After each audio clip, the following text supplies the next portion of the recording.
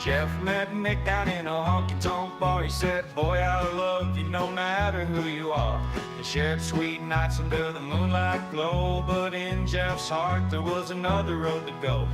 Nick was a dreamer, his head in the skies, but Jeff's restless spirit couldn't be disguised. One day he packed his boots and hit the dusty trail, left Nick and his love to find a new tale.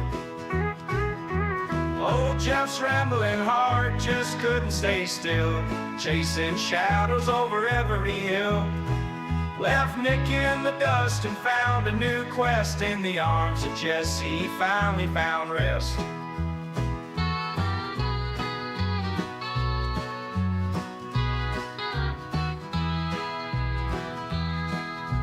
Jesse was a cowboy, strong and sincere. He wiped away every last wandering tear. With a twinkle in his eye and a rugged old charm, Jeff knew he was home there in Jesse's arms. They got hitched under a big oak tree, with the wind whispering sweet melodies. Now Jeff's no longer roaming, he's where he belongs, singing love's eternal outlaw song. Old Jeff's rambling heart just couldn't stay still, chasing shadows over every hill. Left Nick in the dust and found a new quest. In the arms of Jesse he finally found rest.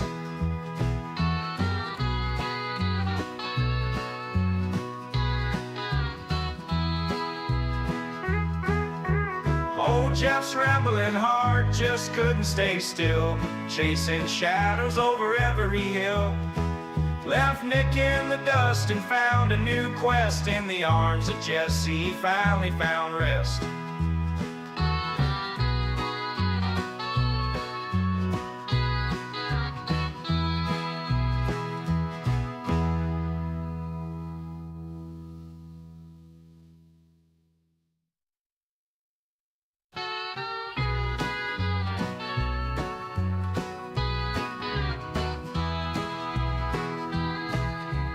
Jeff met Nick down in a honky-tonk bar. He said, boy, I love you no matter who you are. They shared sweet nights under the moonlight glow, but in Jeff's heart there was another road to go. Nick was a dreamer, his head in the skies, but Jeff's restless spirit couldn't be disguised. One day he packed his boots and hit the dusty trail, left Nick and his love to find a new tale. Old Jeff's rambling heart just couldn't stay still, chasing shadows over every hill. Left Nick in the dust and found a new quest. In the arms of Jesse he finally found rest.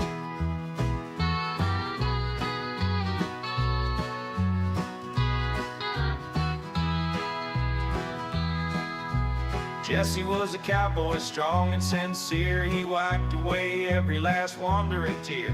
With a twinkle in his eye and a rugged old charm, Jeff knew he was home there in Jesse's arms. They got hitched under a big oak tree, with the wind whispering sweet melodies. Now Jeff's no longer roaming, he's where he belongs, singing love's eternal outlaw song.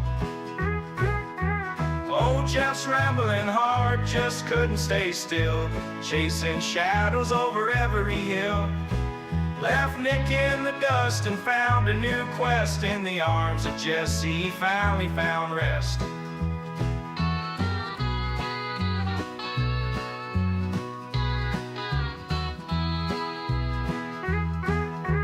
Old Jeff's rambling heart just couldn't stay still, chasing shadows over every hill.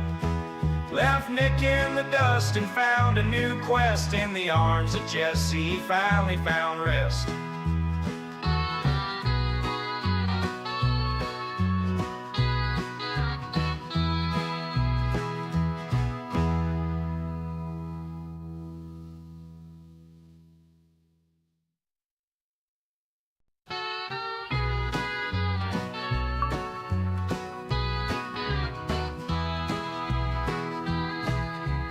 Jeff met Mick down in a honky-tonk bar. He said, boy, I love you no matter who you are. They shared sweet nights under the moonlight glow, but in Jeff's heart there was another road to go.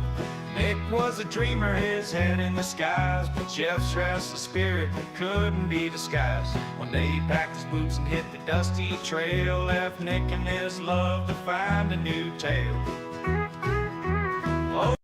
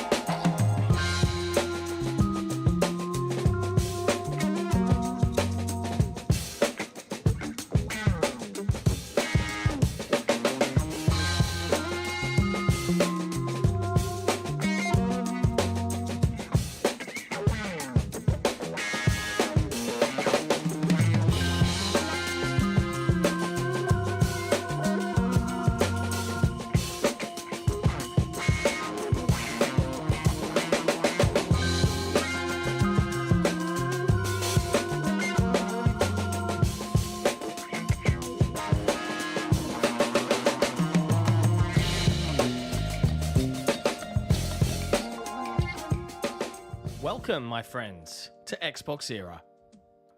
If you're new here, let me fill you in. XboxEra is a platform for the Xbox community with best-in-class forums, a kick-ass Discord server, and of course, XboxEra.com, your destination for the best news, reviews, and features, all focused on your favourite platform, Xbox. It's every Xbox fan's gateway to the best of Xbox era. Our incredible podcasts listened to in over 50 countries worldwide, our in-depth reviews, our own merch store for the coolest in gaming threads, and of course Day One, where you can track, rate and discuss your favourite games on Xbox Game Pass.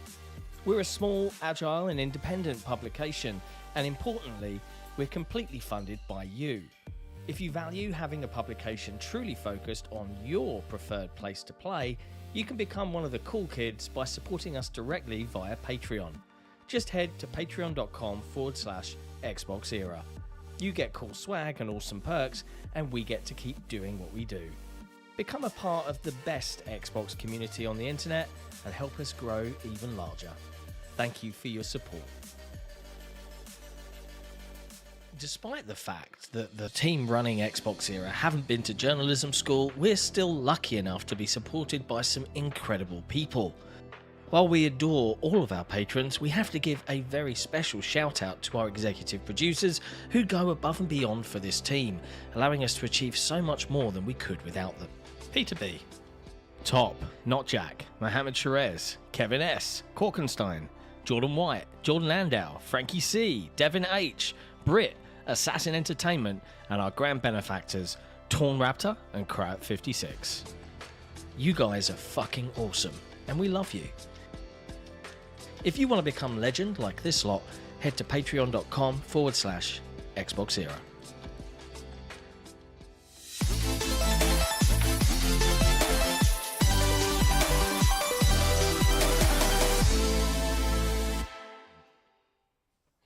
Hello, friends, and welcome to episode 228 of the XboxEra podcast. We're here to talk about all of the latest in gaming from across the industry, but overall, we're focused on your favorite platform, Xbox. If you love what we do, you can support us directly by heading to patreon.com/XboxEra or by becoming a YouTube member right here.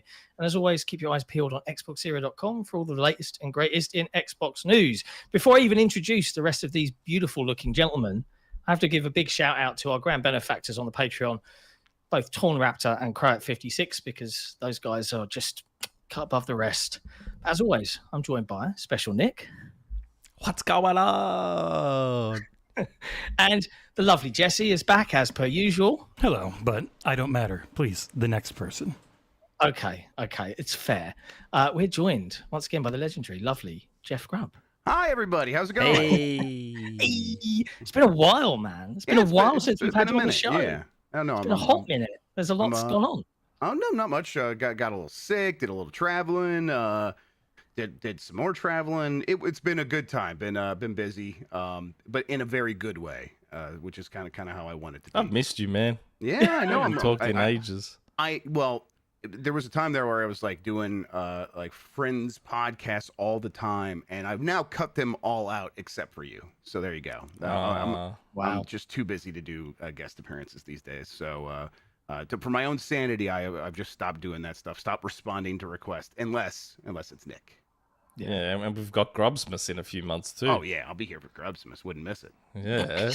Did you see the photos of me and Mike? Did Mike tell you we caught up? He shows them to me. He tries to make me jealous. Yeah. I was so upset you didn't come to Gamescom. I was so upset. I was very close to making it happen. You're the one person I told that. I was like, I'm gonna try to come, but it's like it was the kids' first week of school, and they like invited us the week before that. I'm like, if had you guys given me like a month to maybe plan this, I could do that. But Steph had something for her work at the same time, and I asked her, I'm like, can you just not go, stay home instead, so I can go? That didn't work. It's a weird one for me, and I've always been curious. Like as a US centric journalist, right? Like I went to SGF, and it was okay. I mean, you were there. It was kind of like in this dodgy part of downtown LA, and it was weird. You're like, oh, I just drove past this slum and there's video games. Yeah, that's LA though. Yeah, man, it was a bit eye-opening for me. Yeah, I mean, there's definitely parts where you're supposed to drive in LA. You're never supposed to just walk somewhere. So yeah, you'll go past a lot of interesting places. I like where they do it now, the Fashion District, because it's pretty easy to get to. It's more spacious. Yeah. It's not as busy and crowded and weird as LA Live can get. But whatever. I'm just glad that there's stuff happening still for video games in the summer in LA. Yeah, for sure. And like I we all got the chance to go to Gamescom this year, thanks to our community, which was amazing. First time, 5 years we've all been doing this show. That's that awesome. we all got to meet in real life, which was absolutely nuts. And like, I look at how Gamescom is and the fact that the public get to go in there, and I feel that it's, personally speaking, the better of the two events. I think I would imagine that you can get a lot more done at Gamescom. It accommodates a lot of different kind of people, where Summer Game Fest is a very specific thing. Yeah. And even if you are having a lot of meetings there, it's like, I mean, I don't think the whole industry's coming out for Summer Game Fest yet. Where the way that they have traditionally done so for Gamescom. E3. So yeah, at this point, I think Gamescom probably makes a lot more sense for the vast majority of people if you're looking to get the most out of a show like that. Yeah, it was a good time. I think we all enjoyed it. Mate, when I found out Mike was there, I fucking hounded him. I was like, "You're not going without us catching up." I go, "You're fucking going nowhere." And you know where we met? We met outside Epic Mickey. Oh, there you go. That's the way to do it. We met outside the front of Epic Mickey. Yeah. Did you guys hear his story about how he yelled English at a bartender in Germany?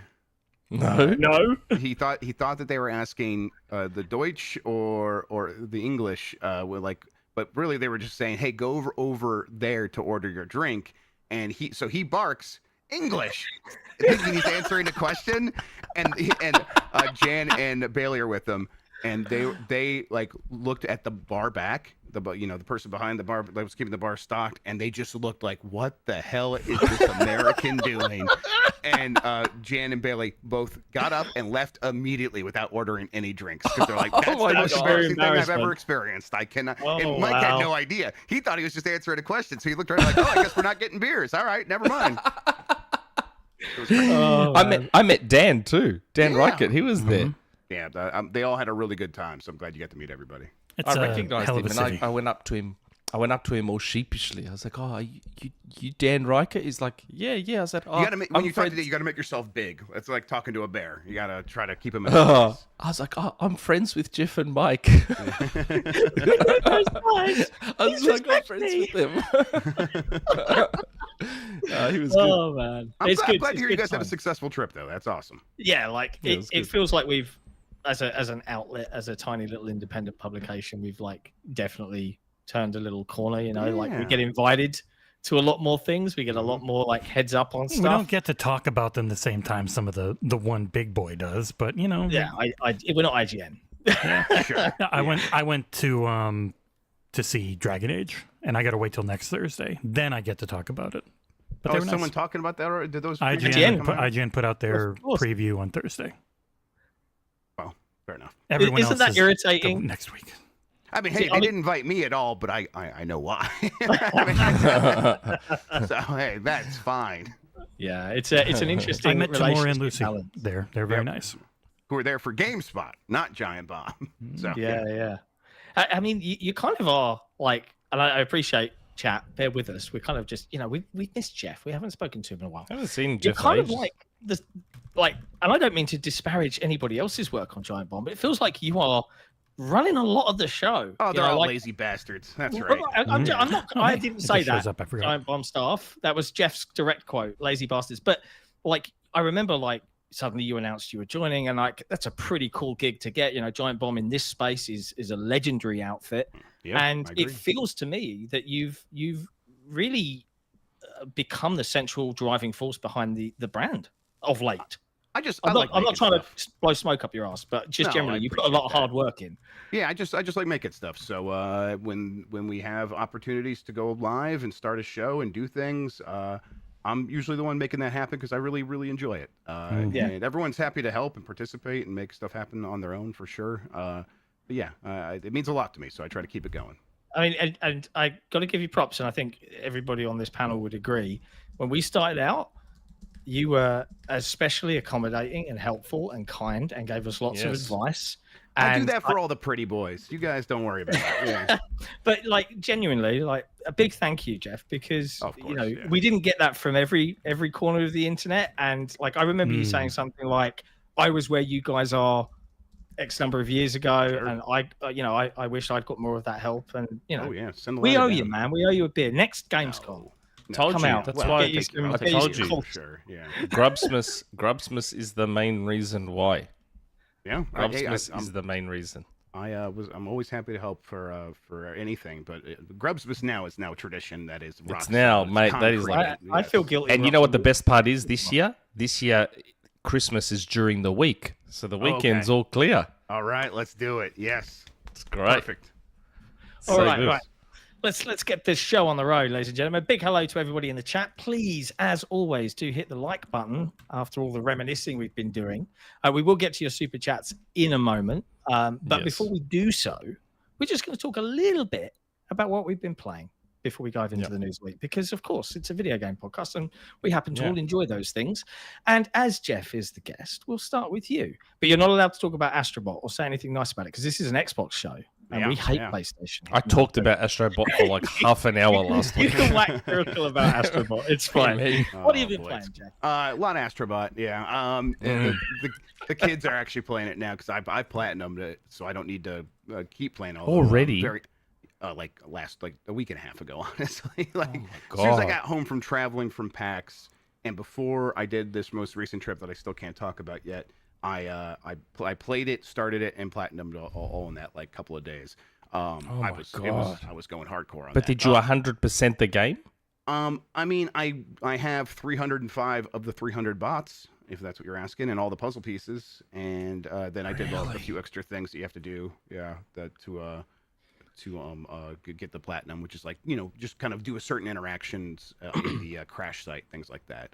But the kids are playing it now, and they are surprisingly good at it, and they only need help every once. They mostly need help when they think they need help, not necessarily when they really do. They're like, "Oh, When it's a boss. do, I can't do this." I'm like, "I bet you could, but I get it's big and scary, so you want me to help." But I'm like, not complaining because then I get to play more Astro Bot. But the thing I've mostly been playing recently now is Space Marine 2. I started that on my own, like right around when it was coming out. I just didn't have time to play. I was playing too much Astro for a review. But I started up on my own right when it came out, and I was playing it on the Steam Deck actually, and the Roger Ally. But I played it mostly on the Steam Deck when I was traveling, and it worked pretty good on there. And I was like, I think I'm into this. This is big, dumb fun. The way that I like a video game to be big, dumb fun. It's goopy and gory in all the ways I want a game that's like trying to be over the top violence to be. So it's like, it's not taking itself seriously. It's very much in that Doom 2016 mold of let's just get in there and cause some havoc and some wreckage to these fleshy bodies, and that's a good time. It's cool. It's cool. And then we just did the 3-player multiplayer stream where you can cooperative play on Giant Bomb, and I played with Jan and Dan, and we really fell in love with that. That is just a good game where because you can turn your mind off, you can just shoot the shit with your friends. And then you're just going through massive piles of these Tyranids, and it's obviously the World War Z engines, so they're piling up on top of each other, climbing up walls, and that looks really cool. And throwing grenades into those pyramids of bodies, and watching it sort of take out the foundation. It's a cool feeling. All like everything you do in that game just feels really neat. So yeah, I'm a big fan of it. And I would like to say that the Tyranids are cool, but the other thing you fight for a large portion of that game changes it up in a way that made me go from, I'm really enjoying this too, holy crap. And then everything starts ramping up to like what you've seen now. It's 1000% worth going all the way through because it gets friggin' crazy by the end. Yeah, so we had such a good time during the co-op stream that we decided on Monday we'll just pick up from where we left off and keep playing. So hoping that we get to that part relatively soon because that game's not too long, right? No, I think I beat it in like 7 hours or so. 6-7 hours is what I've heard. So Space Marine, 7 hours. Yeah. Nice short one and done. It's a real 360 gen feeling game, and but with all of the modern bells and whistles. And it's got a multiplayer mode that's actually pretty fun for PvP, and it's got a. You're going to play this a lot more repeatable class-based. Yeah, there's like strike operations kind of mode. Yeah, operations. Yeah. That you get to play as the various archetypes from PvP, and see the other side of like 6 missions, and then they got a whole roadmap for more content going through. There's a lot to do in that game, including I would love to just replay the campaign. Yep. I'm enjoying it quite a bit. Yeah, and then there's a pile of other games that are like I'm kind of diving in here. I'm still playing through Dawn of Sorrow, just really slowly, just every like 15 minutes here or there in that Castlevania Advanced Collection or DS Collection, whatever they called it, Domination. That continues to be fantastic. And then there's a handful of like games that are coming up here pretty soon. Can't talk about yet that have been taking up my time. There's a lot. Yeah, there's so much this month. It doesn't stop through December. Zelda, baby. Woo, Zelda. Busier, Woo. busier, yeah. I'm in Nintendo jail still, so no Zelda for me. You can go watch it online. The whole thing was posted on 4chan. I'm like, yeah. Because of Nintendo's, we're not going to hand out many of these codes. We don't want it to leak, and then it just leaks from the same mom and pop shops every time. Every time. Yep. I bet they do something about that with the Switch too. We'll see how things change. Ooh. Nick, what about you? What have you been playing? Hey, I have an excuse to do this again. Hey. There it is. I did download this. I haven't really touched it yet. That's what I've been playing. Thanks, Jesse. You're welcome. Yes. We figured out a way for me to get American. It's called making an American Switch account and having Nick log into it. It's devious. I didn't know it was that easy to set up. So I now have a US Switch account, which means I now have Marvel vs. Capcom Collection. Because, man, when I saw that Australian price tag, 70 Australian dollars for the Marvel vs. Capcom Collection, I'm like, what the fuck? So, yes, I started playing that immediately and just had a wave of nostalgia wash over me as I relived my Saturn and Dreamcast young adulthood. I will say that the first thing that I immediately noticed, and this is going to sound weird, is that this game hates my soundbar. It absolutely hates my soundbar. It's really weird on PC too. It becomes completely exclusive. You cannot get anything on top of it, and you cannot change your volume while it is open. You must close it, change your volume, and open it again. It's real weird. And just like the menu noise it makes when you're scrolling through the menu, it's this speaker-piercing, soul-destroying weird noise that the menu makes, and my soundbar fucking hates it. But aside from that, the game is everything I was expecting and hoping for. Are you playing online? Not yet. I was just working my way through. Right. That's the one the thing offline modes. I wish it had is crossplay, but they never. That'd be a lot of work, and they don't tend to want to spend too much on these. Right. We kind of like they're doing the good rollback now. We kind of just like, all right, we'll take it. Yeah, we'll take this. Maybe the third collection will have the one that hopefully has Tatsunoko versus Capcom from the Wii, because that's stuck in Wii jail, that game. Mm-hmm. But this is good. There's a couple of oddities I've found. I think it doesn't have any of the training modes, I think, if memory serves. And the other thing I found super weird is that it doesn't have a per game save file. Oh, weird. Which I find so... For example, when you're playing the Switch retro games, the SNES, Game Boy, whatever, each game has its own save state that you can create, like 6 per game or something. Correct me if I'm wrong. It's like 5 or 6 save states per game. And I think even other Capcom collections have per game save states. I think. This one doesn't. It's got one save for the entire collection. So I started playing Marvel vs. Capcom 2, obviously. Did a quick save. Jumped into Marvel vs. Capcom 1. Went to do a quick save. It's like, you've already got a save for Marvel vs. Capcom 2. You sure you want to overwrite this? I'm like, what? I can't have a save file for each one and just resume it? Yeah, that's annoying. So just... Oh my god, it's very annoying. So it locks you into playing that one game till you're ready, till you're done. Like, because probably a lot of these games are still just set up in such a way where it's like they don't have... you can't like just save inside the game itself. You are relying on that save. No, that's right. Yeah. Yes. But I still thought that they would have... I still thought they would have at least given each game its own Well, save that's the slot. solution there. Yeah, that's the way you actually deal with that problem. Yeah, so that's an oversight. Oh, it's a massive oversight, and it's one I'm hoping they can patch in. Probably won't. Because it's I incredibly would not be frustrating. surprised if they never touch this collection again. Ever again. Maybe you'll get it in the Xbox version. Yay!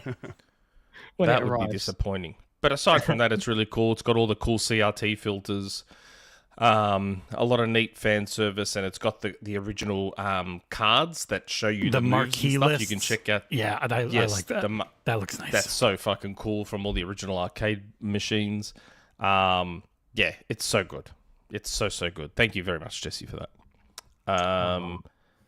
And I've also been playing Astro Bot, obviously. I'm shocked you platinumed that quick. The dashboard is telling me I'm at 43% in 8 hours so far. But I am like trying to 100% everything. So each level I want to collect everything, I was do doing everything. that for a while, and then I wanted to see credits before I had a thing, and then so I saw credits, and then I went back and cleaned things up, and that was actually a pretty quick process because I always would get the bird. You can get the bird to see everything. Yes, And once correct. Like if you're kind of just running through things and getting what's obvious, and then going back later with the bird to like show you where all the secrets are, it becomes much quicker. I think Yeah. Nice. Astro Bot's so good. it's It's so good. game of the year. I mean, It's and do you agree with me that it is literally PlayStation's Super Mario Odyssey? Yeah. I think it's it's a combination of a lot of stuff, but yes, it is in terms of quality. It's equivalent to that. I really do think it's Super Mario Galaxy 3 in a lot of ways. Parts of it Or remind Galaxy, me yeah. of Kirby's Kirby and the Forgotten Land. It's really excellent stuff. It is the first time I felt like another developer working on a platformer is even in the same universe as a Mario game, and really, it's not. It's not in the same universe. It's right there. It is in the conversation for Hey. top 5 for me. I said the same thing about the free one, Astro's Yes, Playroom. Yeah, Astro's Playroom is very good. Yes. It's just, my God. I mean, Rescue Mission's also that good too. I mean, it just turns out I haven't studios played been doing it Rescue forever. Mission. Yeah. That's the only one I haven't played is Rescue Mission. I did the Playroom, that VR The PS4 AR the thing. PS4 VR thing. Yeah. Yes. I did that one, and I've played, obviously, Astro's Playroom, and now this, but I don't have a PSVR, so I haven't played Rescue Mission, but I do hear nothing but good things about it. I wish it worked on PSVR 2. I would get a PSVR 2 for sure if that just worked. Okay. Interesting. Maybe one day. Maybe. I They're doubt doing it. all right. The way they didn't forward think with tracking on PSVR, so you have to go in and fix it because it was their little light ball tracking with the old Move controllers, and so everything only works on that. So you have to patch There's it. no like translation layer. They could just put it through. or No, anything it's like not. that. It's They not could like redo what is so everything. nice about Steam VR, where you can use pretty much anything, and it Right, everything works. just kind of goes through Steam VR, and to understand how it's going to work, yeah, it's a shame.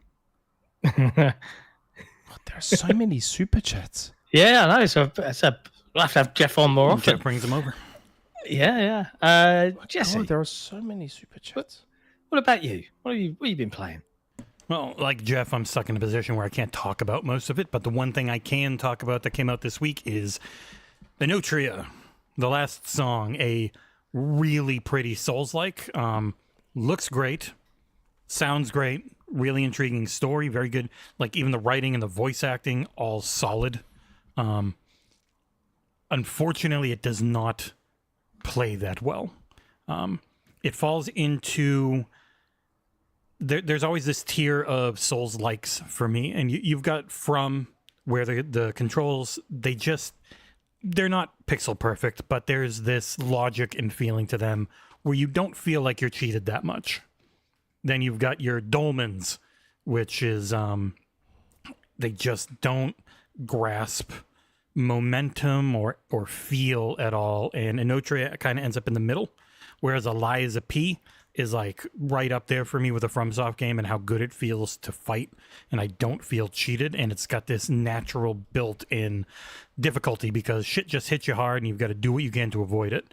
In Enotria, they use A is better than B, is better than C, is better than D, is better than A, like circle of buffs Rock, and paper, debuffs. scissors. Yeah. So you got your rocks, paper, scissors, balls, and then they just they all smash each other in a particular order. And on any fight that has that, the moment you are countering it, you win. Real easy. But then there are some fights that don't have one of those colors associated with them, and they're nearly impossible unless you just outgear them big time. Also, as this clip shows right now, boss is breaking and phasing into walls, so I can just walk up and kill him. Lots of issues, not on Xbox yet. I reviewed it on Steam on PC, and as Jeff would know, they let anything on Steam. So I will be curious what is different if they're able to fix up some of those issues. I ended up giving it a 6.8. It's not terrible. Like, we try to use the whole thing. It's not the everything okay whole as a review 7. scale. Yeah, we try to use the whole scale where 5 is actually mediocre instead of Oh yeah, look at that. 7. He's trapped in a fence. Yeah, he's just in a fence. And that happened quite a bit. It also happened with like jumping, and then you hit some rocks, and then you just slide 10 feet to the right to your death. Even though I was nowhere near any of that, it just little things like that. But clearly, that this is the Xbox One S's fault. I mean, that's the only explanation here. I mean, The One most S, things- not even the Series S. yeah, the not even the 1S. Series S. That's right. Yeah, It there we looks go. so similar. Yeah, damn it. Yeah. It is just one of those things where there was a big kerfuffle about this one because they had, and I think Jez did some reporting on it, that it ended up being their very embarrassing and costly hack by potentially Russian state government on emails last year made them do a lot more in the ways of cybersecurity, which has led to devs from other countries having issues at time. We saw it with Hawk, even though those devs had dissolved months before that one person went on Twitter. But with Enotria, they were able to fix it. I'm hoping it's in better shape when it comes to Xbox. If you're looking for a Souls-like, it is gorgeous. It has amazing music. I like the way it looks. Yeah, it's not dour. Even like the dark areas are super colorful, like very almost it's very vaporwavy. saturated. Yeah. It is an incredibly colorful, very pretty game with some nice animations. They just need to continue to tighten up the gameplay. So even if it's like a 6.8 now, I don't want people to just think I'm just saying it's bad. It has some things that need fixing real bad, and I'm hoping they're able to do that. So that's the one thing I can talk about. Everything else is next week, essentially. Yeah. Well, as to round things off, and then we'll deal with some of these long-standing super chats. As people know, I released my early access review of Towerborne on Tuesday this week. I have been playing that, and yes, I've still been playing that with friends. I really like that game. I gave it a 7.5, and again, that's a really solid foundation for what is an early access title. There's a lot of stuff in there. Hey, can I stop you? Because there's a super chat from Jordan Ender that I know, relates I saw to it. this. Yes, can we talk about Towerborne, please? I started last night, played 5 hours. It looks great. The amount of content for an early access release is crazy. Yeah, there's a solid amount of content there. The devs reckon there's around 40 hours of content. I put in 20 hours in early access. It got wiped, and then I've got into the early access again. Yeah, pain. But do you know what? I gotta say, John, I did 112 hours in Diablo 4 on the review, and then that got wiped, and that hurt. Pain. It hurts. It hurts. But the thing I like about it, as I said in my review, is it's similar to what you were saying, Jeff, earlier with Space Marine 2. When the three of you are on and you the brain switches off, there's enough depth and complexity in the combat. Fun fact, Nick, I don't know if you know, there's 2 guys from the Killer Instinct combat team from the reboot worked on the combat for Towerborne. Really? And it From feels- Double Helix or Iron Galaxy? From I can't remember. I don't know off the top of my head, but just 2 of the main combat guys is what I understand. And it feels really good to play across all of the different classes. And it is one of those games where you get together, and instead of, if it's like a really sweaty first-person shooter and you're like, oh, there's one on my X, oh, the objective's here, you're not really conversing. You're just talking about what's going on in the game right that second, because that's the kind of gameplay. This is more, you're chatting, and then occasionally you'll come across a boss that really starts kicking your ass, and everyone's like, right, focus up. Let's lock It's in. nice. It's nice to have that kind of conversational gameplay again. Like, I've missed that. And we've already put in like 10 hours this week in that early access. If you're sitting on the fence and bear in mind this is on Steam only right now, it's not coming to game preview on Game Pass on Xbox probably until early 2025. They are planning at least 2 wipes at a minimum, I think is what they're saying. That's what they're hoping to do. But if you do buy in for the Founders Edition in early access, it is a paid for thing. But you get monthly cosmetic drops that will never come and be given to anybody else. Some stuff might appear on the cosmetic store that people will pay for at some point in the future, but I really like it. I think there's a really Stoic have made a really solid Streets of Rage meets Destiny type game there. It's, and I think you know what it is? It's more meets Diablo 3 because that was his when I was talking with the main dev, the guy you interviewed again, when they only let one of us in at Gamescom for some reason. When I was talking to him, I mentioned Diablo 3 Reaper of Souls, and he was like, that was like one of our main things because I like Diablo 3. That game nailed the loot progression and feeling, especially of seasons and seasonality, perfectly. And it's kind of what they've been building back to in Diablo 4, and they're getting real close. But they don't want you to have certain gear. They just want you to have options on gear that makes your preferred playstyle that much better. And that is my favorite type of those systems. Yeah. The combat though is about equivalent to the complexity of Streets of Rage 4 though, because that's when I'm playing a beat 'em up these days, I'm like, we've come a long way since the arcade days. It is okay.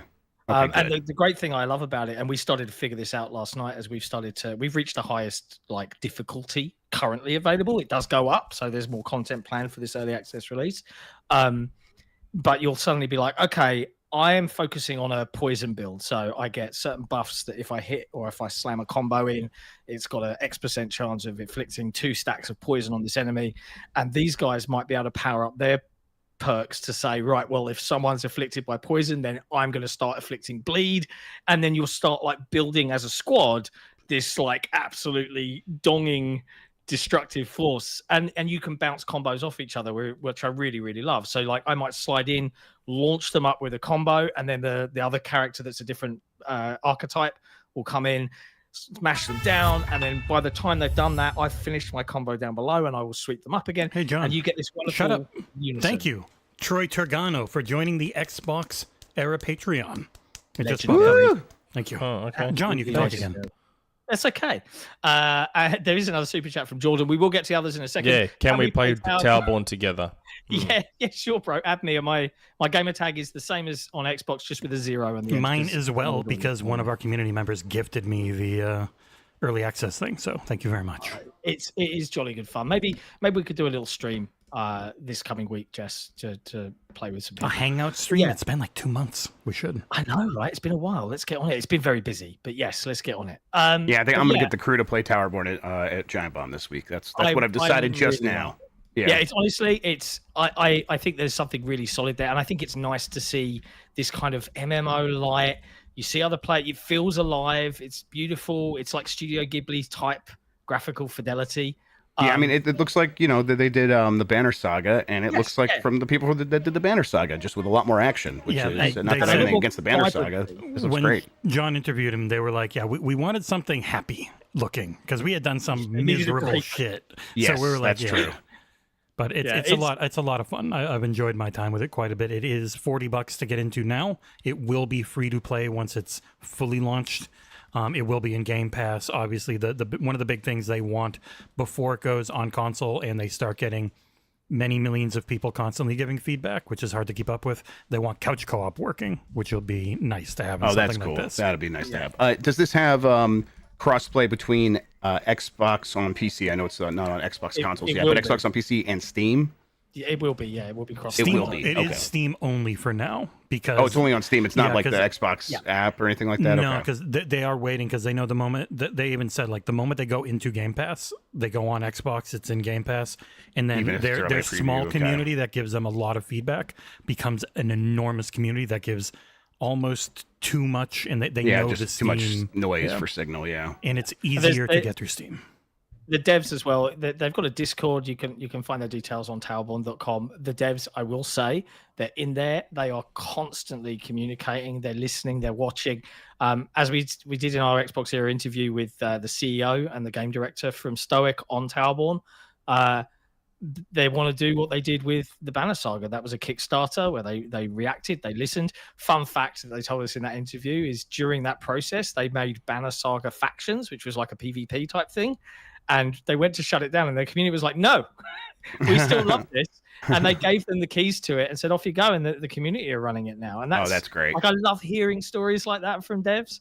So it's a good interview, and I think it's going to be a really solid release in a sea of first-person shooter, microtransaction-filled things that require this kind of different level of complexity and concentration. This is a real refreshing test. So yeah, it's good times. And the other thing I've been playing, but I can't really talk about, but I will say that I've wrapped it up, and you can look forward to my thoughts this coming week, is the Plucky Squire. So yeah, keep an eye on XboxEra.com, soon.com. Yeah, I got the preview build of that a few weeks ago, and it's impressive the way that it all looks and works together in those first few hours. Very cool stuff. I would like to say, if you're into the idea of the Plucky Squire, I cannot recommend RPG Time: The Legend of Right enough. That game came and went. Fan of that. It is a kid's game. Like, it's not super complicated or hard. It's just one of the most charming things. I did a review of it. It's Xbox Play Anywhere, so if you want to play it on PC, it's right there on the Microsoft Store. You will get it. But RPG Time: The Legend of Right, which I need. I'm going to use my producer powers to put it on screen. The Legend of Right review. Will I cop? Oh, I'm number 2. Yeah. Thank you, YouTube.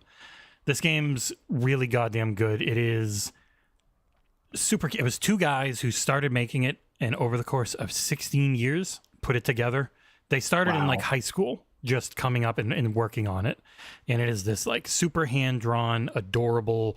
You're playing with a kid at his school after hours, just running through his super imaginative things that he's drawing. But obviously it's like drawing in real time, which you can't do in real life.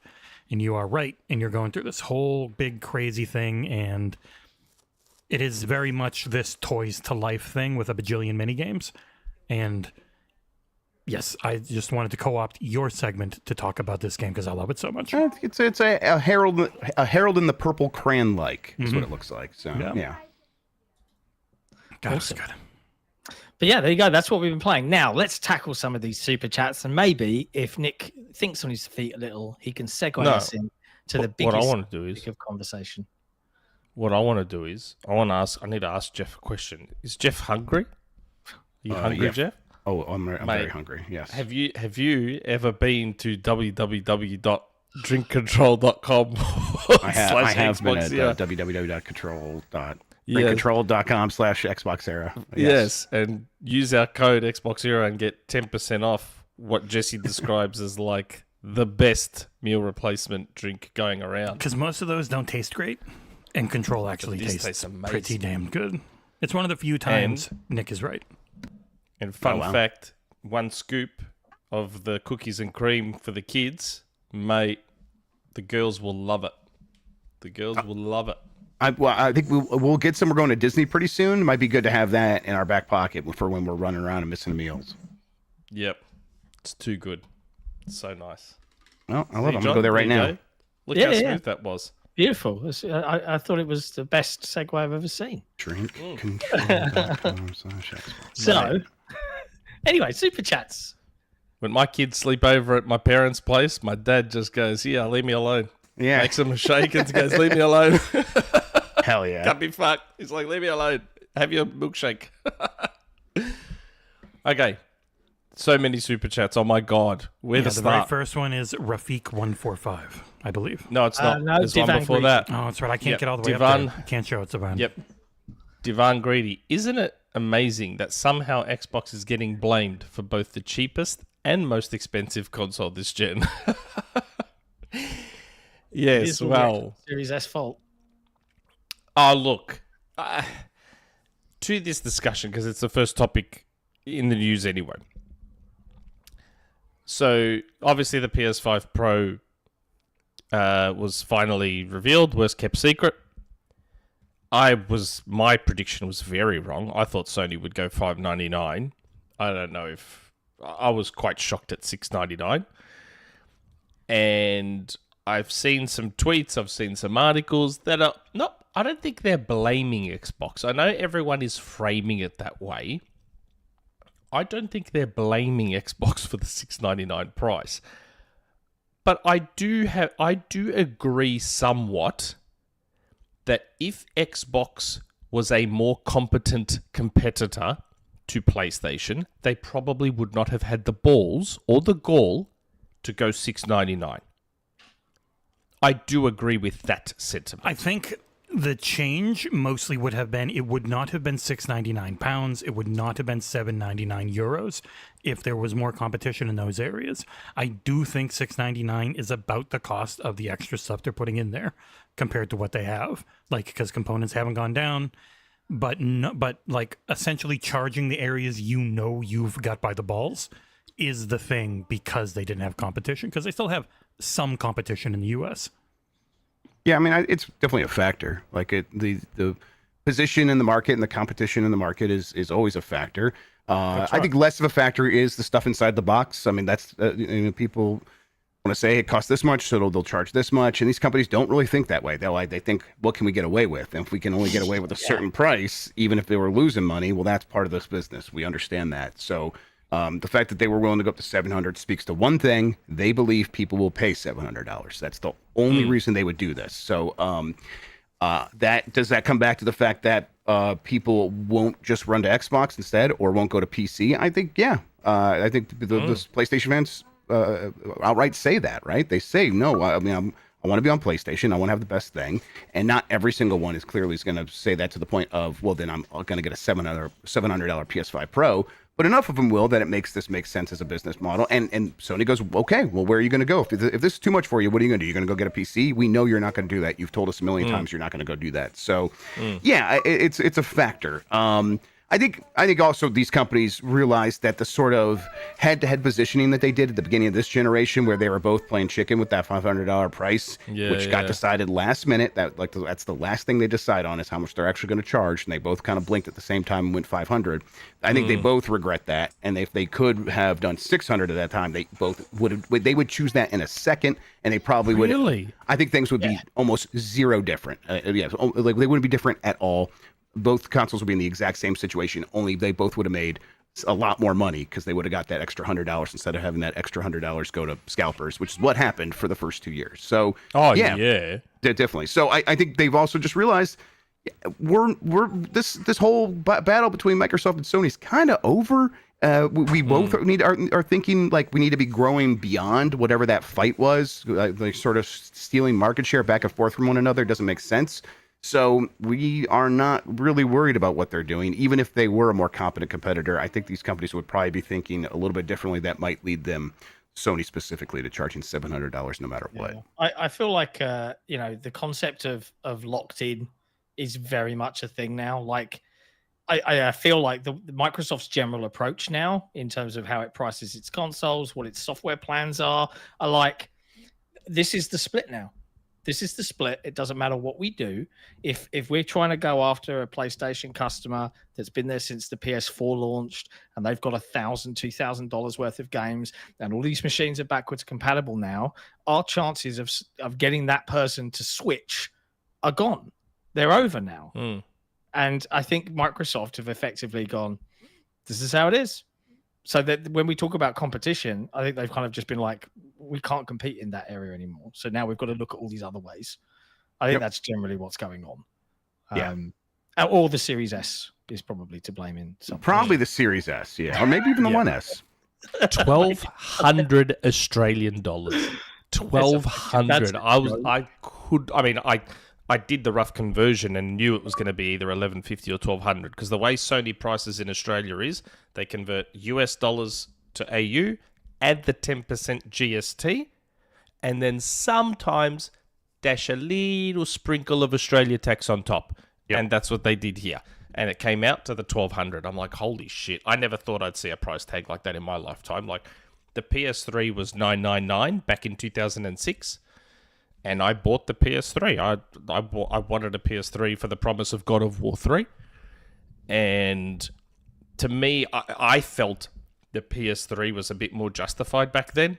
It was the cheapest Blu-ray player on the market, fully backwards compatible, like an incredible media device, the whole kit and caboodle. This $1,200 though, I just can't. I can't. There's no way for me to rationalize oh, you'll get fidelity modes at 60. Okay. Yep. I only play Fortnite on mine. Like, I mean, I think that's a lot of that speaks to this system was going to happen no matter what. They were kind of bumbling forward, looking for the easy marketing point that would make all these things make sense to everyone, and make everyone at least feel FOMO whether they bought it or not. Yeah. And it just never. There's just no compelling easy case there. There is no one sentence elevator pitch for why a Pro model is needed this generation as opposed to last generation, which is, hey, you just bought a 4K TV. You should get the 4K console that we just made. Like, that's so easy. 4K. Yep. They've lost those buzzwords this time around. But, I mean, and the reality is, like, because this console generation launched when, I guess, the small little blip that, like, this is more enthusiast thing, but HDMI 2.1 was kind of really coming into its own at the beginning of this generation. But the people that care about that got HDMI 2.1 TVs, and they bought one of these consoles at the same time. And so they feel pretty set. And now, what is the pitch that Sony is making? It is almost the exact same pitch they made with PS5, but they're saying, but we mean it this time.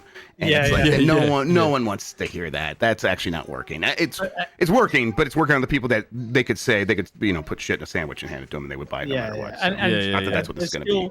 There's still 30 FPS games on the PS5 Pro. Like, Hogwarts still looks distinctively 30 to me. And its version, its edition is like ray trace reflections, which is the worst rate. The only ray tracing that I think really is transformative is path tracing, and these consoles are not global illumination. Yes, global illumination with path tracing is really, really cool. Anything else is just like, man, reflections have looked good in games for a long time. Shadows have looked good, and you can fake the shit out of it. Yeah, ambient occlusion looks good whether it's ray tracing or not. So yeah. I'm more annoyed that from a UK perspective, that's $919. The direct price conversion. It's like, get fucked. They're definitely doing a couple things also with this price. They're baking in future like price increases that they have had to do with the console so far in other territories because components have gone up and they want to try to we think people can bear this, so we're going to raise the price. And we do know that TSMC, or we've heard reporting that TSMC is going to raise the price of their wafers, and so they're like, well, we're preparing for that. It's easier to just start it high and keep it there, and they're not looking for a reason to cut that price. They're not if they can get away with this, they're not going to cut the price. But if they have to, they still have some probably buffer room there where they can. And then at the same time, I think they're stepping up prices to make the next console's price more palatable. Which I think PS6 now, to me, I think that's going to be $700. So $700, and then they'll find ways, just like with this thing, to charge people more for the disk drive and stand and all this other stuff, so they can really get that average price to around $800. They're gonna have to give a more compelling reason for if the PS6 is legitimately $1,200 Australian dollars. It's the first time I'll be like genuinely considering whether I get it or not. For the first time, like almost in my life, I understand we're now hitting that point between generations now where the graphical fidelity angle, the diminishing returns is fully here. Yes, it's just, when we went from NES to SNES, we saw a tangible difference. When we went from 16-bit to the 3D era, tangible difference. Then again, from early 64 PlayStation Saturn to Dreamcast PS2, we saw leaps. But then after the PS2, those leaps just got smaller and smaller and smaller. And I think in 2016, right around then, when 1080p 60 sort of became a lock when you bought the average GPU on PC, and the games don't really need to look much better than Doom 2016, and that runs great on everything. It's at a certain point, the games just don't need to look better than this. And the thing holding back game development at that point is no longer horsepower, it's time and money. And then things like that becomes a much tougher choice. When you're just making a game and you're making it as good as it could possibly look because the hardware is limited, that's like something I think a lot of teams can live with. When it's like, we could spend more money and make this look even better. Should we? Are the developers that we're competing with, are they doing that? That's one of the reasons game development has become so messy in the last couple of years. But that time and money being the constraint is the real deal. And so all this hardware improvement is just not having the effect that people thought it would. Yeah, I think when I look at how I consume games now, and this is where I'm moderately intrigued, at least, by what the next couple of years are going to bring, is, if I value frames, if I value performance, And I value different things now, I guess. I value performance and I value utilizing my ultra wide, which is this lovely OLED that I'm sitting. According to Sony's stats, nearly everyone values performance, apparently. And if that's not a communication to all developers to like stop worrying so much about graphical fidelity. Stop pushing the visuals. Worry about 60. Yeah, 60 is great, minimum. But that's that one focus. And then the other focus is, and this is where I am looking forward to when I want to lounge back. It's like most of the time it's like I don't really care about the performance as long as it's just fun.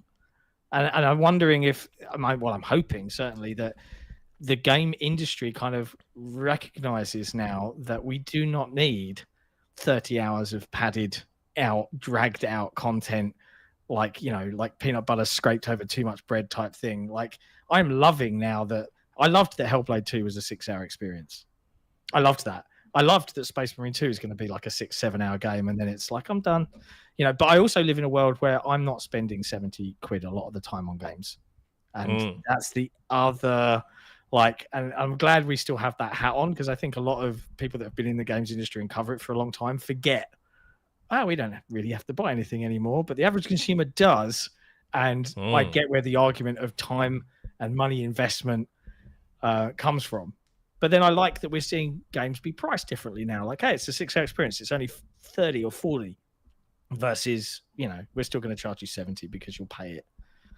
I don't know. The games industry is a mess, Jeff. I agree with that. It's completely context. But what we were talking about before and what I'll say about the Pro, and I understand Jesse's argument before he jumps in because he said it on Twitter. So I understand your argument for why it can't happen right now, Jesse. My point was, had Sony come out with this Pro and said, you know what?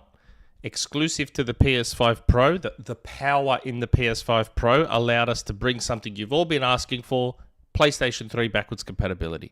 The PlayStation 5 Pro is the first PlayStation to play every PlayStation game across our past 4 generations. $1,200, I would have bought it. I would have fucking bought it. Had it been BC. I mean, I think any sort of new thing at all would have helped that presentation. It was all known quantities again, and that's kind of rich coming from me because I am someone who will buy a new GPU to have the same games run better. I've done that before. I'll do it again. And if that's what people are excited about with the PS5 Pro, more power to you. It's just not ever really been the argument that these console manufacturers have ever made. They have always come with, this is new hardware, so here's what you can do that you've never been able to do before, or here's something you've never seen before. That's always been the argument. So it's just weird that Sony's now been like, it's a GPU upgrade. Oh, okay, all right. I have to change how I think about you a little bit, but okay, that's fine. And when I look at the numbers look pretty okay for how much you're paying, for how much of an improvement you're getting, or how good of a system this might be. And you're putting a lot of extra technology in here. So yeah, when I start doing the math that way, that's fine. It's just you've never asked me to do this math before. It's always just been you are promising new experiences, and they didn't do that this time. Yeah. I feel like the whole industry is going to do that. Like if Microsoft's purported approach with multiple stores, and it's a PC, it's also a console. But if some of the discussion has led people to believe, okay, Microsoft will say, here's the Xbox handheld and here's the next Xbox.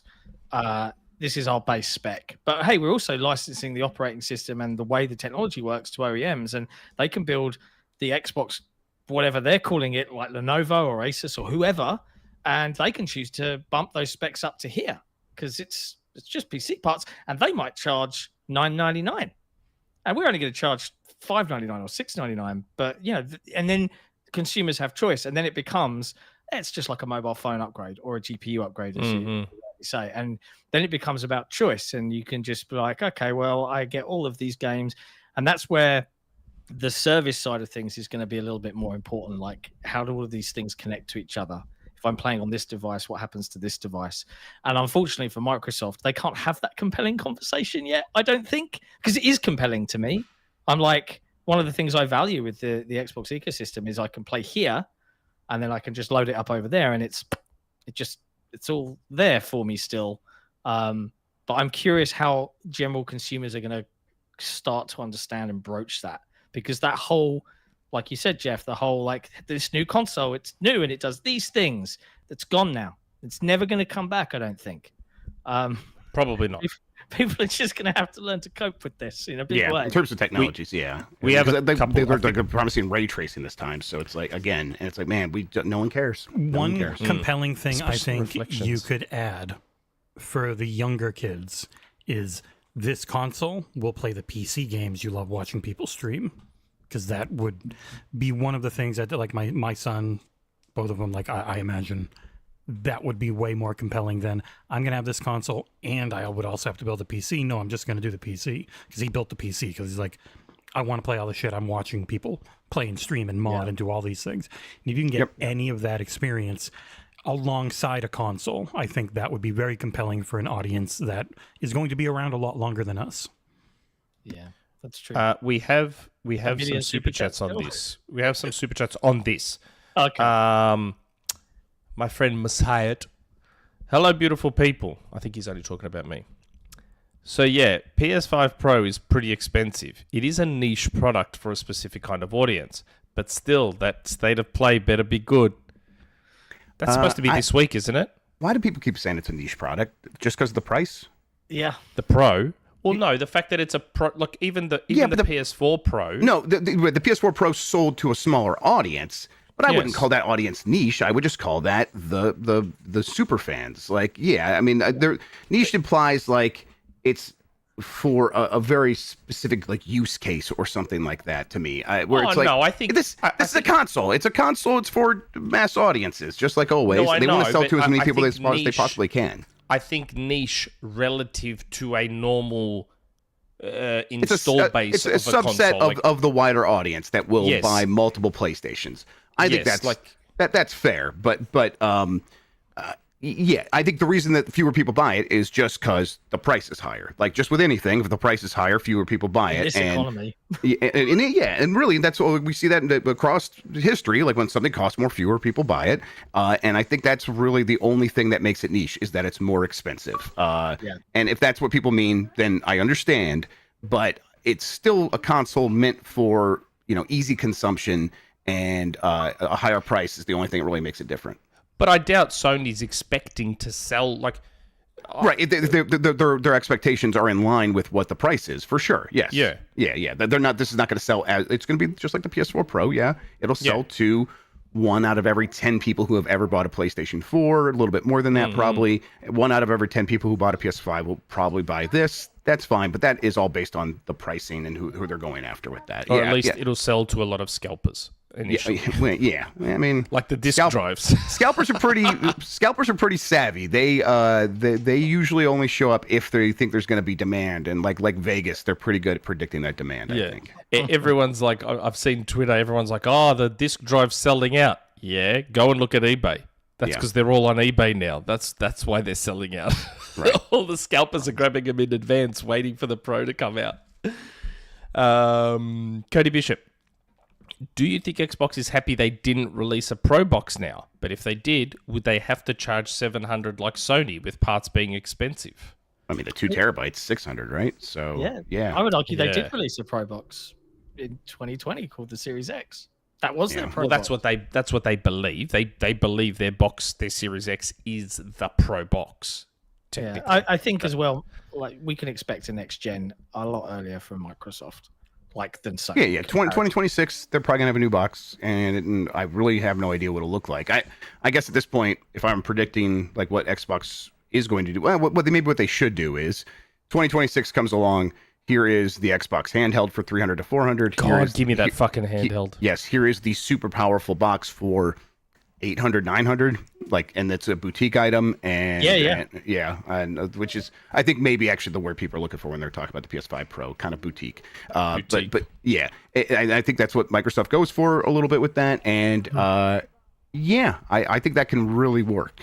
Yeah, I think, and again, it comes back down to that lock-in side of things, right? Because from an Xbox customer's point of view, if you've mainlined since the Xbox One gen, you've got thousands of dollars worth of games on your profile. They're all going to work. Microsoft are going to take care of that. So why would you suddenly mainline another console? Because Phil let you down?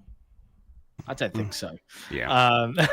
But I also wonder, when we say $300, $400 for an Xbox handheld, I think it's going to be. I think Yeah, it it could be more than that. It could be I think more it's than that. gonna be Yeah. that's going to be the $4.99, and everyone's going to be like, "What?" And it'll dock, and it'll do all the things that. Yeah. If Switch it's docs and everything, done. I'm fucking there. I think honestly, if it's under 500, that's pretty good too. Yeah, I think that's a really that'll good be price the for that. base console, and I think that I that's know. that's when you'll Tom see Warren in the chat. big one. $6.99 Oh. gonna look cheap next gen. Crying face. Oh yeah, I mean, I agree with that because I think $700 is Shut up, Tom. probably like a baseline number that they put on MSRP that they put on boxes. But when you are actually done spending all the money to really get into the next generation, if once you add on disk drives and everything, they will get you up to $900 there pretty quickly for all these boxes. I think. Yeah. Do you think I had heard the state of play should be this week? I've heard. Coming. Let me take a look. What is this week? That doesn't sound exactly right. It's I've heard the 24th. So that would be 24th, 10 days interesting. from today. 10 days from today. Okay.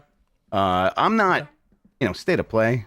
I think people should expect state of play like hype levels. A lot of third party probably saying, hey, here's what our game looks like on PS5 Pro. And I would 2 be on expecting PC. to see Spider-Man 2 PC port there.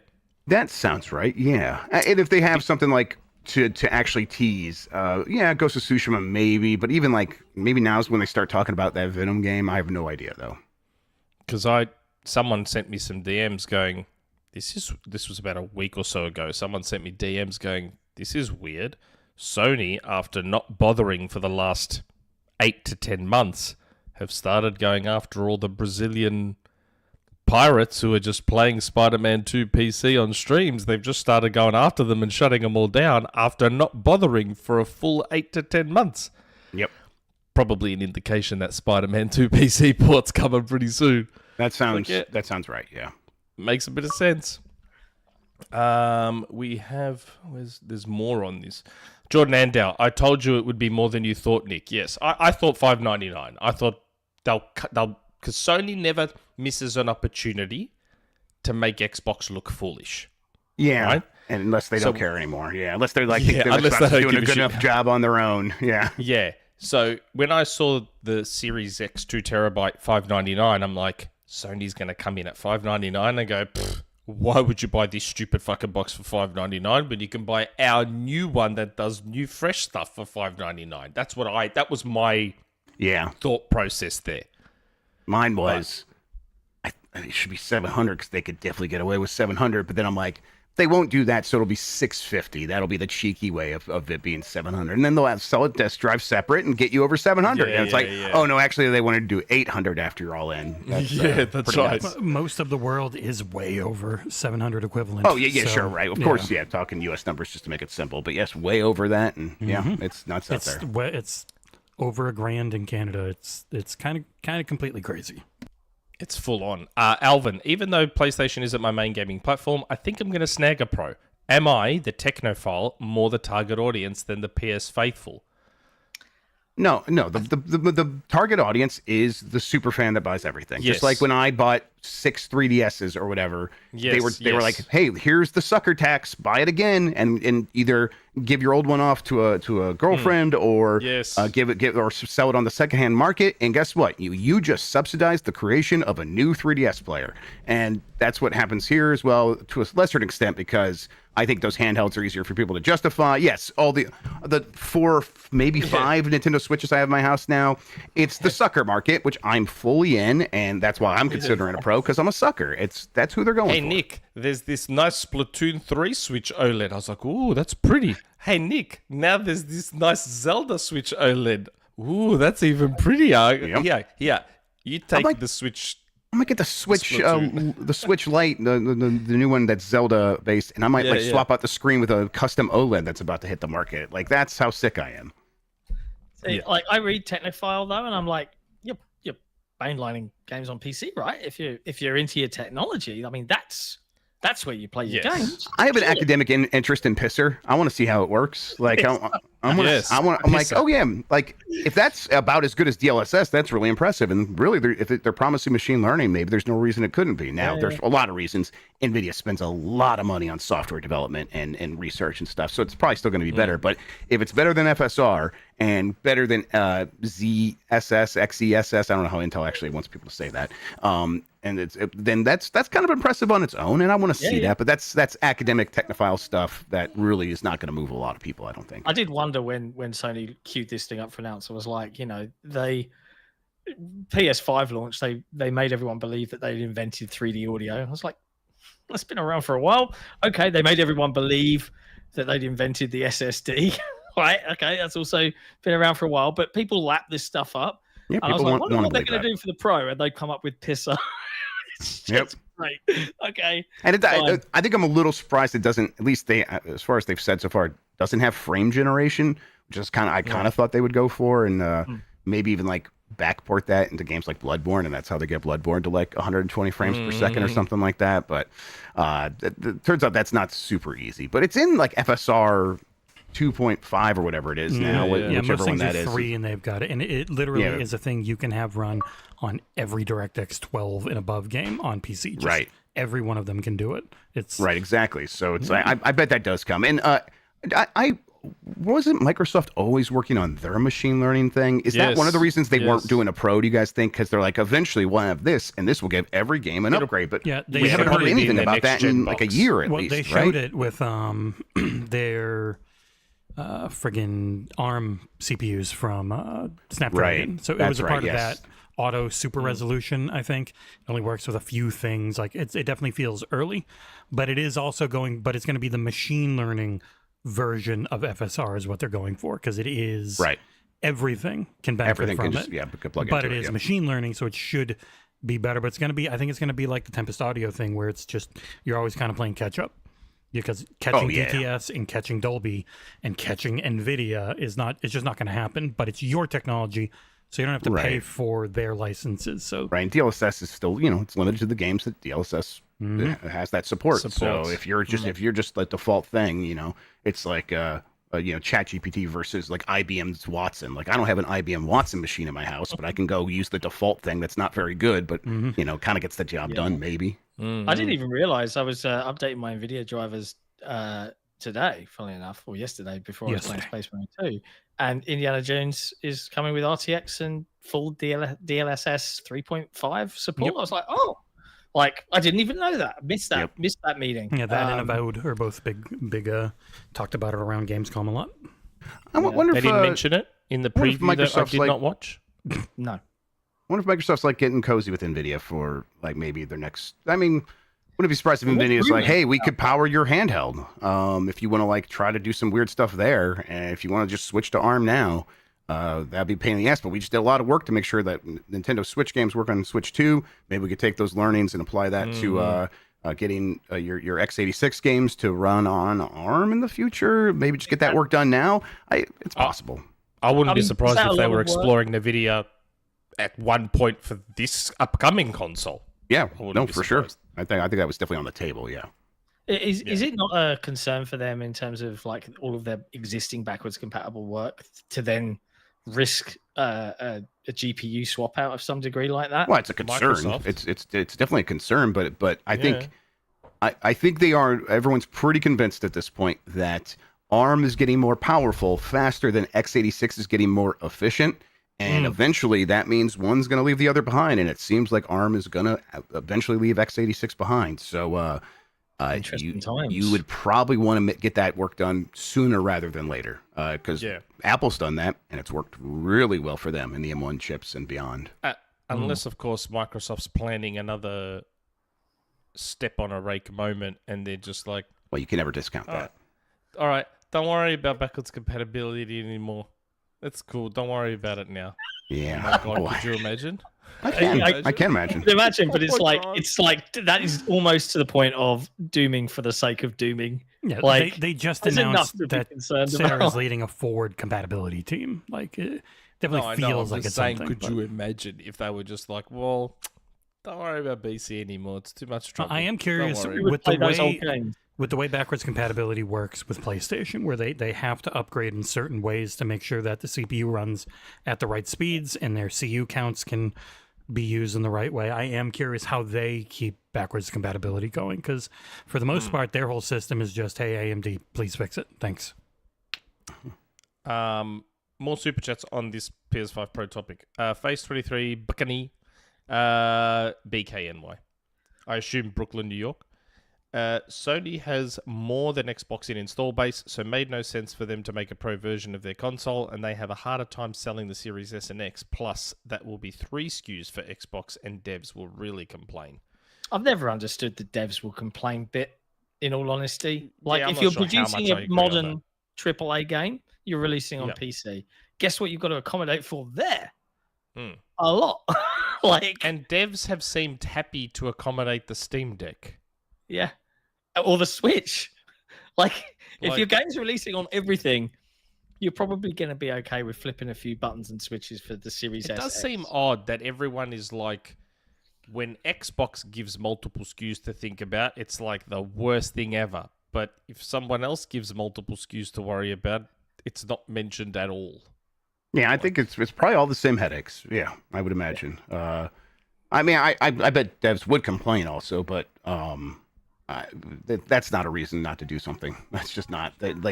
They will always find a thing to complain about because there's always going to be the thing that's causing the most problems, and that could be any number of things. It's probably right now still 4 gigabytes of RAM on the Switch or whatever it is, 2 gigabytes of RAM that you can actually use or something like that. That's probably the thing they still hate the most.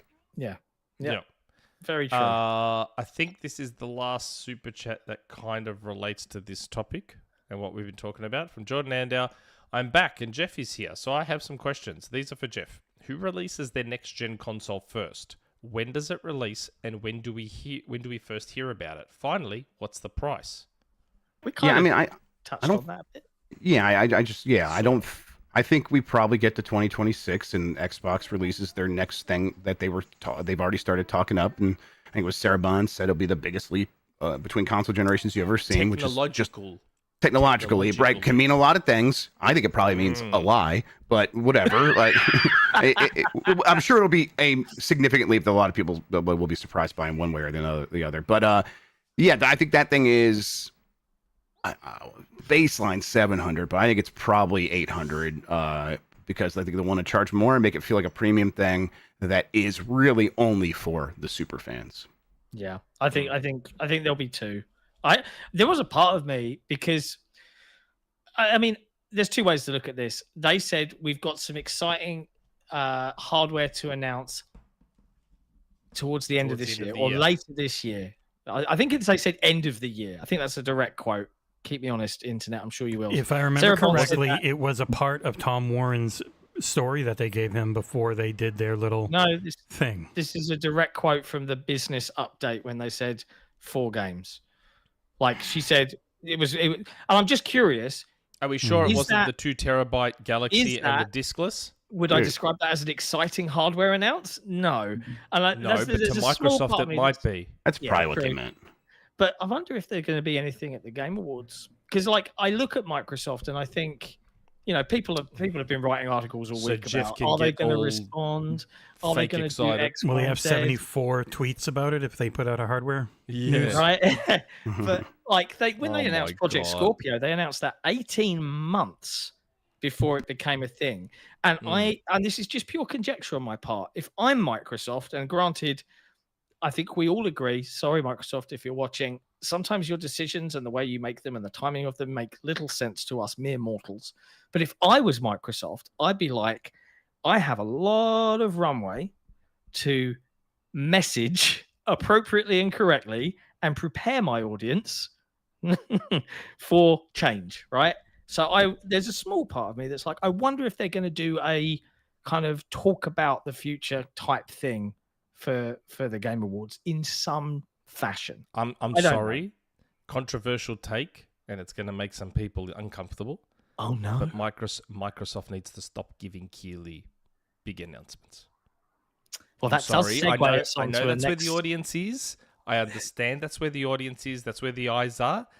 But after this PS5 Pro debacle, they need to stop giving Keighley big announcements. I don't know. Why should they care? Why does that make a difference? I mean, I don't know. Because like I'm not like paying attention to what has he been tweeting a lot about the PS5 Pro in a kind of fangirly kind of way.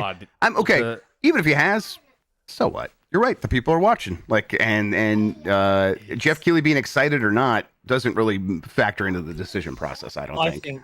I think you're right here, Jeff. Like there is, I would describe this as that classic mentality of there's still this desire to constantly pit personalities and platforms against each other, and constantly one's got to win, someone's got to lose. We've got to blame this person, blame that technology. And I feel like the more and more that the industry tries to do that, the more and more I want to just push back against it, because we've seen, like, don't get me wrong, the hard drive, the satirical website, has been hilarious this week. They announced Sony have announced the new Bootlicker Pro for Jeff to lick, and they've been mocking and taking the piss because he was criticized heavily for effectively almost doing a whole bunch of unanimously marketing for Sony for PlayStation 5 Pro, something like 16 tweets consecutively. This is the first time I've seen almost everyone industry-wide be like, whoa,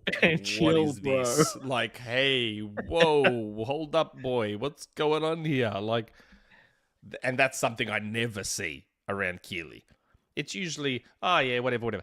This time, everyone was like, holy shit, this is full on. Like that tweet he put out about, oh, but if you look at inflation, the price isn't that bad. I'm like, bro, come on. Do you think he made that chart, or did he find it? So he made it.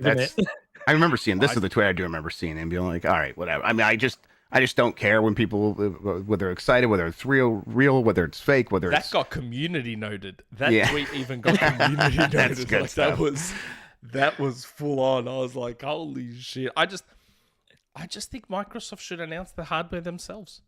Yeah, they would be fine to do that. They would also be fine. But I mean, I think there's 90 to 100 million people that watch the Game Awards or something like that. It's hard to get those people all in one place to view things. I understand that, but would Nintendo give Jeff a hardware reveal?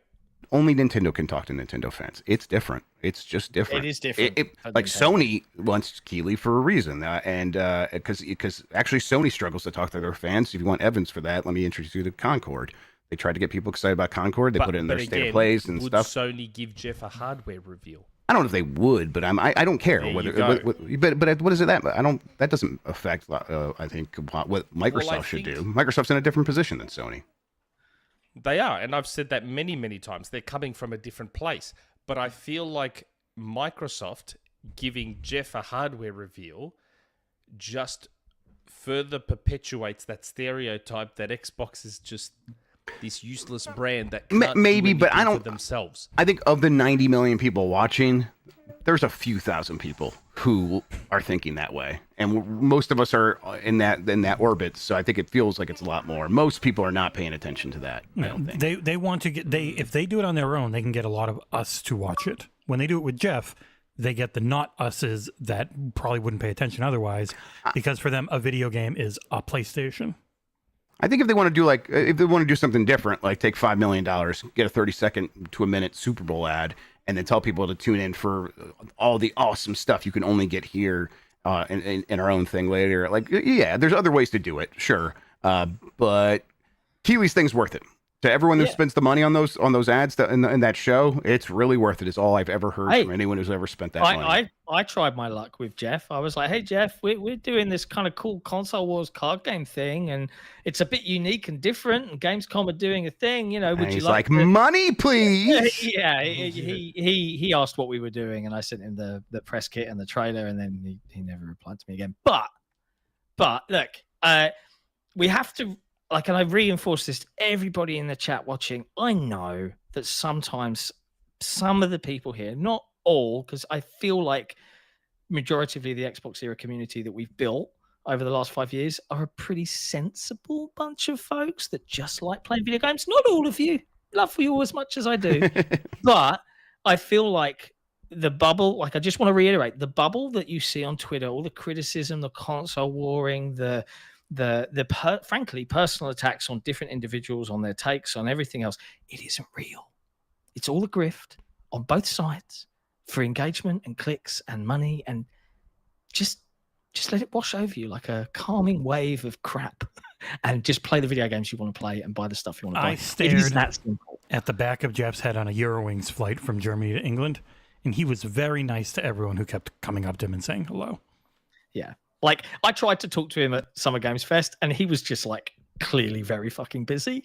So I was just like, okay, cool. Thanks for inviting us to see it, bro. Yeah, I look forward to our invite to be a judging panel for the game. Yeah. I saw him when I saw him when I went to go play Astro in the Sony thing, and he was schmoozing with the Sony executives.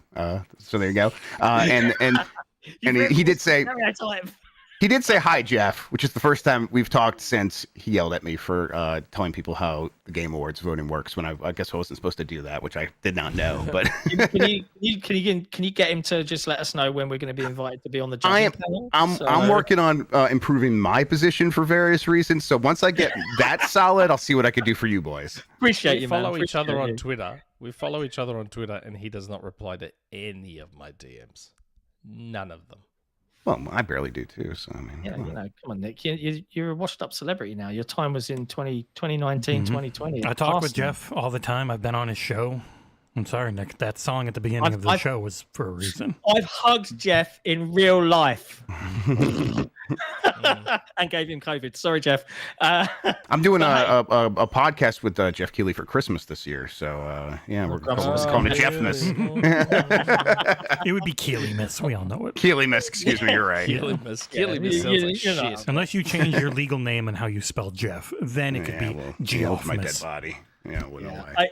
I feel like the Game Awards, and all of that jazz and the Geoff Keighley drama, I get where fans are coming from on it, like fans, but just it's just bollocks. All of it is bollocks. It's just out to make a dime from you in different ways. Like, and I don't mean that disparagingly against anybody. Everybody on Twitter sending leaks, trying to get people to look at their stuff. What do you think they're doing? What do you think it is? For fun? No, they want something from you. We do when we ask you to click this link or watch this video. It is just how it works. I don't know, man. I don't like calling people out for just respect the hustle. That's the phrase. That's the one I want to hit. Respect the hustle. Everyone's got one. But hey, that's why you should all listen to Columbros every month. That's right. A new episode we're going to record soon, and you can get it early if you join our Patreon. There you go. Anorexic. Xbox should sell an add-on like the 32X, but it's an AI upscaler box upgrading the HDMI out. Run games in 1080p performance mode. The box makes it 4K. Ooh, yeah. I got one of those little M cables for the Switch that kind of adds like some extra anti-aliasing on there, and it works pretty well for Switch. I was thinking of getting one of those. Yeah, especially if you sit close to your monitor or to your TV, you can really notice it. I use it for whenever we're streaming Switch games, actually, because I think it just makes it a little bit easier to see those Switch games on OBS. Okay, I was thinking of getting one of those. Nifty. Lucius Augustus, having the first person to show your hardware being apathetic about the hardware isn't the best look for that hardware. Jeff just doesn't care. Not Jeff Grubb, Geoff Keighley.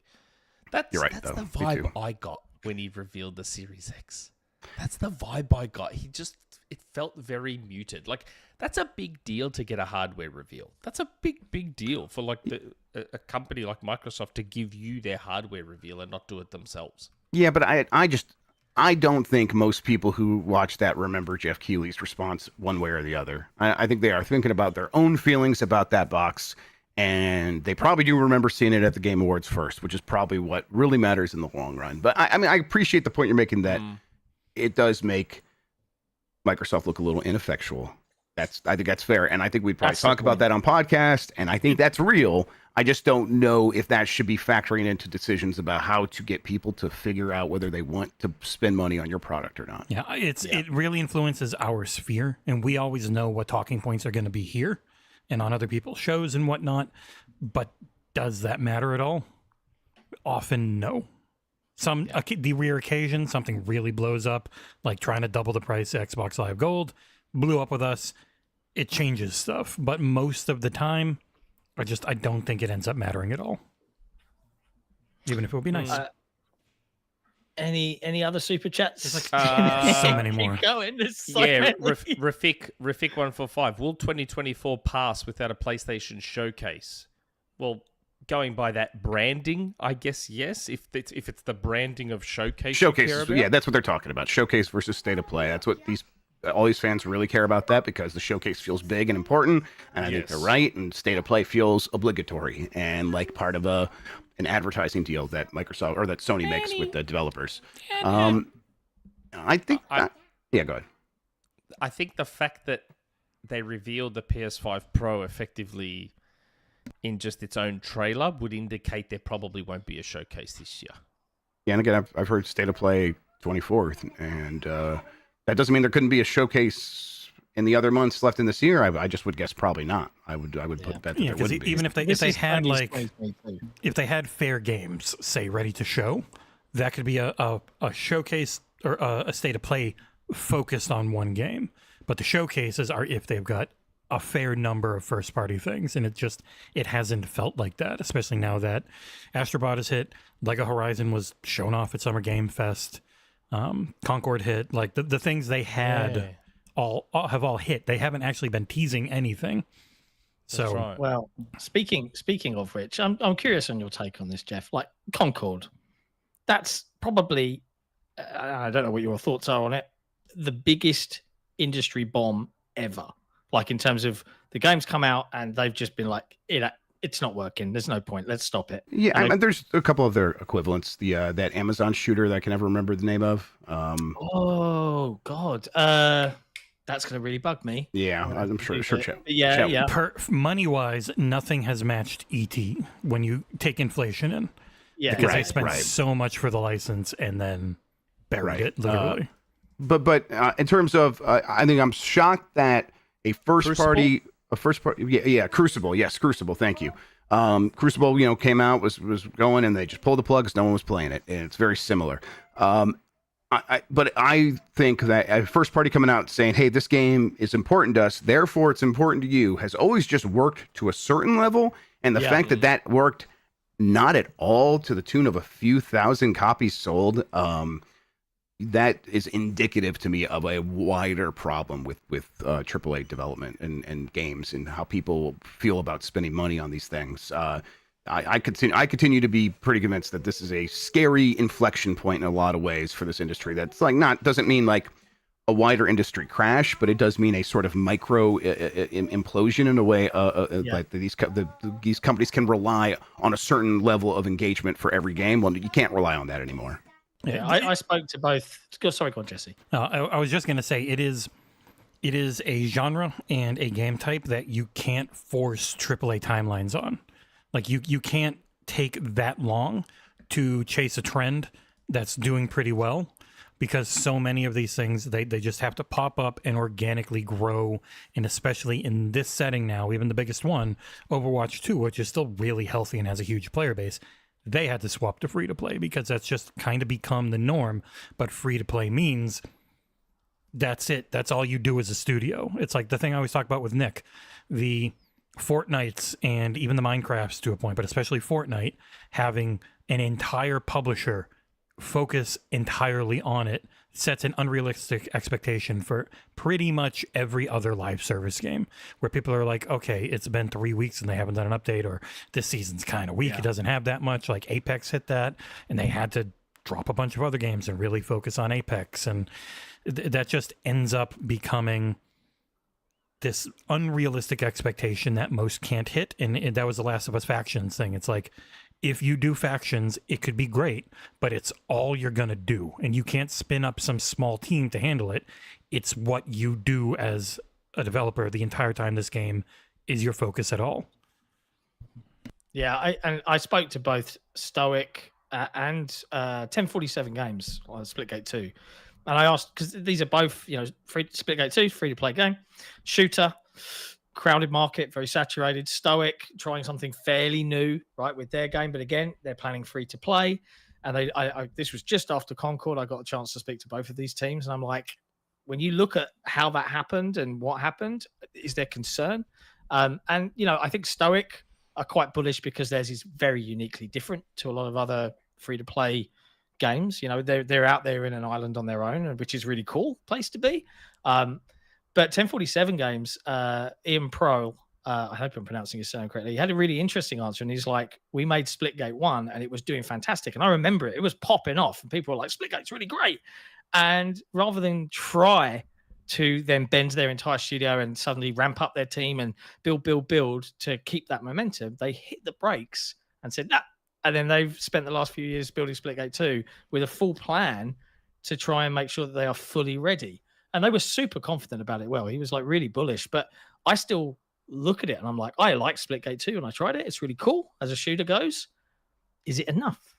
I don't know the answer to that question. I feel like when I look at the market, to Jesse's point, and you look at Fortnite and Apex and Rocket League and all of these seriously great high fidelity games that still run on consoles that are 20. When did the Xbox One come out? 2012, 2013? 2013. Right, they're still running great. Don't need the new consoles for them. Why do I need to invest? I've already invested hundreds of dollars in these, these cosmetics and so on. I think any studio currently right now thinking about trying to build something in that genre is in for a surprise. But equally, apparently the difference between risking from a AAA perspective development on a big free-to-play game and it failing is about the same as risking development on a big single-player game and it not selling great. So, but if it sells really well, the free-to-play one, and it makes them a bunch of money, that's a better win than a decently okay from a publisher perspective. And I feel like that's the industry inflection point where these publishers are so desperate to have that golden goose of a Fortnite for their own that they're just constantly throwing these things and then they're shutting down because they just want one to succeed. It's such a shame because I feel like it's wasting potential of all these different game devs. Yeah. Anyway, thanks for complaining about being up late and then doing that tangent of an old topic from last week, John. Super chat. He's a strange guy. He's so nasty. He's a strange guy. He gets really bent on some things. Super chat from Masaid. Since you beautiful people broke the Starfield PS5 news, which caused a ruckus across the enthusiast community, any guesses when they'll announce it? Post Shattered Space is my guess. But bear in mind, and I get it, in hindsight, I wished I'd said considering rather than planned, but effectively they kind of mean the same thing. You make plans for something. I fully expect Starfield to still come across. And I stand by what I saw and what I reported. I mean, do you guys doubt it at some point? At this point? It seems right to me at this point. What's the difference? Like, make the money. You know? And this is where gamers need to kind of just get a grip. It's not a sports team. Did you get to play the game? Cool. Do other people get to play the game? Cool. Who gives a fuck? Anyway, that's just my take. You've got a guess next to you now, Jeff. What's that? Another Jeff. There's two Jeffs. Oh, yeah. There he is. All right. Yeah. Let's get him on here. That is our wrap it up, where normally if Nick just doesn't shut the fuck up, I just put him in front of Nick's face and start playing music. I didn't bring up the Concord tangent. You have talked 70% of this podcast, and you do that every week. You have we have the data. So not true. That is 100% not when true. we were saving the files locally, they're uncompressed waves, so they are as big as you are talking. I'm talking about today. On every show, when we were doing it for months and months, every show, Nick would be 2-3 gigs, John would be maybe 800 megabytes, and I would be like 200 or 300 megabytes. That's incredible. Not today. Yeah. I mean, are you surprised, Jeff? Are you surprised? Anyway, let's. Is that all the super chats? Have we caught up? Like, that's not all of them. I was just trying to relate them to the topic. No, fair. I was just trying to relate them to the topic. There's others. We can do the others later. Okay, let's try and move on to a slightly different topic, and that is Microsoft fired a bunch more people. Laid off a bunch more people. 650 more jobs cut at Microsoft Xbox. We had the email from Phil with the usual corporate platitudes of this sucks, but it's a thing. This is 650 roles across Microsoft Gaming. Now, as we understand it, that is primarily duplicate, not necessarily game dev roles, but like admin, financial. it was yada, some yada. game devs like Warcraft, Rumble. I was about to say, I'm sure COD there's some Mobile. game dev. Oh, in there. okay, Sure. okay. I mean, are you surprised at more? That's 2,500 though in the last year. Yeah. It's a lot. That's a When you lot. look at how much they at Microsoft and especially they at Activision Blizzard hired during the COVID bump, I have been worried it's just going to keep happening and be even more than this because like Activision Blizzard went from, what was it, like 8 or 9K to supposedly up over 17,000 in like 3 years. and Microsoft has pretty much doubled themselves in a decade. Like, what's the first thing to go? Yeah, they're looking for all the numbers to be bigger than they are the year before, and revenue is only going to get so much bigger once you factor in the fact that they didn't have Call of Duty, now they have Call of Duty. So when they're doing those real comparisons about profit, it's easier to make that number go up if you're paying fewer people. So I'm not surprised, because that's what they keep telling us they care about growth. I think it's time we believe them, and it seems like the growth right now is let's pay fewer people, and I don't have any sympathy for that. I don't care if you make money or not. That's not why I'm doing any of this. So I continue to think this sucks a lot. And when I see these headlines, I think you guys are kind of bad and you suck at this. You should be better at all these things, so that we don't have to keep imagining 650 families being so disrupted in their lives because you need to grow. Rich enough. Yeah. Another thing, again, a thing I do not care about. So, yeah, I understand that they feel the need to have that growth so they can justify their jobs, I think, because I don't think we're talking about justifying the existence of Xbox to a certain it's about the degree. shareholders. Yes, right. Apparently, So these shareholders get real annoyed, man. yep, Well, yeah, it's- that's going to scold you. That part of American capitalism where legally you have to focus on making money for your shareholders. Like, that is your legal fiduciary responsibility, and it's a No, I system. get that. It's not I- shit. I know. I'm saying it is a shit system I that get it. you have to be a shitty person to really partake in. And I know people will come back and say, well, we don't get any of this without corporations. And I understand that. But the actual system just grinds and churns through the workforce in a way Yeah, but it's that like, is man, not that's sustainable. It is horrible. man. Video games used to be garages and people and fucking John Romero in a lake house with 8 other weird dudes. Like, that was real video games. Come on, we don't need corporations. When we really think about what corporations have done for this industry, it has been, let's take things that awesome people are doing and let's squeeze some more value out of it. They have done very little innovating themselves. And obviously there's some hardware that came about from corporations, but a lot of that stuff came from people who come from garages and that sort of mentality. So when we talked to Jason Ronald at Gamescom, like, a lot of the cool shit, like Quick Resume, was just some smart person saying, I think I can do this. It wasn't we've got to get more value in our next console, and this is going to really help and sell it, like big corporate ideas. It was just some super smart nerd saying, I think I can make this work, and then working on it for incredibly long and time. how much of the industry, every industry, is some dude somewhere keeping an open source thing, like managing it, making sure it's not falling apart. Most of it turns out, like, that's the real way that all this stuff goes round, and it's that stuff that always gets covered up and hidden by the fact that we need to worry about corporate profits. That's like, you get it's a just local sickening thunk. at this point. Local thunk. Yeah. I'm going to write 15,000 if then thans, and I'm going to make a perfect friggin' game. Like, 10 out of 10 Balatro. yeah, that's not a corporate thing. The really frustrating thing is when you see Microsoft, and it's their optics again.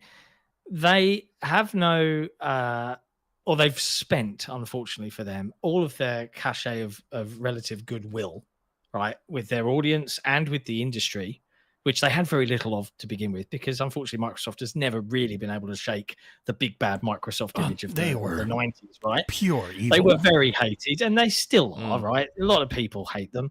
And unfortunately for them, and people joke about stepping on rakes and stuff like this, and yeah, guys, it's like there's too much middle management, I feel, at Microsoft, and there's too many people that are not actually about video games, making decisions about video games, and that is a big problem.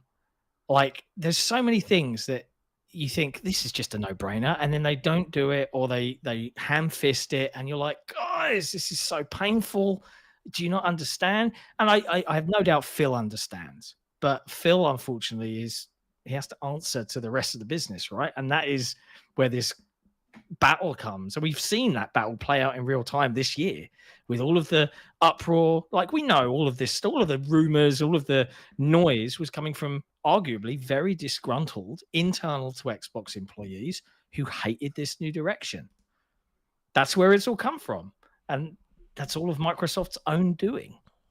They couldn't even And sell the people- image of what they want to be in the future to their own teams. And that's a big problem. And I feel like that's still going to come to a head at some point in the next year. And people are talking Oh. about, they should get Ubisoft. I'm like, why would they want to take on another 20,000 employees? No thanks. No And that's that way. console warrior mentality. Oh, buy more. We want to No win. way. Enough, Don't buy guys. anything else. Like, ABK fucked up everything. Don't buy anything else now. The only No way. decent acquisitions are the ones that essentially save something that's in a ton of trouble. Like that's Bethesda and ABK were looking to be bought because they were in a lot of trouble. I don't think they'd go after and Ubisoft is in a lot of trouble, but Ubisoft is so massive and comes with it's such, too unwieldy. and it's in such rough shape that it's not a good purchase for anyone. Yeah, it feels like a lot of these companies should be getting out of acquisition season and be like, let's just clean up our house. And I'm sure they would argue that these layoffs are part of that. I would rather you figure out some other stuff first. That would be pretty cool if you like just found ways to get more creative with how you're making games in the first place before you started laying people off. But whatever. Well, we did I have want to have some faith in what you're doing before you tell me like, oh, laying people off is going to be awesome for our long-term viability. I just don't believe you. That was I part of their really- FTC argument. They were like, oh, these firings with ABK were going to happen before anyways. And also, shut up me. Thank you, Trent Howitzer, for joining the XboxEra Patreon. Oh, I love seeing more people join the Patreon. That means you're all cool kids. Yeah. If you're listening right now and you're wondering who are these cool kids and can I be one, you can just head to patreon.com/XboxEra. We did hear though, Jeff, earlier this year that they are standing up a bunch of internal smaller teams within their AAA developers to focus on, hey, we've got a Game Pass subscription that could eat up loads of cool, quick turnaround, short dev time, 2-year dev time games back in the good old days that focus on the expertise that we have, that focus on maybe some of the many brilliant IPs that they're not utilizing. Unfortunately, there's a couple of years to wait before we see any fruits from that. But that was one of the biggest kind of like, they didn't even announce it, it just kind of leaked, that I was like, that's a really good thing to hear. Like, because they are sitting on a treasure trove of great IP that is not being utilized. And that is the new correct way to do game development, especially if you've got a subscription service, in my opinion. And that is to make smaller, focused, more regular titles that feeds your sub base. But it also means some AAA devs can get a bit more experimental, right? They're no longer in that big grind. They're in that, okay, we're making something cool. Yeah. I look forward to more of that. Well, wasn't there a quote from a few months ago when like sort of some of these games weren't doing as well, where they're like, we're going to focus on the games that matter or something like that. We're going to focus Matt on Booty. like industry moving games. I forget what the phrase was. Yeah, it was after the first or second batch of big firings. He did an interview and he talked about focusing on key pillars, and one of them was on it was a internal letter to staff explaining the sacking and the closing of Arcane. Redfall Arcane Leon. Right. Leon? Yes. Yeah. It was in there. Austin. Arcane Austin is the one. Close, sorry. Yeah. Arcane Leon's doing Blade. My bad. Yeah. But yeah, you're right. It was in He there. explained the pillars on a really annoying friggin' like money focused podcast that drove me crazy, but I listened to the whole thing because we got some good stuff out of it. And the pillars were, you have your big tent poles, you've got your like single player stuff, and then you have your more experimental stuff like Hellblade. So that is supposed to be in the pillars.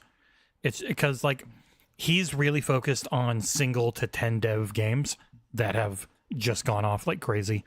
And that is like Abiotic Factor and a whole bunch of other things where it's like, we just had like one guy make a bajillion friggin' dollars. I want to be able to tap into that because if I make $1 bajillion and I only paid one guy for it, holy shit.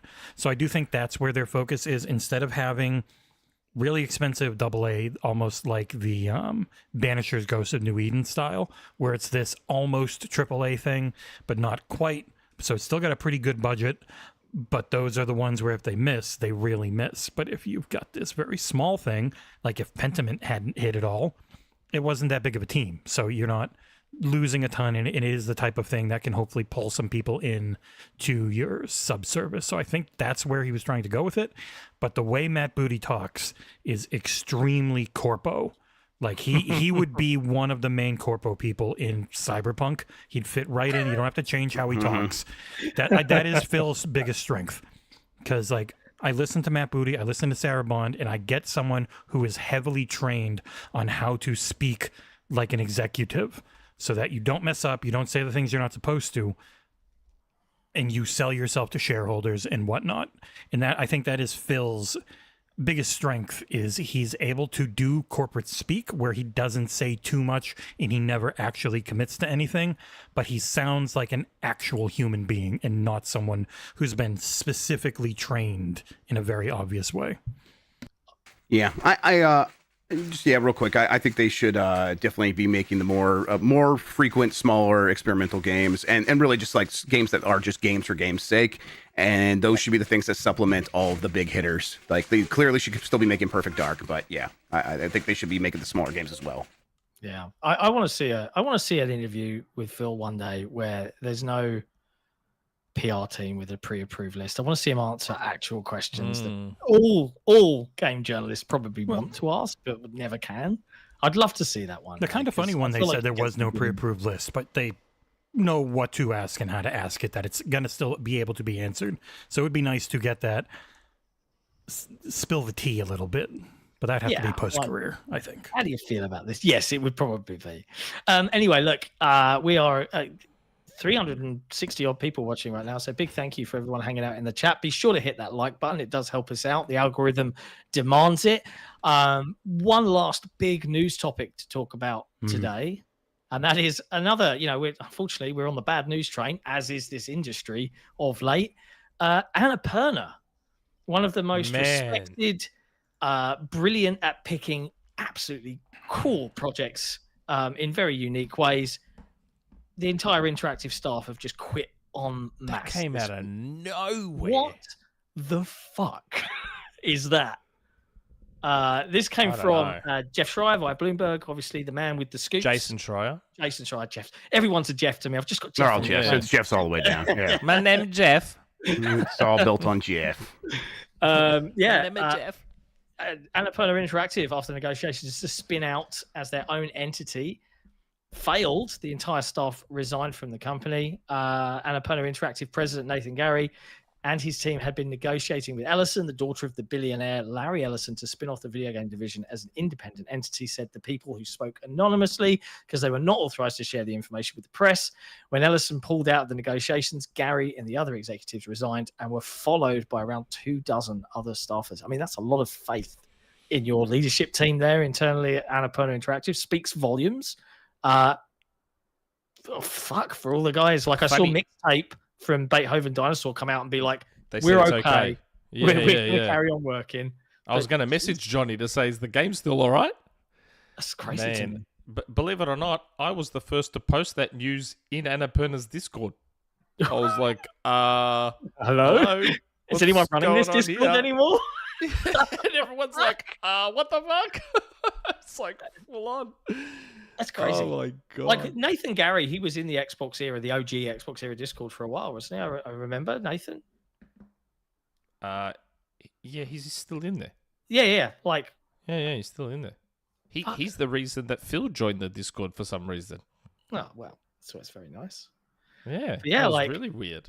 What's your take on this, Jeff? Like, surprising, shocking? Oh, it's definitely surprising, but it's I think it's, when you look at what Annapurna's done, you can tell that they are able to make a lot of good deals and find a lot of good games because they're good at it and they're good at working with the people who they want to work with. So those people want to work back with them. That means there's a really good team there. And if that team made some demands about, hey, we don't like working with you, Megan Ellison, please spin us off. Let's make a deal. And she's like, okay. And then says no out of nowhere. I could see why a bunch of people are like, well, we feel really good about working with each other. We could do that anywhere. We could do our own thing. We have connections in this industry. We could probably start our own thing with this team right now. And all of those skills would transfer over without any issue. When you sort of talk through it like that, I could see how this happens. And if you don't like working for Megan Ellison, which I'm just assuming, but boy, it's easy to imagine that. I could see how this goes down. Yeah. It's, I mean, kudos to those guys. In all honesty. It's a big balls move. Ballsy. Standing up for what you believe in as well. Like, no, we can do this on our own, and we, like you've said, we've got the skills, we've got the know-how, we know the people, and they know us. Importantly, teams that we've worked with before. Yeah, I want to go and work with those Investors guys. like these publishing labels. They really do. They want to give money to these publishing labels, and what they want to hear is you have a team that knows how to bring a game to market. They have that, and we want to know that you know how to find hits. They've proven they've done that. There's a bunch of other stuff that they would like to have, but those are the two must-haves, and they have 25 people that have done that over and over and over again. They're going to be able to find money to make their own thing if they want to. Who knows if they do, but they will be able to if they want to. Yeah. The only thing I think that they would miss was the the celeb aspect of Annapurna with its movie arm, like you saw. Yeah, but I bet a lot of that expertise and those connections are still there. Yeah, I suppose from a human perspective, it's just whether the money's there to support it initially, I guess. Right. But because I know Johnny had mentioned how helpful it was that Annapurna had those movie connections to be able to tap into voice actors and this, that, the other. So you can wonder how that gets affected in a situation like this. It's just it could hurt Annapurna a lot, because if they take all the clients and everything with them and they start up something different, that's Panna-Erna. Yeah, it's just really surprising. It's good. Like, in most ways, it's really good that they all, because that's what happens if you do it all collectively. Yeah, it's a collective far action. Stronger message. It's a mini union. Yeah. Yes, it's effectively unionization without officially forming a union, which is great. Man, I need to go see Johnny. I still haven't gone to see him at his studio to check out Mixtape and say hey. You won't be allowed to see Mixtape. It's always cute when Jeff's kids come over and ask him what his favorite Tchaikovsky song is. Johnny would let me see and maybe play Mixtape. He just wouldn't let me record any of it or report on any of it. That means I have to You're do. not Means even I don't have to supposed do to say work. this. Yeah, we know how much you love doing. You just one day, Johnny Galvatron, you're just gonna see a hand come in from behind Nick on the show. If I can see Mixtape without having to do any official work, that's the best of both worlds for me. I mean, and that Mixtape announcement was one of my favorites from amazing the showcase. It's amazing Mixtape. Completely unique type of game. Again, I love the Artful Escape. Artful Escape, incredible. So yeah, good on those devs. But pour one out for Annapurna Interactive. But I'm kind of rooting for those guys to go off and show Ellison, we don't need you and we don't need your money. We've got the skills to pay the bills. Thank you very much. So good for those guys. And I do have to say real quick, there's Make It Simple in chat. If you want to know what Play Anywhere is a thing that gets you into a series of options for how your game works between Xbox and the Microsoft Store. And if you look at all their first-party stuff, they don't bother ticking the Play Anywhere box anymore. As long as it says playable on Xbox console and PC, and it's got all that Xbox Live and all that other stuff, it is the same thing as Play Anywhere now. They've just kind of dropped that marketing because not a lot of third parties were using it outside of Sega. Yeah. Fair. It was a lot to type, so I just wanted to talk. But is it that time? Do we care about Xbox bringing back friend requests?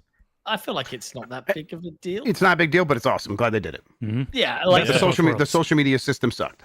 Yes. Yeah. And they're just making that switch. So if you follow someone, if you missed this news, if you follow someone and they followed you back, you can kind of be friends. And that is going to happen in the new system. But now, if you want to actually be friends, it's a two-way street. You've both got to send each other and accept a request, right? You can't. It was like Twitter. It's like Facebook again, which is how it was before. Yes. Yeah. Having said that, I like the idea of both systems. I like both systems existing at the same time, like a Miiverse. Like, have a social media platform on your Xbox Live thing, make that a following system, and have people want to be but make that also exist online as a web page. I'm totally okay with that. But friending people should feel like I control my friend list. It's weird. But I do like the idea, because one thing, and this, I swear this is not me trying to big note myself. As I have gained a bit of a following on social media and via this podcast, and all my good buddies like Jeff that are actually big people and stuff like that, that has trickle down effects on plebs like me, being friends with important people. So I do like the idea of the follow system, because then I don't have to necessarily... like right now, I get friend requests on PlayStation from people I don't know, so I have to just not accept them, and I feel bad doing that. If there was a follow system, I wouldn't have to worry. They would just follow me, and that would be it. Yeah, So- I mean, there's definitely value there, and I just wish they would make a better place for that to live. Yes, Yeah. so I do like the idea of both now. So when it's someone I genuinely know and am friends with, they can send me the friend request, I accept. If it's someone I don't know, okay, why would I... Like, I don't know you, I'm sorry, but I'm not going to add you on my Xbox friend list and A lot of inflate weirdos it. out there. Do you know what I Yeah, mean? there is Like, a lot I of like weirdos. the... Like, when I was a literal nobody and I only had, like, 30 friends on my Xbox friends list, great. It's whatever. Accept, reject, whatever. Now it's a lot. Like, I keep getting requests from these randoms on Epic to add me on Epic, and I'm like, I've got bro, a load of them. I have no... I apologize. I have no idea who you are. I'm not going to just accept this for the sake of accepting it. I'm sorry. So that's where I sort of turned on the idea of Microsoft's follow system. But to me, this is now the best of both worlds. I can now have my cake and eat it too, as much as everyone hates that saying. People Yeah. can follow, and I can get the old There school is no friend other requests. reason to have a cake. I will say as well, we talked about it a little bit on headlines earlier in the week. In the follow system, I also noticed I was getting an enormous amount of message spam, like message requests full of Yeah. scam links. And for the last month, something's changed at Xbox, because I remember that like Jez was doing some tweets out Yeah. like, "Hey, are you affected by this?" I haven't had a single one since I wiped I them don't get about them a month anymore. ago. So Mm. Microsoft have definitely done something on the back end, and I do wonder if Yes. it's somewhat tied to this new change coming in terms Maybe. of how follows work back and forth. But I'm all for it, and it's nice to have a little bit of nostalgia blast. Now we just need 1 versus 100 to finally come back, and we, avatars, maybe bring back some form of blade system, and everyone can be happy again. No, you know what would be the Probably not. best? We have Discord on PlayStation. We have Discord on Xbox. Come the fuck on, Nintendo. Get fucking Discord on there so we can Nintendo, have universal cross-platform chat with do everyone. online things in a decent and I reasonable know, but modern fucking manner. hell, Don't It's gonna Nintendo, happen get your one shit day. together. It has to, like right? 2050. I love it. It's the Switch 2, and the friend codes are now 25 digits long. Fuck off, Nintendo. Man, I can't. One day they're gonna be 26 digits. It's gonna rule. If I hate- Nintendo could hate just Nintendo's online system so add much. Discord, just let us add Discord, and then you don't have to worry about adding messaging, and you don't have to worry about all that shit. Discord will take care of all of it. Just come Discord on. can have porn on it. They'll never allow it. What? Discord can have porn on it. They probably would never allow it. Hey, they got hentai games on the eShop. They don't care That's anymore. true. Yeah, I was about You're to right. say, but you're only doing But the they make money Discord from for that. voice chat.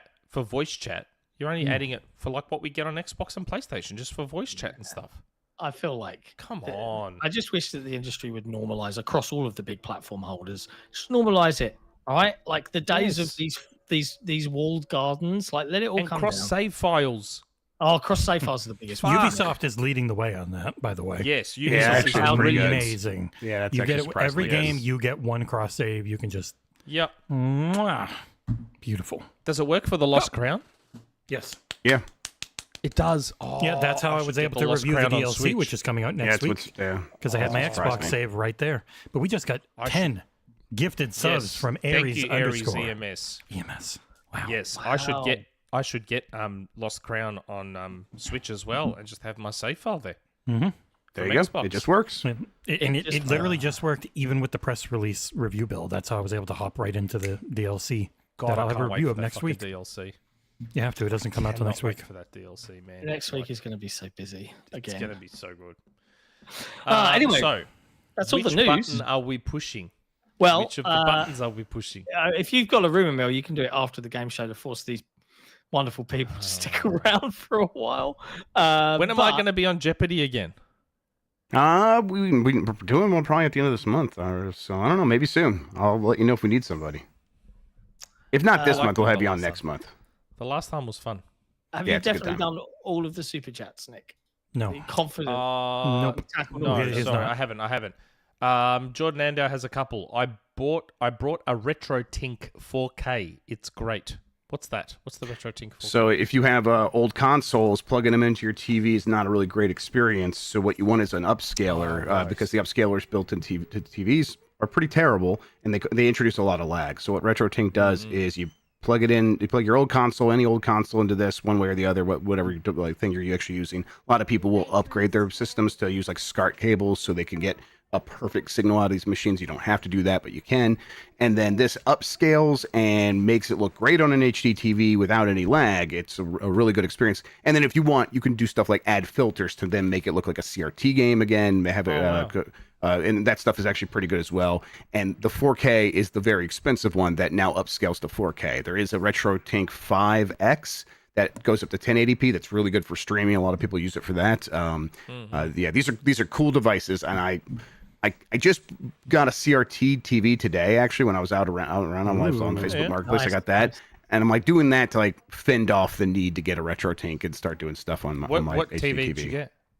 I got just an old Zenith because I'm not trying to get. A lot of people are That's after Sony. like the Sony Sonys. ones, the Trinitrons, and I want something that's kind of junky like the TVs I had when I was a kid. So I'm trying to recreate that experience. It's nostalgia, Yeah. not like Love it. we need to have these perfect CRT pixels. That's not what I'm going for. And behind it are I all just your cum sold. sucks. Exactly. I Just sold like the my good old days. Trinitron. I Yeah, my you sold your Trinitron. about- Wow. Yeah, I had a widescreen 66. Probably afford a PS5 Pro now, right? How much do you sell that thing for? Yeah. I sold it for 250 Australian. That sounds right. Yeah. A 20-something-year-old Trinitron widescreen CRT. Oh, it was a widescreen one. Okay. Was it like a 1080i? I can't remember, but it's what I played my Launch 360 on through Component. I remember. Okay, playing so Perfect probably Dark Zero. okay, yeah, that's like an even a different kind than a lot of people are going after. But those early HD CRT tube TVs are really high quality. Oh yeah, and this thing weighed the same as my house. Yes, they're the Like, it heaviest TVs. Oh ever. my god, it was Yep. so heavy. Like I nearly fucked up my back just trying to take it out of the shed. It was so full. We had a 45-inch, I think it was RCA, that had like the full speaker wire in the back you could plug in, and it was at least 200 pounds. It was insane. Oh, they're so heavy. It's unbelievable. Jordan Andow, can I be your friend on the platforms, Nick? Executive producers, Yeah, yes. Yeah, have you added me on Xbox? Like I see the notifications, it tells me, and if it's someone I know, I'll follow them back. But if it's someone I don't know, I'm not going John to. might not do it because he hates our patrons, but myself and Nick, we absolutely will. Yeah, but Also, that's what you're paying for. I believe there Be was a much earlier super chat that we missed. There probably is. Yeah. JD Earp, hey gents, been a while. Wonder if you can help me. Do you know the max external storage for the Series X? I've heard 16 terabytes from one source and 20 from another. I know Windows updated to use 32. I didn't know there was a cap on external. I mean, It's probably however big your USB 3 external drive can get. yeah, I bet 20 would work. Well, somebody said they had a According 12 to that Google- worked. If you had two, according 12 to definitely Google, would work. yeah. supportxbox.com. If you need more storage, set up an external That- storage device. Note when That's a connecting Q&A external thread. drives. Well, it might be, but it says do not connect to any single drive larger than 16 terabyte and no more than 3 external drives total at the same time. John, shut the fuck up. Ass4ssin Entertainment has just become our latest grand benefactor. No. The $150 tier. You Wow. madman, but love you. I do love. So I do now I love immediately gotta you. change They the way get this like a looks. hand job or something. What do you guys do for these guys? Nick's Secret OnlyFans. access We to have my 3 now. OnlyFans page. Yeah, like we're I'm immediately honestly, typing like, his name up there. we're so incredibly lucky. I will have to render out Wow. a new intro for next week. But the way the Patreon community, like our community, has come through for us over the last like year and a half, 2 years, has been nuts. Like taking the leap and Our doing this community, full time. it's like Xbox. Not a big number, but high spend. Just like Xbox. Deeply engaged. Oh man! Just like And Xbox. did you see? Jeff, I haven't spoken to you about it. I think like not since we revealed it. But did you check out Console Wars and the trailer and everything that we did Oh, for the card game? I know you read it out on Giant Bomb, which I I checked out the trailer. Yeah, that was pretty impressive stuff. Yeah, Did you back it? Did you back it? Did I? I think I meant to. I read it out on the thing, so I still probably made you guys can. more money. We're If you'd allowing like late me backs. to, drop me like an address that you're comfortable sharing, and Let's I do will it. happily send you a beta deck because I would love to see the Giant Bomb guys. If you guys get a chance, Oh, that's to a good get idea. together. That could be Do fun. it. Yeah. I'm annoyed, kind of funny. We're like, hey, this would be cool for a live stream, and I was like, hey, Tim, I will send you a deck, and they were like, oh, awesome, we've got it. I'm going on my honeymoon, but we'll stream it next week while the Kickstarter was live. I haven't seen them stream it yet, and I'm like, guys. Come on, it's not cheap for us to send a very few limited copies that we've got out. But if you want one, I have got some spare that I can share. So let's do it. That'd be great. I'd love to see it. So like it's you a guys fun all having a card game. laugh at the jokes and stuff. It would be very, very fun. All right, let's. Wait. Divine Greedy, isn't Director's Editions, remasters, and remakes from not too old are some factors? They literally are not getting pushback for that.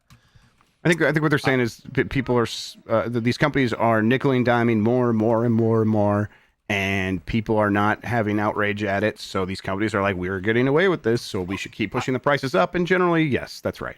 It's a bit of both. I have to admit, I've seen Sony actually cop some shit about that, and a lot of memes made about them with remasters of fairly recent games and stuff like that.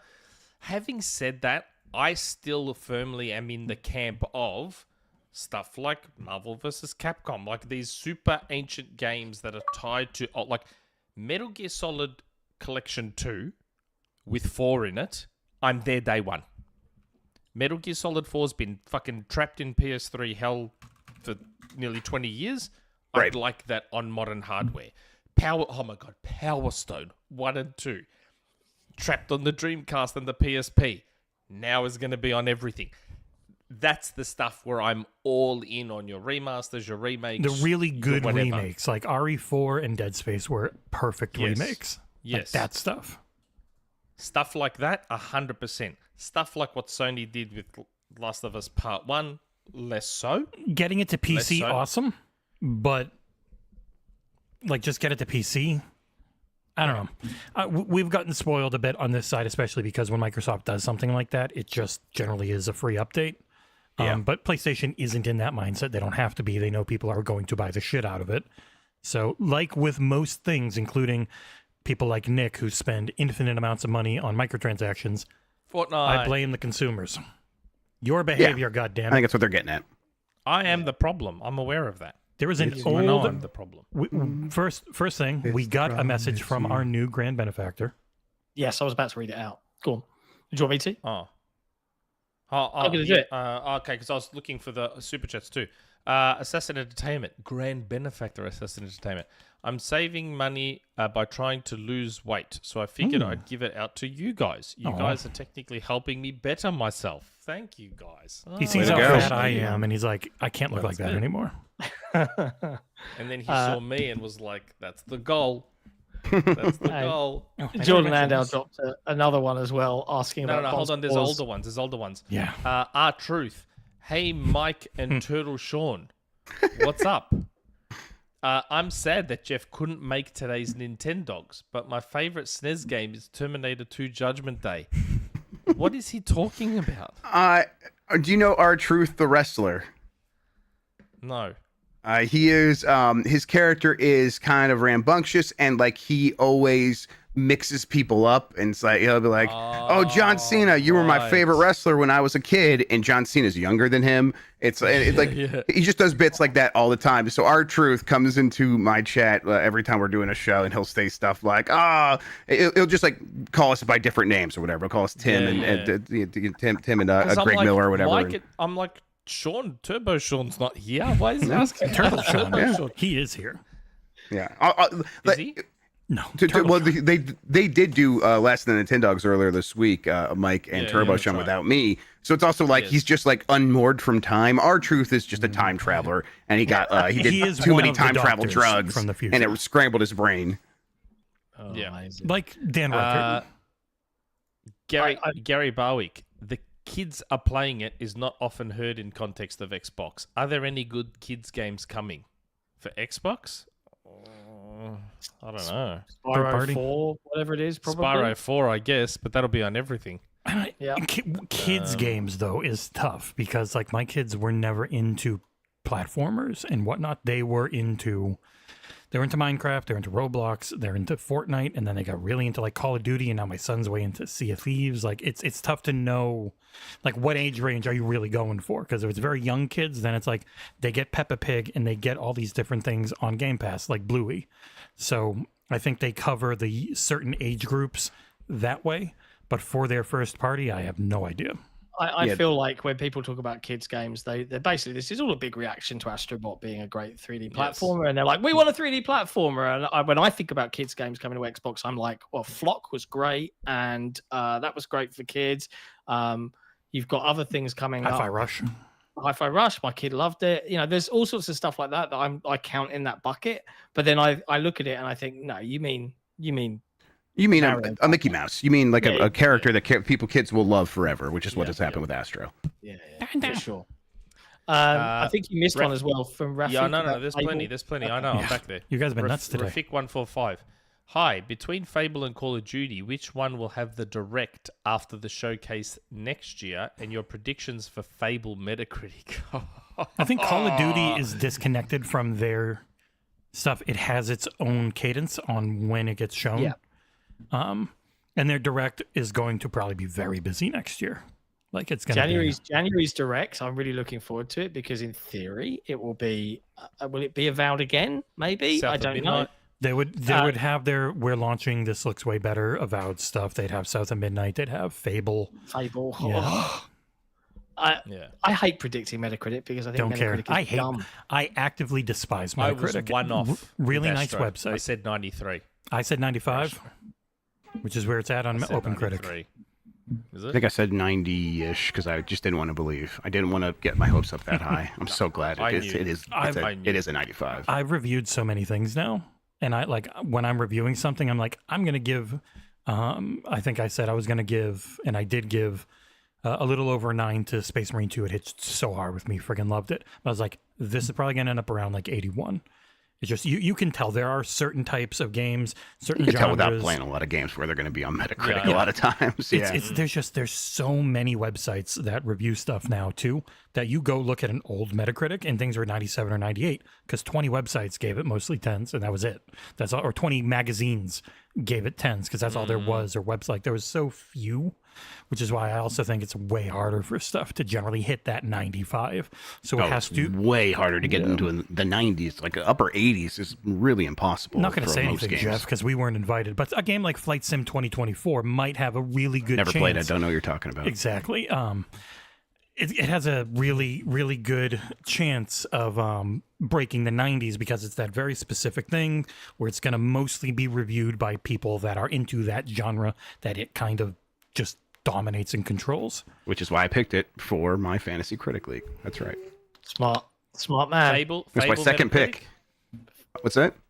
Fable Metacritic? What do we reckon?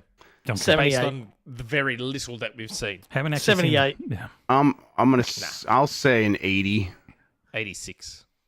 They're a lot of their first 86 party would stuff. be very good for that. That would be that's a great game if that game gets an 86. Yeah, I always go like 82 to 85 is the safe, and then if something is legitimately great, 87, 88. Like Halo Infinite was an 87. Starfield, until late reviews hit it, was an 88. Redfall, until late reviews hit it, was a 75. Like it's normally certain games, certain genres get dragged real down. Other ones get bumped up. You never know. Playground's one of those rare studios that has that. It's an Xbox studio that somehow is still revered industry-wide. So I feel like Fable will won't cop that same.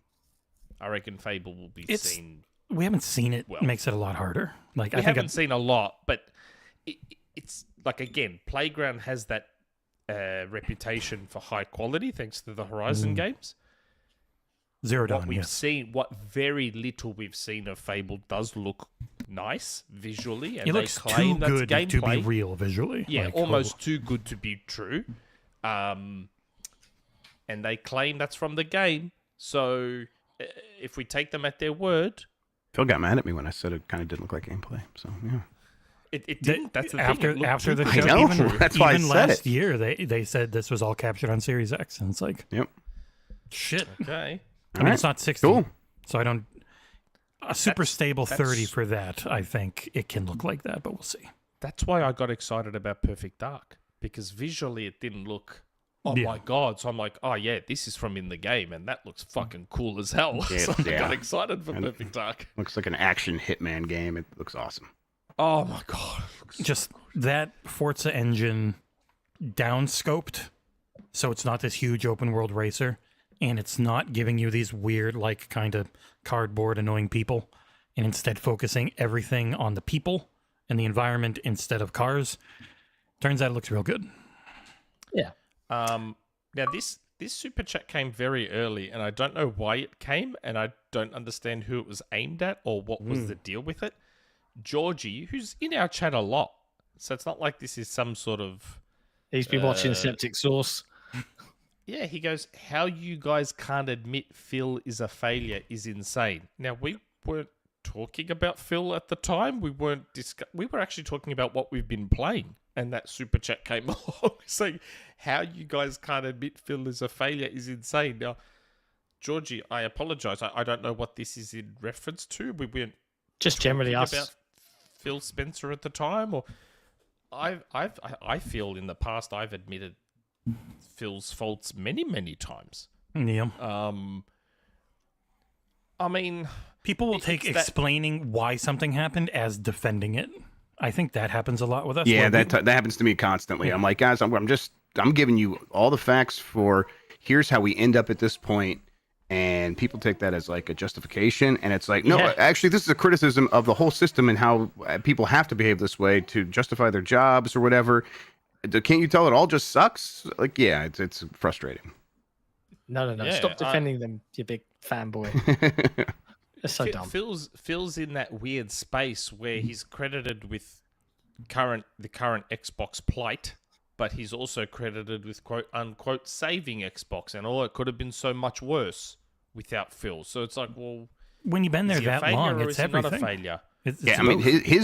his reign is really long for an executive at a video game company, especially in the West. Well, it's and already especially been at a one decade, as hasn't it? complicated to Yep. run as Microsoft, where you don't get control. You get Yep. guiding and steering, but you're not.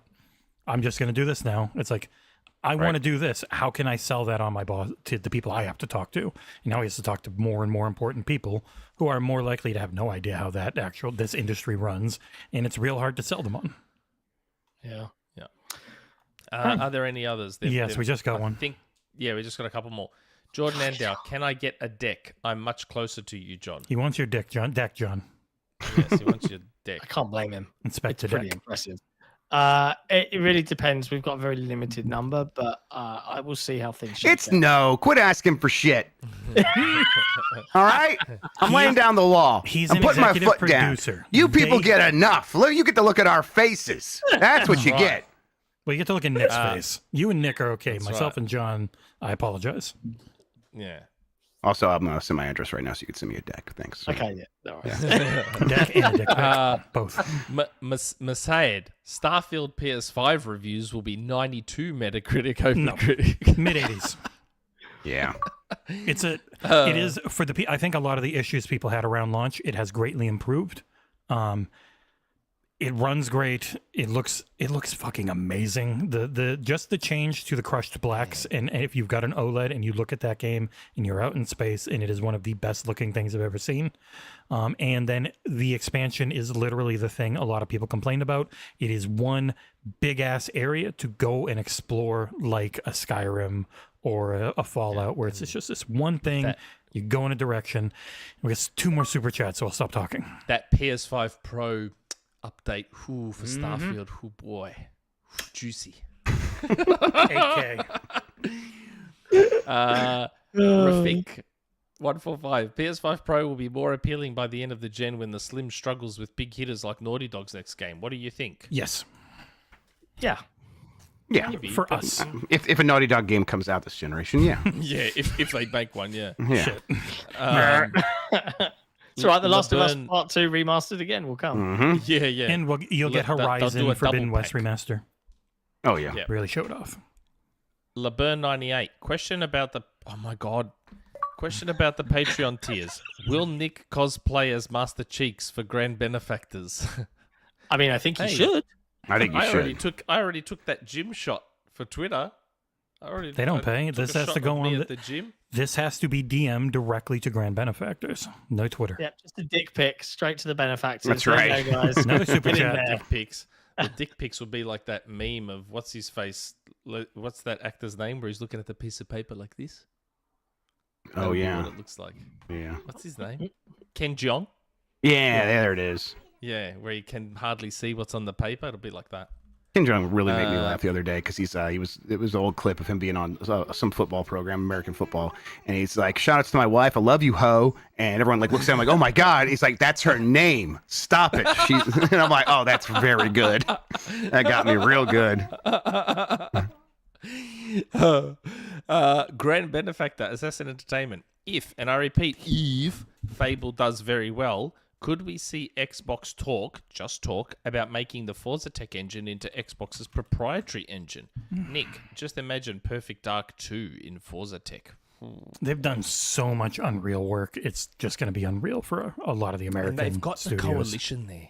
They have like And it's not even just the best Unreal coalition. studio in the world there. Coalition, Ninja Theory, and Undead Labs, like all just completely building up their studios around Unreal with the motion capture stuff. Like Ninja Theory could even they made money last year in large part because of building their studio. Selling that time, yeah. Yeah, it's insane. Like, And if you believe the rumors, Halo might even be in Unreal going forward. If you believe the rumors, that would make so hiring people a lot easier. it would make the contractor situation less of a headache. Oh, speaking of things that are hard to believe they weren't in game, but they have come out again, and says State of Decay 3's gameplay demo this year was them using specific camera angles in real gameplay, and that is what the game looks like, which would be That looked very nice. ridiculously big upgrade, especially if you look at like State of Decay 2 at launch. Not now, because it looks a lot better now. But State of Decay 2 at launch to what they're saying State of Decay 3 was is fucking crazy. And that's because of just how much they've gone all in on Unreal as a publisher. But they own so many good engines, though. id Tech is theirs. Like, what do you do? Just not use id Tech for stuff? Well, I mean, id Tech- you let id use it. Well, I mean, every time you improve id Tech, that is stuff that could get maybe ported now over to the Call of Duty engine because that runs on like really old id Tech. The old And white Yep. engine. yeah, there probably is enough cross pollination there still where it's like that can benefit that, and you guys are not going to switch off that anytime for the rest of your lives. So there's some value there. Isn't that also Is the indie Void id engine? Tech? Like I know Arcane Leon was going, because Bethesda shares stuff a lot. Like the ZeniMax group shares stuff. So Machine Games, id, Arcane Leon. So Yeah, that sounds right. Is Indiana Jones id Tech? That, Machine Games. I think, I don't know. It looks like the same thing as the Wolfenstein stuff. So I wonder what that was on. That was probably id Tech. I'm 99% sure it's it id Tech. Yeah. That would be id Tech. Yeah, it looks like id Tech now when I start thinking about it. Interesting. Last super chat and we're caught up. For My now. God.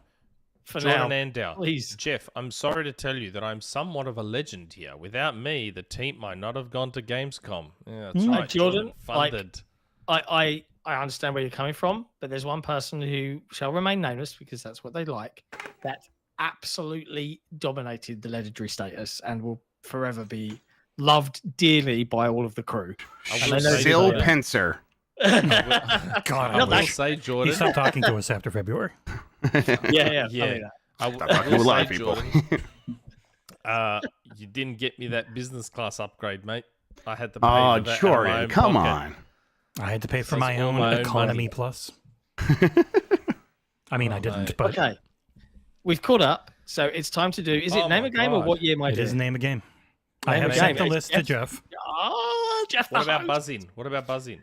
Yeah, Oh, we'll I'll do all set that. up. So Where'd you I- send it? Discord. I can send you on Twitter too if you want. No, Discord's Super fine. chat. I'm going there right now. Oh, we forgot to talk about that. We actually forgot to talk about that.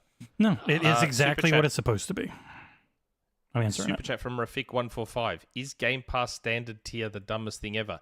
Isn't it for all intents and purposes, OG Game Pass from 2017. For Yep. all intents and purposes. People do forget that they didn't have for day one games in Game Pass when Yeah, it they first did. came out. People do forget that. Game Oh Pass yeah, hasn't started. right. But also because people don't care. So Yeah, no, it's like still- it's for stupid. intents and purposes, yes. But what does it effectively mean to people? It means it's a weird new dumb thing that feels bad. Well, some people were getting mad saying that it's taking away stuff from existing customers who had it and now Wait. they don't. But you it is keep taking console. something away from the appeal of Game Pass. It's not taking anything away from people who already subscribe to Game Pass. Clearly, because they went to a lot of effort to avoid doing that exact thing. But Yeah. it does hurt the appeal of Game Pass. It just does. No, I'm 99% certain they are trying, because if rumors are true and you can play PC games on the next Xbox, they will not be able to charge for online. People will revolt and just use PC versions of games. That's right. Because it's not And- they don't charge. So just And like Ultimate. I once said, that's always been on the roadmap to get rid of paid online. It's always been there. It's moved around a lot, but it's always been something they've been working toward. I imagine the future is if you have a PC, you have this PC Game Pass. Everyone else, if you've got an Xbox that can also play PC games, it's just Game Pass Ultimate. That's it. Yeah. That would be my guess. Name again? Fair. Name again. Pressing that Name button. Okay.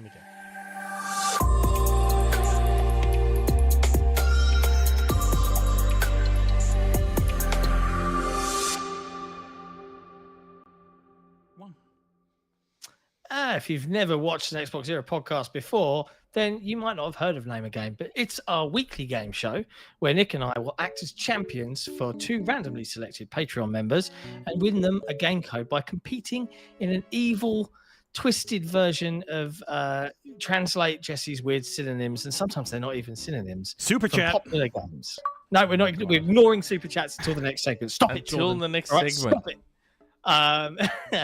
We love our patrons, so it's nice to be able to give them cool stuff from Jesse's many game codes that he has in a big long list. And speaking of which, just while I remember, heads up, Jesse has once again signed on to do Extra Life. I think, keep me honest, 20th of November. 2nd. 2nd of November. I knew it had a 2 in it. 2nd of November. He'll be doing a crazy long stream again, giving away a ton of games. So make sure you remember that. We'll be Yeah, shouting I'll about have it a in bunch. the days ahead. And for instead of just making it a weird store, I don't want to do that every year. There'll be tiers. So depending on things, it gets you into a giveaway. It gets me to do a giveaway on the Discord. And if Giant Bomb's doing it again, I will rejoin your team. Yeah, we are going to do it again. We're going to figure it out. Nice. $19. I spent it. Yeah, Yeah. worthwhile. This Worth is it. You get interesting these cool 'cause shirts. Jesse can't private chat to put the names in. You just have to rely on your hearing, bro. I mean, I can. It's just going to go over Jeff's face a little bit. It's fine. Yeah, People no, can. we don't People wanna will do see that. it. All right, but they're okay. They're really fucking dumb. But Jeff, can you please let us know what is this week's category? It's one near and dear to your heart. I chose on purpose. The category is intellectual properties in Astro Bot. Oh. There's a I've lot. not There was a played lot. it, I could so do I'm- this. Can you play for me, Jeff? And I'll He's I'll- already seen the I'll answers. No, I've been working on my announcer voice, so I'm gonna go. I peek in Astro Bot. There we go. Oh, So, crap. I'm doing triple kill. There you go. Yeah. Overkill. Overkill. Team Slayer. Running riot. Spectacular. That's very good. Very good. Anyway, this week, Nick, who are we playing for? Oh shit. We are playing for. I'm playing for KGE 82, and you are playing for Brigadier Blue.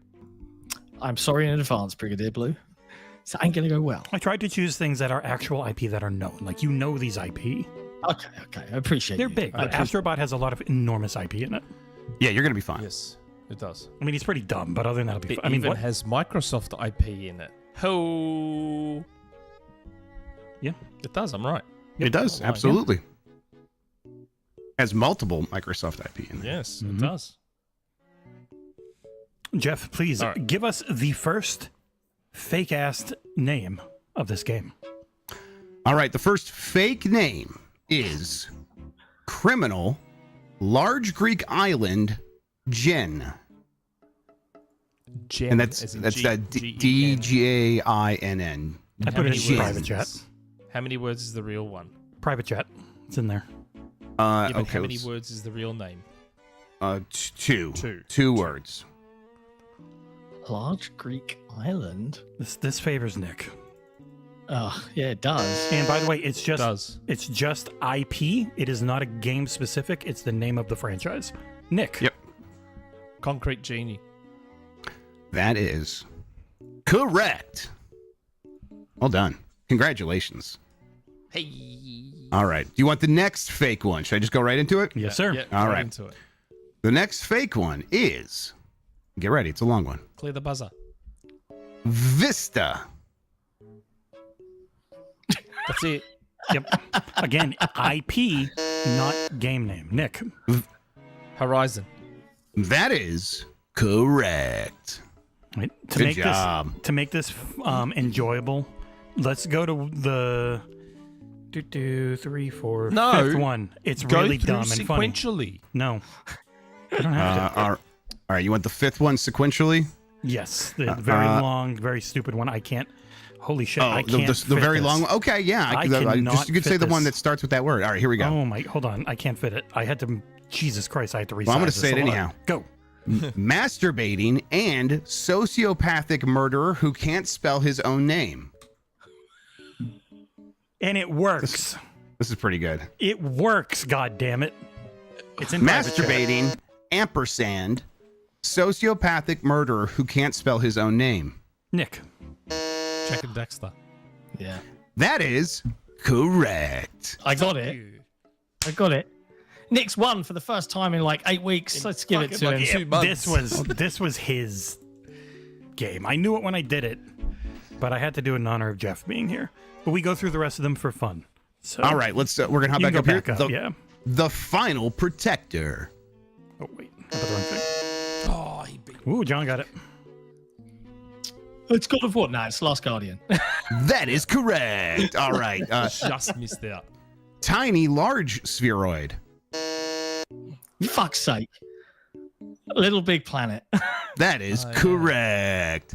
Let's see. Murder area. Murder area. This one's pretty easy. Yeah, I I know I it want to should say be. Killing Floor, but Killing Floor was it's, Nick. it's Killzone. Dead Space? nope. That John got is it right. incorrect. John got it correct. Killzone. Killzone, Nick. Come on, Murder Area, Killzone. Why did you move to It is number different 5, this week SP? because it's not a Yeah, game. if you hadn't moved to number 5, I would have won. Yeah, Just true. now. Look, his ego was so bad. Like he was so down from losing all the time. Next one, please. All right. Prime Breakout. I'm sorry. Primate Breakout. Excuse me. I just got Prime I on my got it. brain, so I it's just a got good it. drink. Okay. That is correct. I would have fucking won this. What was it? This is It's Ape Escape for Primate Breakout. That means Ape Escape. Ape Escape. Yeah, yeah. Okay. this. Oh God, hold on. Give me Now a you know second. how This I one's feel so every long. week when I get them all. I'll just after read you've slow. won. Tip off a foot, middle of a leg. Dangerous birds, virtuoso, board rider. Is this all one? Tip. Yes. I think it'd be tip of a foot. Right? No? Yeah, tip oh, of yeah. a foot. Yeah, okay. So Yeah. tip off. Tip of a foot, middle of a leg. Dangerous birds, virtuoso, he beat board me. rider. I didn't buzz. I don't know why that's. Oh, I buzzed. He didn't clear the buzzer. Oh, so I it's I me, didn't have it's time me, to it's clear. me. Okay. Tony Nick. Hawk's Pro Skater. That is correct. Male blood-sucking bug. Male blood-sucking bug. PS1 classic. Yep. Wait, no. PS2. Oh, I think. 2. Dan Reichert's Yeah. like favorite thing I know to the talk about. second part. I don't know the first part.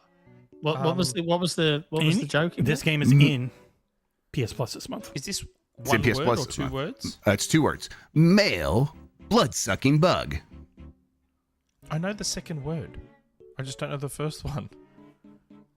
I do these ridiculous over the top ones for Kat, Idle Sauce partner. She loves them. Why can't I get the first word? It should be so easy. It's male. It's in. Go look at the PlayStation Plus list of games this month. Male blood-sucking I'm bug. gonna guess the first word. I'm gonna guess the first word because All you're right. saying male. Boy tick. The fuck are you talking about? No, shut up, That's the name of my lawyer, Jeffrey Boytick here. John. Is it? Attorney at law. It's got like bloodsucking bugs, mosquitoes. So is it Sir Mosquito? Now I get it. It's not a Mr. Royal Knight Mosquito. mosquito. It's Mr. Mosquito. Jesus Christ. Never even God. heard of. Never even heard of that IP. Yeah, John's Ever in got my bad life. You kids, you guys got to get learned. Last That is one. a great video I game. was a Saturn guy. Go play Mr. Mosquito. It's on PlayStation Plus. This It's month. something. Noah's Boat, the Child. This was a more obscure one, but Nick will get it. Nick, Ark the Lad. That is correct. Fuck and you. that was the name of the game. Mr. Mosquito rules. We played that on Giant Bomb a couple months ago. Good. Oh, It's a really? thing. Yep. Yeah, you go around like sucking blood out of like ladies in the bathtub. It was, it's an old Japanese game. It rules. Oh, John, you're muted. John. Yeah, I know. So Always. it sounds great. As you Everyone go. knows No, enemy's it's muted. fantastic. Oh dear, that was good. Well played, okay. Nick. So congratulations to Finally won. KGE82. Oh my god. I really wish we hadn't skipped to the fifth one down because I would have I had to get to the absolutely stupid done an ones. sweep. I had to. Now That's a you know shame. how I feel when every time you get those first few and then all of a sudden I go bang, bang, bang, bang, bang, bang and get the next 6. Yeah, but I stopped you know how I trying feel. after those first few. Like I know for a fact You still and not trying. trying is not news. Okay, There you go. See? whatever. I'm being mean because John's so mean to our patrons. I love you, patrons. All right. Should I go to those other super chats before we go Yes. to the rumor mill? Yeah. Yeah. Well. Okay. Jordan Andow, I tried. I can only do so much. It wasn't my fault. $500 in one podcast wasn't enough. True. Blame John for that because we had you helped us have a booth though. You at did. Gamescom. Every little bit helped because That's holy shit. something. Even with the, 5,600 pounds we raised, it still was like maybe half of what we Yeah. spent. Well, it's But it was it's enormously gonna, helpful. Enormously. Yes. It definitely saw us, and like, look, end of the day, the Kickstarter is fully funded and then some. We get to make the game. There's been a ton of board game publisher interest. There's been a ton of game dev interest, which is like an incredible thing for us. And you don't know yet like what's going to happen, but like we've got a Millionaires. really cool IP that's trademarked to us, and it's a really good game, and we're proud of it. So But I'm going to make sure there's no PlayStation version. So Switch, Xbox, PC, exclusive. no PlayStation. I was chatting. Put it to on Dan. Ouya just to really rub in the. I'm going to put on What's that? Dreamcast. Playdate. Yeah. There was Dreamcast games at Gamescom. There was Mega Drive games, Yeah. Dreamcast Yeah, games that's at really cool. Gamescom. Mate, console wars coming to Dreamcast. There- Yeah, I was love it. I get chatting to emails a about game dev new Game Boy that, games. that we could Yeah. for the Yeah. console wars version. You'd pick your like color at the top, and then you'd have this overlaying meta of people playing it across multiple platforms, and it would like show you That's very cool. team is winning console wars overall. Yeah, that'd be cool. Just stupid shit. I don't know. Make it simple. Gave some lucky chat person a free month of PC Game Pass. Thank you for that. Make it simple. What a very nice. Jordan nice Andell, answer. I would never stop ever until Nick is full time and never leaks anything again. So that's never going to happen. Sorry, John. Fair enough. That's right. Fair enough. Make me full time and then I don't have to resort to leaks. Once we can afford either myself or even John full time, then we can start thinking about it. Yeah. RRD. Nick, what happened with that Xbox Nintendo secret? Yeah, Nick. Oh my god, I don't Jesus, know if Nick. I'll ever be able to publicly share that. I have shared it privately with people. I don't. I'll have to ask if I can ever share that publicly. I really doubt it. I may ask Jeff off air if he's heard of it. But I now wish, 2 years after the fact, I now wish that as soon as Minecraft came to Smash, I just claimed it and said, "Yep, that was the Xbox Nintendo partnership. That's what I Yeah. was talking Or about." Banjo. Because one of then the it two. would have just all gone away. It would have all just gone away. But I'm too honest. I'm too honest for my own good. That is the Yeah, point. it's a pain in the ass, right? Yep. It really is. Like you and Metroid Prime. Yep. Happens to the best of us. But at least that came eventually. And Nick. They were messing with me specifically. Yeah. 100% they were. 100% they were. Okay, that's all the super chats. So it's time to hit that special button. Oh, fuck me. Hitting the button. It's the rumor mill. You've never heard that before. It's the rumor mill. Things hell yeah. change you can't control. It's the rumor mill. You know they may not come true. The XboxEra podcast is not responsible for websites presenting these rumors as facts. Back. Already see in the chat. No, this is. I was not going to leave you Fortnite. muted, but I gave your audio. And this is also not what the topic from last week. So the one from a couple of weeks ago that John and Jesse didn't want me to do, I may do that one on Twitter. I also want to ask Jeff about that one off air too, as extra collaboration, since Tom Henderson thinks everything should be collaborated. I'm not a journalist. I don't have to collaborate. I can just do whatever. Yeah, you don't have to follow his rules. That's fine. That's yeah. that's true. Our But rules. the thing from our perspective is, if you say something, it isn't special Nick says. It's Xbox Era says. Whatever, that can man. be a problem. Okay. You know? Like, Now, with this rumor mill, this was interesting. I got the DM for this yesterday, my time. And then last night, I thought, because I do this every now and again when I get these DMs, sometimes I'll message Jeff, say, have you heard? Sometimes I'll message Tom Henderson, say, have you heard? Sometimes I'll just do a Google search in case something's already been out there in the past. Yeah. So I did that last night. I did a quick Google search for this, and something popped up on Reddit. Now, it wasn't necessarily saying this is happening, but something showed up, and people on Reddit have put two and two together. So I got a DM that said, hey, I think Sony's working on a wireless version of PlayStation VR 2. That doesn't look like Sony's given up on PSVR 2. It looks like there's a wireless version coming. Now, when I was Google searching this, someone on Reddit noticed that in that new PlayStation Welcome Hub, someone noticed a PSVR logo with a battery meter underneath it. So people are like, oh, that's interesting. Does that mean there could be a wireless PSVR version coming? Well, that's what my DM was about. My DM was that there's a wireless PSVR 2 coming, which I think is great because all VR should be wireless for it to work long term. And I believe there's a version of Minecraft coming to PSVR 2. And with the PS5 Pro having Wi-Fi 7, that would make wireless It'd be super easy. Yep. Yeah. perfect because Wi-Fi 7 is amazing. Like 6E is very good. As 6E 's long, It's really good for VR. Yeah. yeah, because I've got the old Quest 3 here, and I've got a 6E router, and I get like 2.4 gig connection to it, so it's fucking perfect. But Wi-Fi 7 is even better over longer distances. Like it is nice. that is like the nicest thing about that tech is just the latency and speed you can get on it compared to what it was before. So it'd be very nice. It'd also be a bit of a kick in the dick for the people that bought version 1 if it's not something you Yeah. can add on to your like USB-C thing and maybe have your Apple Vision Pro style thing in your pocket. I don't know. I mean, Could they release maybe an add-on that allows that? The maybe? Apple Vision 2 or Apple Vision Pro literally has a cable that comes out of it that you can't disconnect because it's Apple. But it runs to a battery pack that's in your pocket. They could release something like that Yeah, technically. it's USB-C in the back real fast. hasn't it been kind of considered a bit of a failure? PSVR 2, like it's been very That's why I find unsupported. this. That's why I found this odd myself.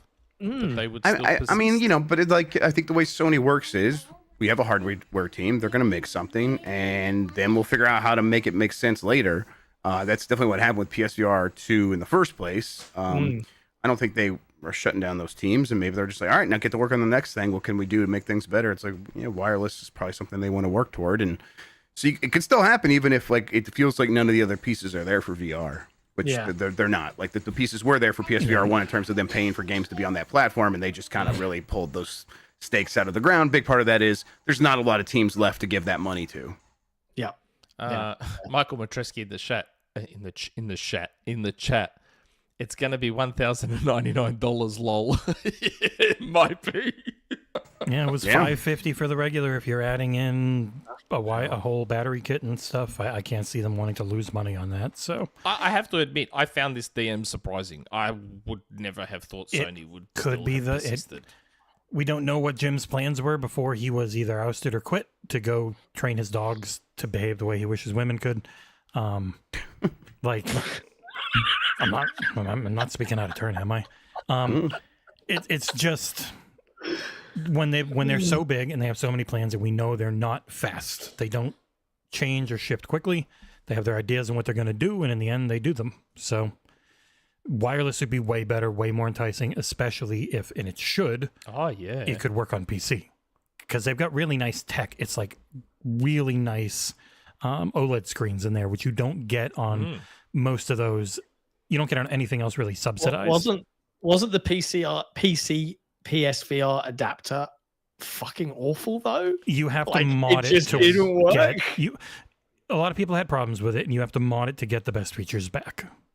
So it's not great. Okay. Yeah. Well, fascinating. Magnum. And we will never do last week's rumor mill. What do you want from me? I don't control these things. Yeah, you're not making this stuff. I don't control it. Nick in doing work. Not going to happen. Super chat.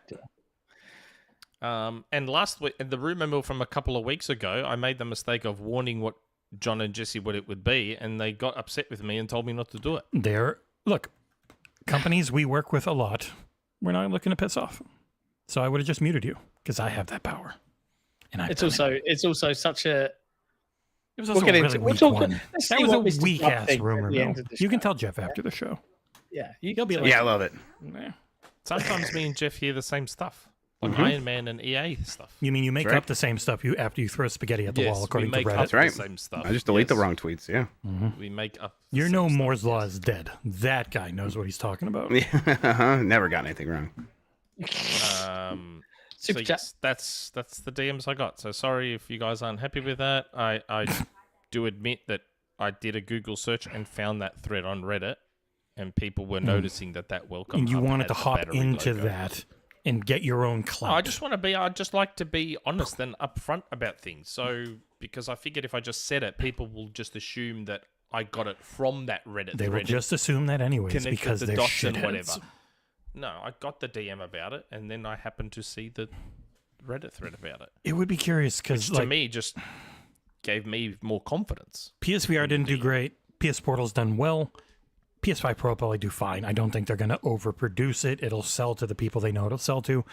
But again, hitting PSVR, I just can't see going great. Even if this one is, I think, a much more appetizing thing to people. I think wireless will help. But a lot of people... wireless will help a lot. All the games are on PC. And the biggest... I honestly think the biggest thing this year will be Batman Arkham Shadow, which I should be able to review. I don't know how the fuck I'm going to fit it in, but god damn it do I want to play that game, so I'm going to do it. I'm on the list. I can get you the list if you want, Jeff. Love it. Yeah, I'm pretty good at that. Ask him. I've gotten in. He's on top of things. Boy, have we worked our butts off to make places like 47PR and many others like us. So I've got the ins. It was, Jesus Christ, it's been a lot of work. But it's also time for John's least favorite segment of the show. Yeah, this is the point of the show where I have to begrudgingly What about thank Super Chat?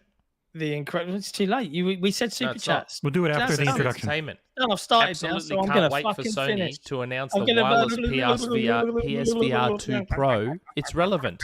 PSVR 2 Pro for $999 and have to pay separately for each joystick and the headset stand. I doubt it'd be that expensive, but I would not be surprised if it was if it's a good battery bank and if they've done upgrades to shit, it definitely is going to be at least a $550 again, if not more.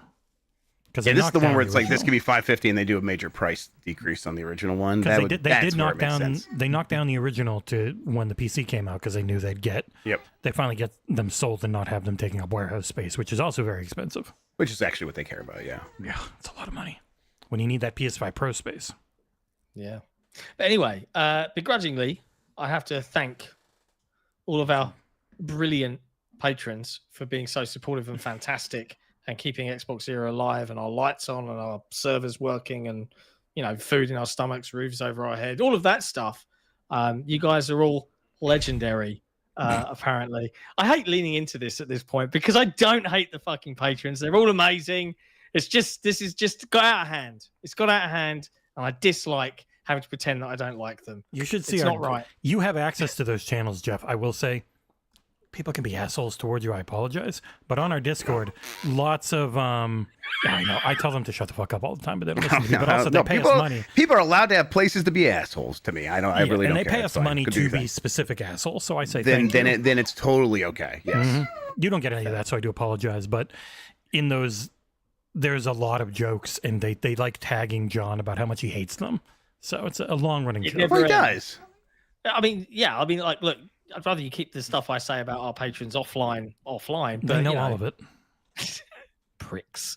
Anyway, as part of one of the perks of being a Patreon member for Xbox Era, you get to annoy me specifically every week with lengthy, nonsensical paragraphs asking pointless things that we have to then answer, that drags this show on for another 4 hours. And let's get into those, shall we? If you want to be one of those people to really wind me up week on, week out, head over to patreon.com/XboxEra.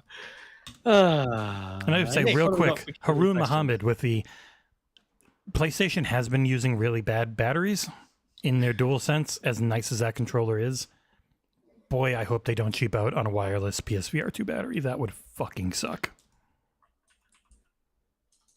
Okay. We're ready. I love VR. All right. First question. Jesse Brother. Happy podcast 228 genitals.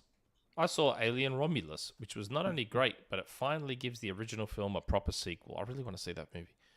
Not that overrated James Cameron horse shit. Ooh, come on now. Don't be like that. We're not That's Aliens absurd. is we're still not very big good. on James absurd. Cameron's. It's What absurd. can I say? I've never really loved the James Cameron movie. I'm with him. What can I say? It's Man, I was a blue collar worker, so I like James Cameron movies because he's the best director and writer for translating blue collar like people onto film. By far. he does great Not the- characters. He's unmatched. Not the I biggest like fan. That. That's a good perspective Yeah, on not it. the I like biggest that. fan of He the was, old he was a stuff. truck driver, and you could tell it. You could tell he was. Yeah, So I didn't like, hate the Abyss old is stuff. biggest version of that. I actually love The Abyss. The one thing I Abyss truly is the love. best one of Like those, True yeah. Lies. True lies, man. But True lies, man. Fuck. now he's just Mr. Avatar, and I cannot stand those movies. I'm sorry, Mike Minotti. Avatar 2 is I like Avatar 1 a lot, but I Avatar 2 enjoyed is looking awesome. at them. I don't like the story, but I like I like the characters and the story. It's all. Jake Sully they're should die. incredible. That's all I have Well, to maybe say. he should. He probably is going to in the next one. But Avatar: Frontiers of Pandora, legitimately great game. I watched Avatar 2 on the plane home, and It's like I watching. watched it in a TV taxi, show. and I liked it a lot. It's like Yeah. playing Hellblade 2 in the gym on cloud. by the cloud. Yeah. My question this week is for the Greek from Melbourne. That's me. I'm out. Oh, great. Okay. Nick. Brace yourself. 20 minutes later. What is your opinion? Now what he did was he switched the YOU apostrophe RE for the YOUR your, because he got that wrong last week. Your opinion on people who mock stroke victims. Actually, I was not offended last week. That was pretty funny, but I love my brother for defending me. He didn't have to defend you. I was just giving you shit for getting the your and your incorrect. Oh, you Because hate you're- stroke victims. Okay, I see. does. Yes, Genuinely. I Yes. mock stroke victims as I did last week. Okay, speaking of Jess, I know you have some issues with a certain presidential candidate, but I also know you have much bigger issues with her opponent. And the good news is she absolutely kicked him right in his lying, grifting, adult diapered ass this week. And she got a huge post-game assist from Taylor Swift. So smile, you miserable curmudgeon. Yeah. They're eating the dogs. They're eating the dogs and the cats. They're eating the cats. They're eating the pets of the people who live there. I love the tunes that came out of that presidential debate. And It's poetry. just to get in front of this, all right? If you're listening to this and you're getting real in your feels, right? We're not really going to dive into politics here, but come on, that was pretty Yeah, but at this fucking point, it's fun. embarrassing if you're still like, I'm with the guy who's yelling about eating dogs.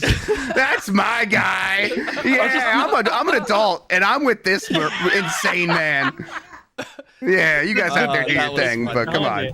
Have you heard the That was actual funny. the music track they've made? Yep, dogs, it's they're very eating- good. Yeah. They're eating the pets of the people who live there. Yeah, it's good. That was good. I thought that They was they very talked to the funny. lady who was the source, and she was third hand. She was like, I heard it from someone who heard it from someone else that it happened to one. Oh, so it's thing. exactly like the litter boxes in school thing, where it's like some insane person said something, and then everyone's like, "I heard it from them." And that will That's be how the I do my rumor mills. almost Yeah, sadly exactly. that will be the only how I do debate them. we have found out. Oh, yeah. Oh, okay. Hytham G. God, whoops. Okay. Was there ever a movie that made you gents cry? No. Like something like Titanic as an example? But what movie really made you gents burst into tears? P.S. Speaking of Titanic and sad movies, Nick, your take on a wealthy Australian that put his money on a new Titanic, but this time watch out for icebergs like the one coming from Southampton, UK, sailing to New York, US. Sometimes I don't know what Hytham G is actually talking about. I don't know what So that I'm going means. to choose to just ignore the second part of that question. Lots of movies make me cry. Yeah, I cried. have no probably problem pretty crying easily. in movies. He died when Yeah. Iron Man died. I cheered. I was so happy. Oh my god, when Iron Man died. I cried when oh Iron my Man god, died. I was Yep. inconsolable. I was inconsolable. What did your wife say When to you he at the died. theater? And I knew 6 months in advance he was going to die because someone leaked the script to me. So I already knew 6 months in advance he was going to die. That doesn't And I matter, still yeah. watched it on the screen. And my wife was like, yeah, this is why Jesse laughs every time I say this. So we were in the cinema and I was sobbing uncontrollably. And my wife, who was also crying because she adores Robert Downey Jr. and Iron Man, she was like, can you please calm down? People are looking at you. And I was just like, I couldn't stop. I was like, I was just like Oh my crying God. so much. I was just like, oh my god, I was dying in my ass. I get I cry pretty easily too. I cried at I watched La La Land last night and it got me because it's like they showed this because they showed the you know they kind of follow the montage at the characters end. as they're going in different like directions in their life, but then they do that bit at the end where it's like they show basically it's him saying if you would have chose me instead of your acting career, I would have gone with you and I would have actually been even happier than opening my own jazz club, which I said is actually what my dream was. But that's always just been like because I didn't believe I was worthy of love, and so if you had said yes, I would have said yes. But like, I am happy. I am happy doing the jazz club. But I would have been happier with you. And it's oh man, that's good shit. That's like the third time I've watched that movie. First time I didn't like it very much. Second time I'm like, this is pretty good. And now I'm like, oh, this is a masterwork. It's so good. It's very well made. I think for me, Schindler's List easily. Oh yeah, of course. Like, Really? yeah, I didn't cry. really. in that. You did like the bit where they Mix hand him Maker. the gold ring, and like they've all pulled their own fucking teeth out just to give him some token of appreciation for saving all of their lives. And No. weirdly, and I don't know More if like any of special you- Nick Fuentes over here. Jeez, man. I don't know if any of you guys have seen this, but Kevin Cry Costner at Schindler's List. in A Perfect World at the end. Have you seen that movie where he What- kidnaps? I think he kidnaps a Jewish kid or an Amish kid. I can't remember. Kidnaps him. He's a criminal, and he kind of teaches this, very sheltered kid about the real world, and he kind of dies at the end in this hostage situation, and it fucking made me cry my eyes out. man. Armageddon, I cried. There's something wrong with you, bro. Emotionally. Armageddon, I cried. I When love you, Bruce Willis- Harry. When Bruce Willis sacrificed himself and Ben Affleck's like Yeah, that's screaming, I was good. like, That's oh my good. god, I was crying so much. Jesus I cried Christ. heaps of movies though. Yeah, man. I actually I Like, teared up Too today many to remember. on the very final grand tour, just because they've been going. Oh sure, they've been going for for so 30 long, yeah. years since Top Gear, and then going to Grand Tour and doing all that, and they've been going for so long, and that was the last one. I was like, oh, and you could tell they were very emotional, and it got me a bit. Yep, that would hit me. Weirdly, I watch like Lord of the Rings Start of extended Up. editions. Mhm.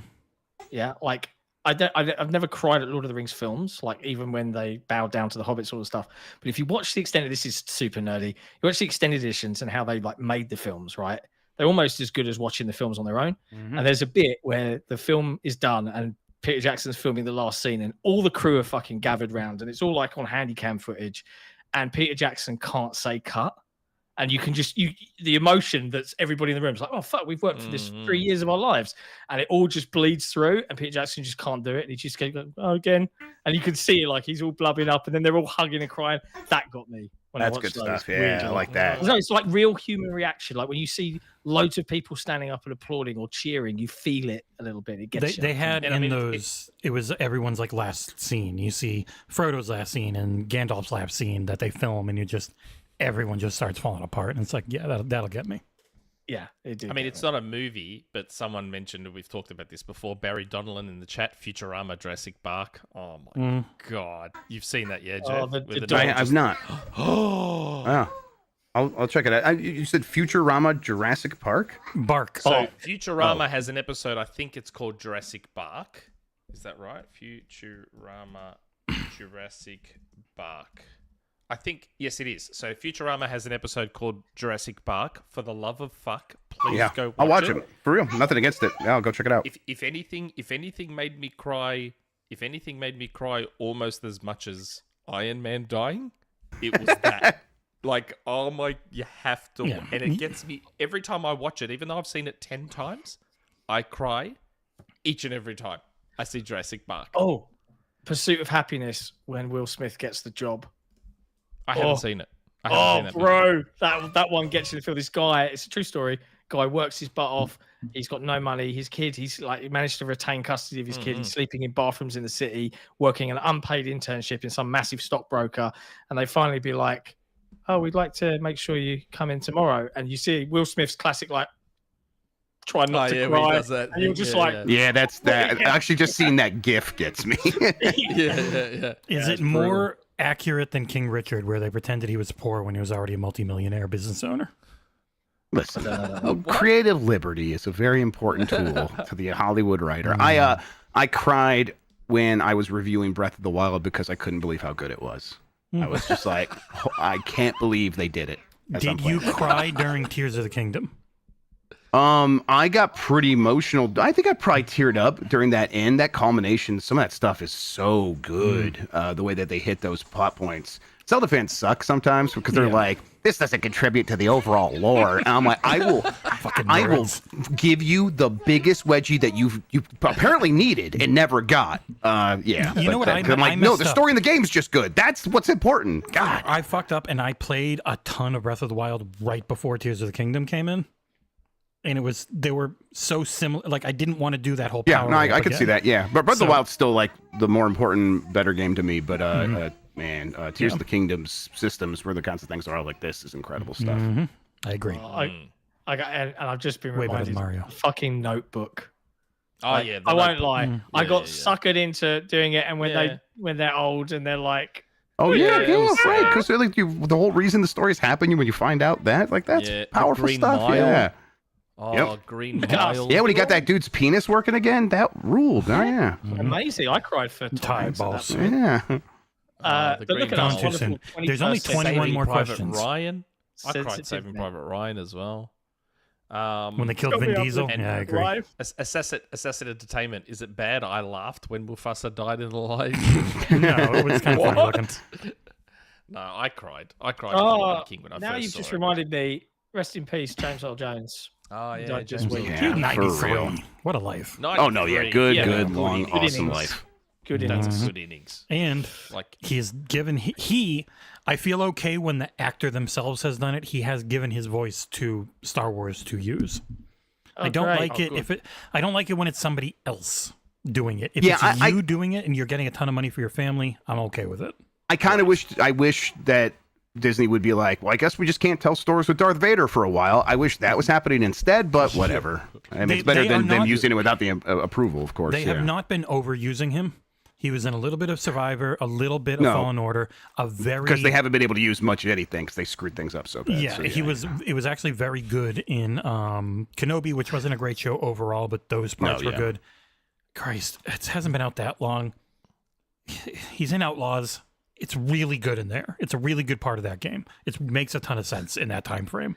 Like, if they keep using it correctly, cool. Otherwise, fuck off. Yep. Magnum goes, I cried when Concord got taken offline. I mean, who among us? Concord's not a Okay. bad game. That's why I feel bad for It's it. the first time you saw your father cry. Concord. Next question. My God, we're only up to the third question. There's 25 now- posts in this thread. Yeah, I know, but it's not all questions. I know. I'm trying to scare you. First time question from a patron, a new patron, SonicSVTFocus. Hello, gents. I've been a Patreon supporter for a bit, but first question here. In 2013, the PS4 came out at $399 US. In 2016, the PS4 Pro came out at $399 US, which is part of the reason I was happy to buy one. So the Pro was basically a later system with better performance for a similar price to help the system's life continue longer. With chip prices not dropping, that's different now. Instead of the PS5 Pro continuing the life of the system, it's now just a more expensive, more powerful option. The Pro is to the PS5 that the Series X is to the Series S. Kind of. Just a more powerful option at a higher price. Knowing that, why would Sony wait 4 years to release this system? Why wouldn't they release it years earlier when they saw chip prices weren't dropping, stopping the Pro from launching at a similar price to the PS5 launch price? It no longer feels like something to extend the generation. I know this is a rhetorical question, but I'd love to hear your thoughts. Yeah, that is an interesting question. The tech wasn't there, I don't think. They Yeah, I mean, needed right. anything Things to got to catch line up.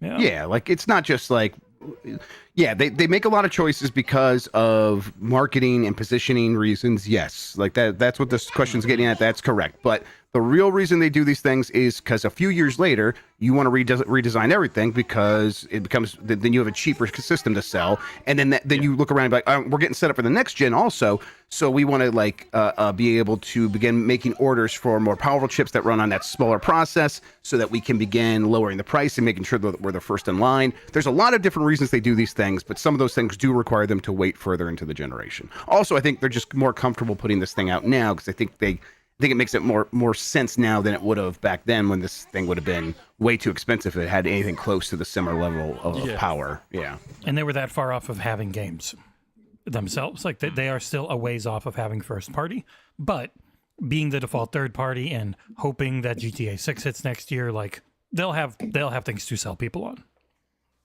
Yeah. Omen. Hi all. So Game Pass Standard is in full swing, and it seems like the most recent first-party game on that tier is Redfall. So based on that lag time, would you expect to see Starfield come to Game Pass Standard during the holiday season? Maybe. Mm-hmm. Maybe that's how they soften the blow. Part of the way they soften the blow of the PS5 announcement. Said, but hey, if you're Game Pass Standard tier, Starfield. I think they would maybe think about, okay, we're going to release Shattered Space. We want to get as much upsell on that. Maybe around then or shortly afterwards, get people to dive in. All few 100 of them that actually have standard. Exactly right. Yeah. Yeah. Right. I don't know if anyone is going to feel the presence of something like Starfield. It's probably not people who subscribe to standard. Those people just feel like they're subscribed to that as an afterthought. They would want Modern Warfare 3 or something there. That is the focus on things that still require you to play for multiplayer, which are not the free-to-play stuff. So it will be interesting to see when does stuff hit. Do we get an idea of what the formula is for when first parties go in? Because obviously Redfall is the only one from last year that's really over that. Minecraft Legends and stuff too. You look at the list of stuff that's not in, it is Starfield and beyond. Every day one game that's come out since Starfield is not in standard. So that, we know that's the start point. Yeah, that's definitely the line, yeah. When do things start coming? Be very interesting. Okay. PG2G. What do you guys think the PS5 Pro pricing means for the pricing of next-gen hardware from Sony and Microsoft?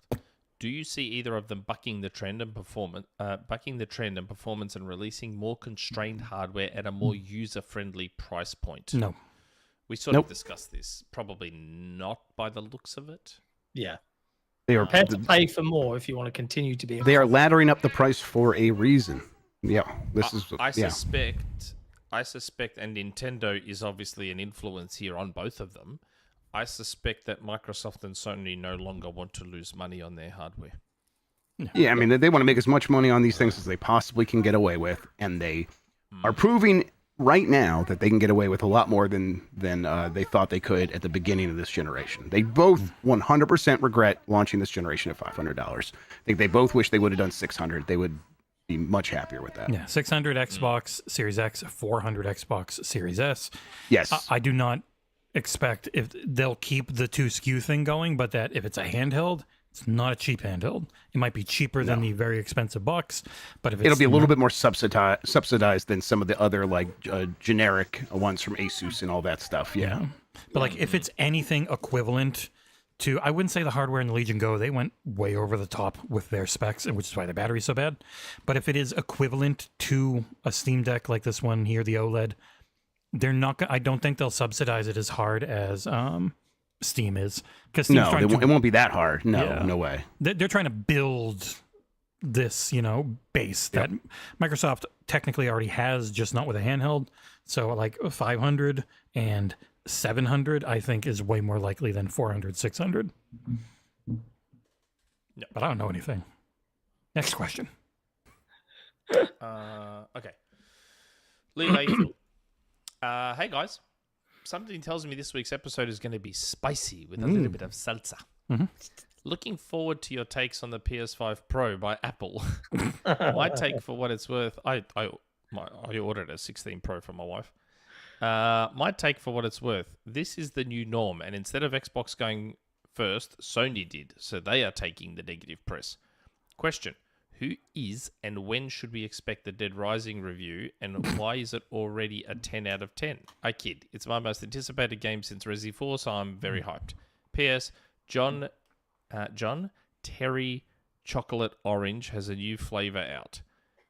Milk chocolate non-orange. It's all right. It's just in the shape of an if I'm orange. going to without get any a chocolate orange, That's heresy. I want it to be orange flavored. Yeah. And I can answer this question. It is being The queen reviewed. didn't die, so there wouldn't be orange in the chocolate milk. Right. Yeah. She died to delay Nintendo streams. That's right.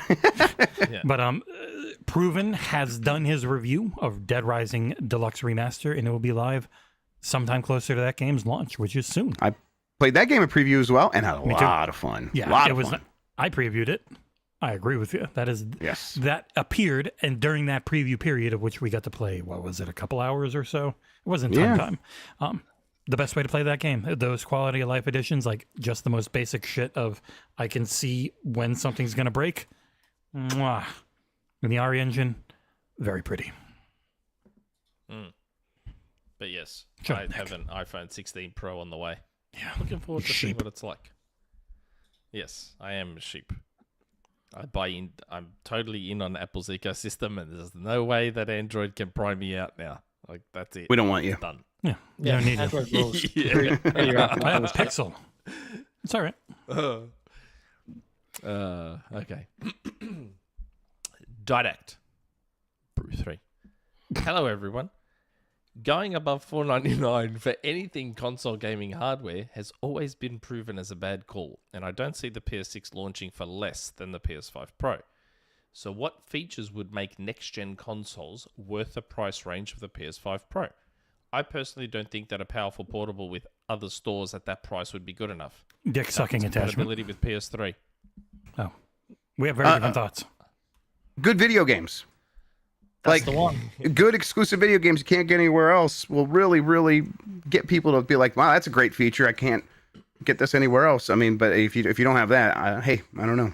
Or more in Jesse's theme, if you look at harddrive.net, they mentioned some sort of dildo attachment on the PS5 Pro for people to ride. Maybe that's your thing. I don't know. Guys just got to get used to Get it. fucked at the cash register, get fucked at home. It's Yeah, the best way absolutely. to call it. It is. There's no feeling like it. So I've been told. I'm Why telling would you, God if the put the button up PS6 there otherwise? Yeah, right. Exactly. That's what it's there for. If the PS6 is backwards compatible with everything, including PS3, We need an actual CD I'll be reader. there day one. It's still surprising to me they don't have a CD reader in the PS5. You can't read That is CDs. crazy. Yeah, That's crazy. nuts. Who uses That is CDs nuts. nowadays? Not But me. for me, it would be that. That was part of the reason I was all in on the PS3. Had that full backwards compatibility with PS1 and PS2. Well, they don't. It would be curious what work could they do, especially because there's so many companies that are just straight up gone. IP that's all weird and wacky. How could they get enough I don't on know, the digital but- storefronts for that? I had heard they're working on it, and I think even Jeff did. Oh yeah. No, I've heard that as well. I mean, I heard it would be out by now. So who knows what's happening? Yeah. Yeah. Do you think Maybe it it's there would for be PS6?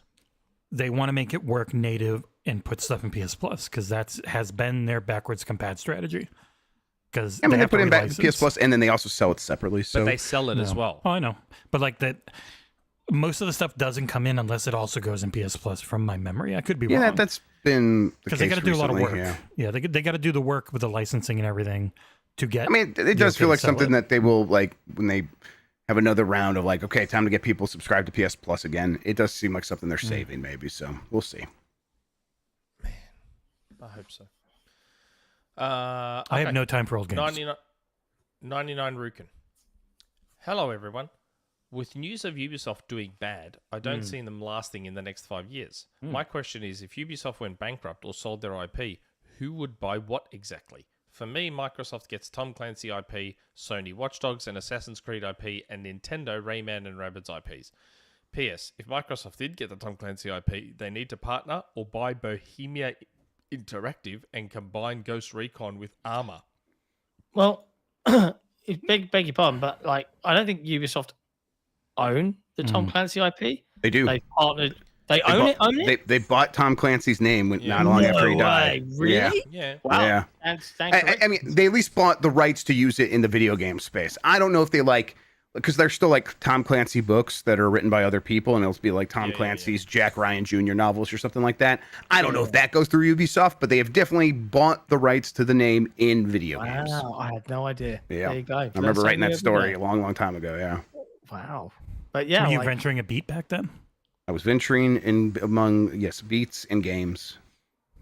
Yeah. But I don't know. I like. Would they sell off all their IP? I don't listen. It's not great at Ubisoft, but I don't think the answer is going to be a fire sale and shut the whole thing down. It would be like they would have to take on. Hey, guess what? Tencent now does own all of Ubisoft, and they're gonna have to rethink how they make games. But for all intents and purposes, for people on the outside, it'll mostly still be Ubisoft. This is not really. It just might be better run, which would be really Have weird. they laid anyone off Ubisoft? I don't recall reading Not like that big we've layoffs heard at lately. Ubisoft, which surprises me. You know, lately. yeah, I can't remember a recent one, but they have a lot of employees in like places where the labor laws are a little bit tougher than the United States. They fired 124 people roughly 1 year ago. Yeah. So it was a while ago. Okay. But it's also like if it's not a huge layoff and you're just cutting people. Oh, they cut people in. They cut 45 people last month. Oh, okay. okay. Just I don't want Microsoft to buy them. No, Microsoft. You're right. Microsoft just can't. That head count. No way. I cannot imagine they would want. They would have to be. It would have to be the kind of thing like what EA did after Riccatello, which is let the CEO walk away and then spend like 2 years like cutting down teams so that the thing is just completely nothing left except for the like lean game making machine, and then maybe someone comes in and buys them then. But that's such a nightmare to think about. It probably won't happen. We didn't have it in the news, but they just gave up and got rid of that runtime fee. Yep. At Unity. Yeah. Unity, yeah. I saw Major Nelson tweeted it.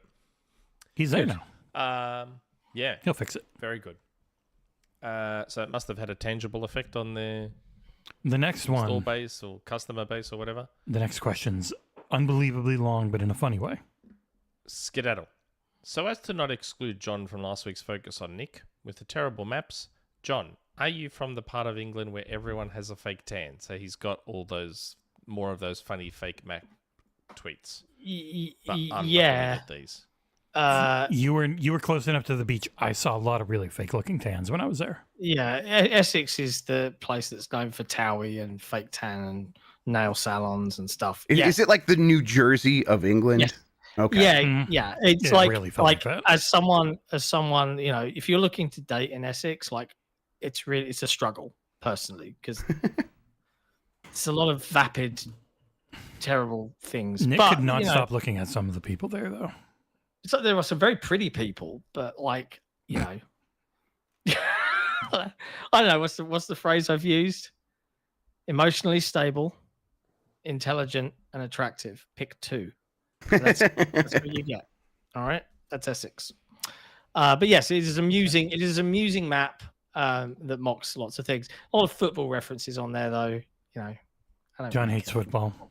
I hate- Next map. I hate- There's a lot more Yeah. maps. Carry on. Yes, carry on. obviously we can't have Jesse and Jeff Grubb feeling left out. So there's this map where soda is taking over America. Yeah. It's calling it- Coke. yeah. And there's now soda is like everything's soda. Yeah, I've never I heard. thought ice cream. Can I have some ice cream? Is that the joke there? So No. But I What thought is that America about always then? called it soda. I thought you always called it I soda. grew up in the I am Northeast. from the Midwest. I am from Michigan specifically, where they still call it pop. I have been bullied into calling it soda for a lot of my life now, but I've proudly gone back to calling it pop. If I'm feeling a little bit of shame, I'll say soda pop, but I'm gonna pop. yeah, I mean, it's these both are- words. It is both words. It's always been both words. It's soda pop. Like it's been both the whole time. These Yeah, maps are accurate. Having lived in the South now for a while, and I'm in the more And northern what's part of the with Coke? South. Just being They just down in called- that bottom right. everyone Coke is drank Coke. Coke. is made in Atlanta, and, which Yes. is weird because it's it looks like Georgia's still covered there. Yeah. So people down there just it is just Coke because it is mostly all just Coke. Coke. Yeah. Also, But like You- they you will order a they'll ask Pepsi, for they Coke wanna- and they will mean a Sprite. Like give me a Sprite Coke or something like that. Yeah. well, it's all made by Coca-Cola. They make all of them. They make Fanta. They It's make all They Sprite, even or, make- or it's all Coke, or it's all Pepsi. Wow, that's funny. What about that next one? Ice cream and ass cream. In Yeah. the South, it's ass cream. I can't get an ass. That's just their accent, but yes, that's right. An ice cream. Can I get an ass cream? Okay? I've always heard that like the Southern accent is actually if you just played the English accent in super slow mo. But there's a lot of accents in England, so I don't know what they're talking about there. Well, Yeah. also the Southern accent, I think, is actually it's Irish. Like Yeah, that it's- might be it's it. hundreds Maybe it's of years Irish. of people who were Irish who came down here, got worked to friggin' death. Because also the American accent is also supposedly what English people sounded like during Shakespeare's time. Yeah. Just me going, to be or not to be, I am from Ohio. But like, also England obviously has tons of different accents. Like you're Liverpoolian. Hello. Yeah. I love that. Ice cream and ass cream. There's more. ice cream. Ass cream. That's so good. Next map. US map according to Sri Lankan news channel. Texas is just all in the middle, California on the left, and then New York and Florida on the right. Yep. That's correct. I don't think anyone would be able to put a point Ohio. Well, Ohio maybe, but like Iowa, Nebraska, no way. They call it flyover country for a reason. It's a shitty reason, but there is a reason. Yep. Use of dang in the United States. It's the heat map. It's like all in the bottom right. Oh, damn. Dang. I also, side note, I found it absolutely adorable. Sorry, Soul Blazers. That Soul Blazers doesn't swear and just says flip. And it I know. honestly, I It suddenly actually realized, annoyed and I'm me. like, It oh, actually that's really annoyed me cute. after a while. I'm like, stop Oh, saying heck. flip and Oh, just flip. say fuck before Just I punch you in say the face. Like, If he says that, starting it means to your piss pants me are off. Yeah, it's beautiful. It's a lovely thing. Oh my god. The drunkest city in every state. Boulder, Gallup, Dallas, New Orleans, Tallahassee, Savannah. The one that Jeff would care about, East Lansing. Would you give that to Michigan? Yeah, Michigan State, they have to drink. Yeah, they got nothing else. And they got Yeah, Tallahassee Vegas. for Florida, which I think has got some huge schools. Like, Oh, yeah. That's like Yeah. FSU, right? I think, yeah. Which state What's is that Ohio? where it says all of them next to East Lansing? What state is that? Wisconsin, the land of beer. Oh, yeah. They just all they do is drink there. Yeah. What is? I can't read it. What is Ohio? Ohio is Cincinnati.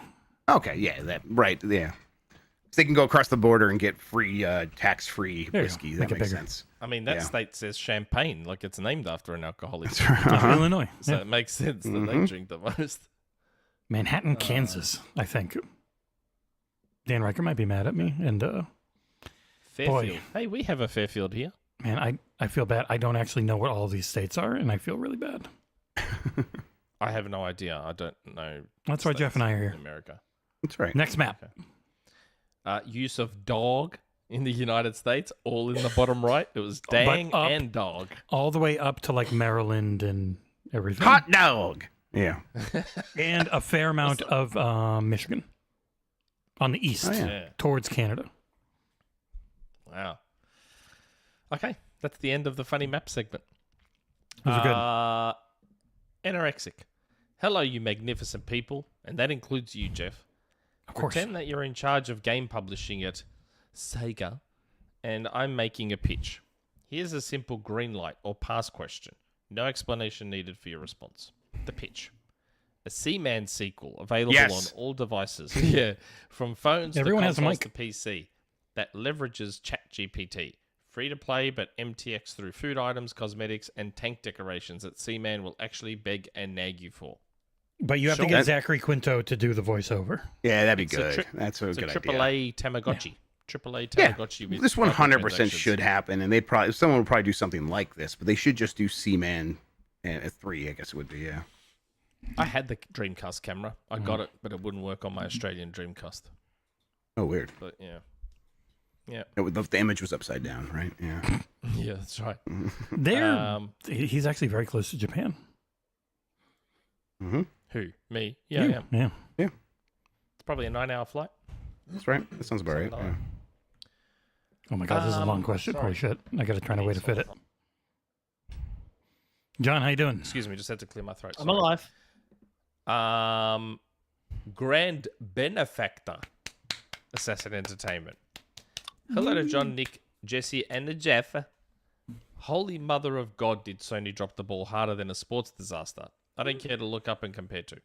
But of course, Microsoft just couldn't hold back their fetish for stepping on rakes just once. Either way, both Sony and Microsoft are getting a lot of well-deserved heat, while Nintendo just sits in the corner, getting ready for the Super Nintendo Switch reveal. If it's not called that, I'll be so disappointed in Nintendo. It has to be called that. Surely they call it the Super Nintendo Switch. Come on. I think they'd I be want 'em to, but I don't worried think so. about consumer confusion. Wii to Wii U, even if it's way better than Wii to Wii U, it has to be new feeling. I know, but it's Game Boy right Advance there. worked, so maybe if they could get, I don't know. Super Nintendo. Just the Switch it's 2. right there. Just the Switch 2.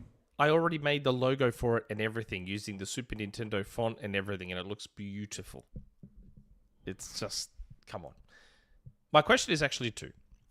With Microsoft wanting COD to increase Game Pass subscriptions, how exactly should they market it?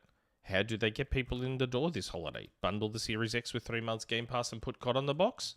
It's one way.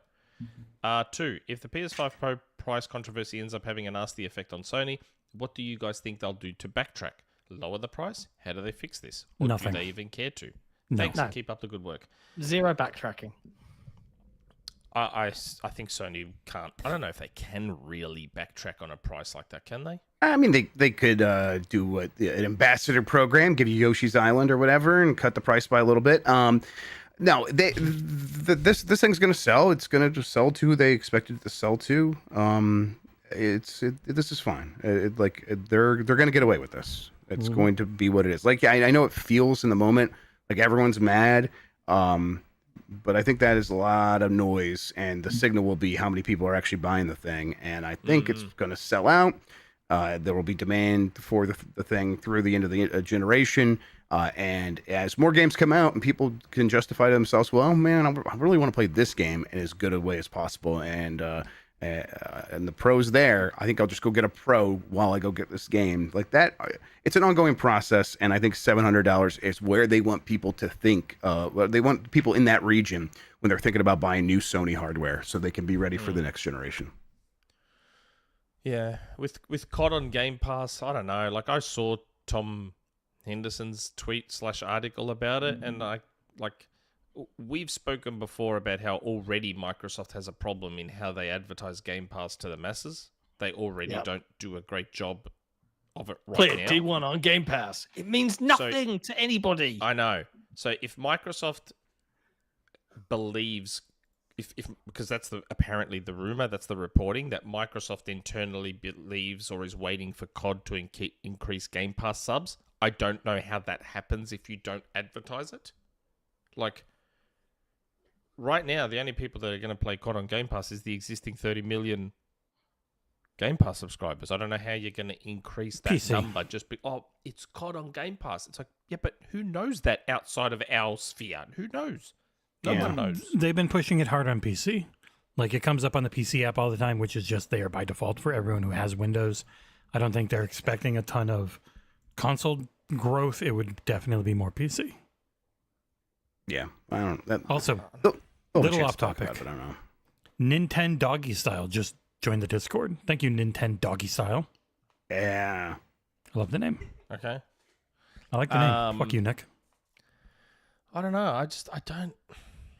Yeah, like they need to get that advertising out there. Like, let people know. Like, don't just hit us. We know. We already know COD's coming to Game Pass. We knew a year ago. Like, When's that game out? When's that game out?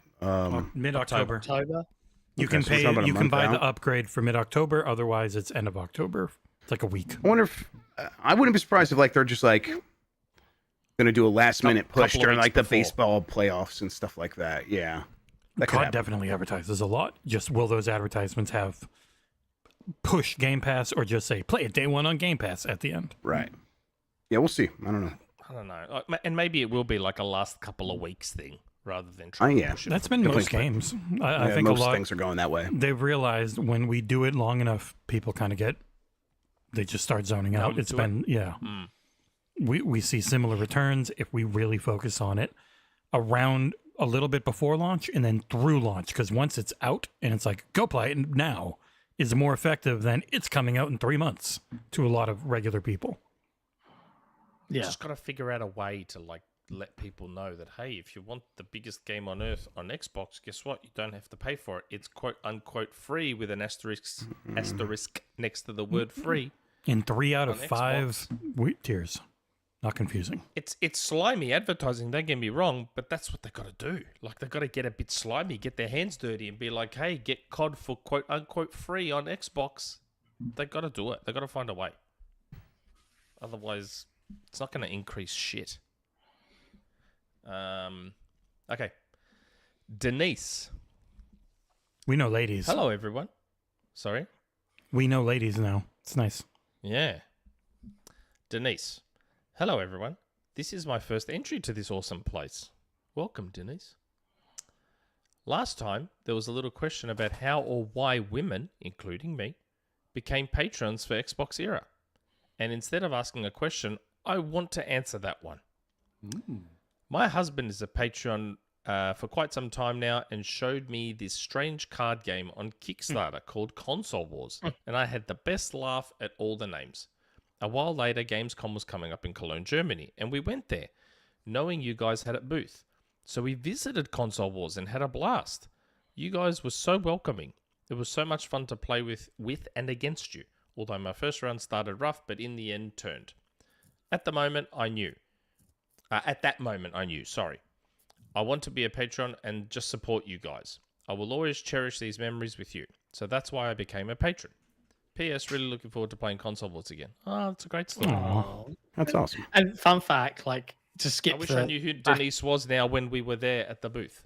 to answer that question, to skip the back and forth in this thread, I was like, wait, who are you? You know, like, and do you remember when I phoned you and I showed you the camera to a guy who was like, hey, Nick, Super Mario Odyssey is not a 10 out of 10. And that was it. Do you recall that? I think so. Yeah, that was vaguely, them. That was them. Yeah. Oh. It is a 10 out I of 10. do Don't worry. vaguely remember that, but your reception was so It was garbage a that bit I could rough, hardly yeah. see anything. I do Yeah. remember that though, but I just remember seeing fucking a blurry mess on my screen. I'm like, who is that supposed to be? I don't know. He came to be like, is Nick here? I want to tell him Super Mario Odyssey isn't a 10 out of 10. I was like, he's not, but I will ring him for you. So you can ring He's yourself. right. Super Mario Odyssey is not a 10 out of a 10. It's an 11 It's 11. out of 10.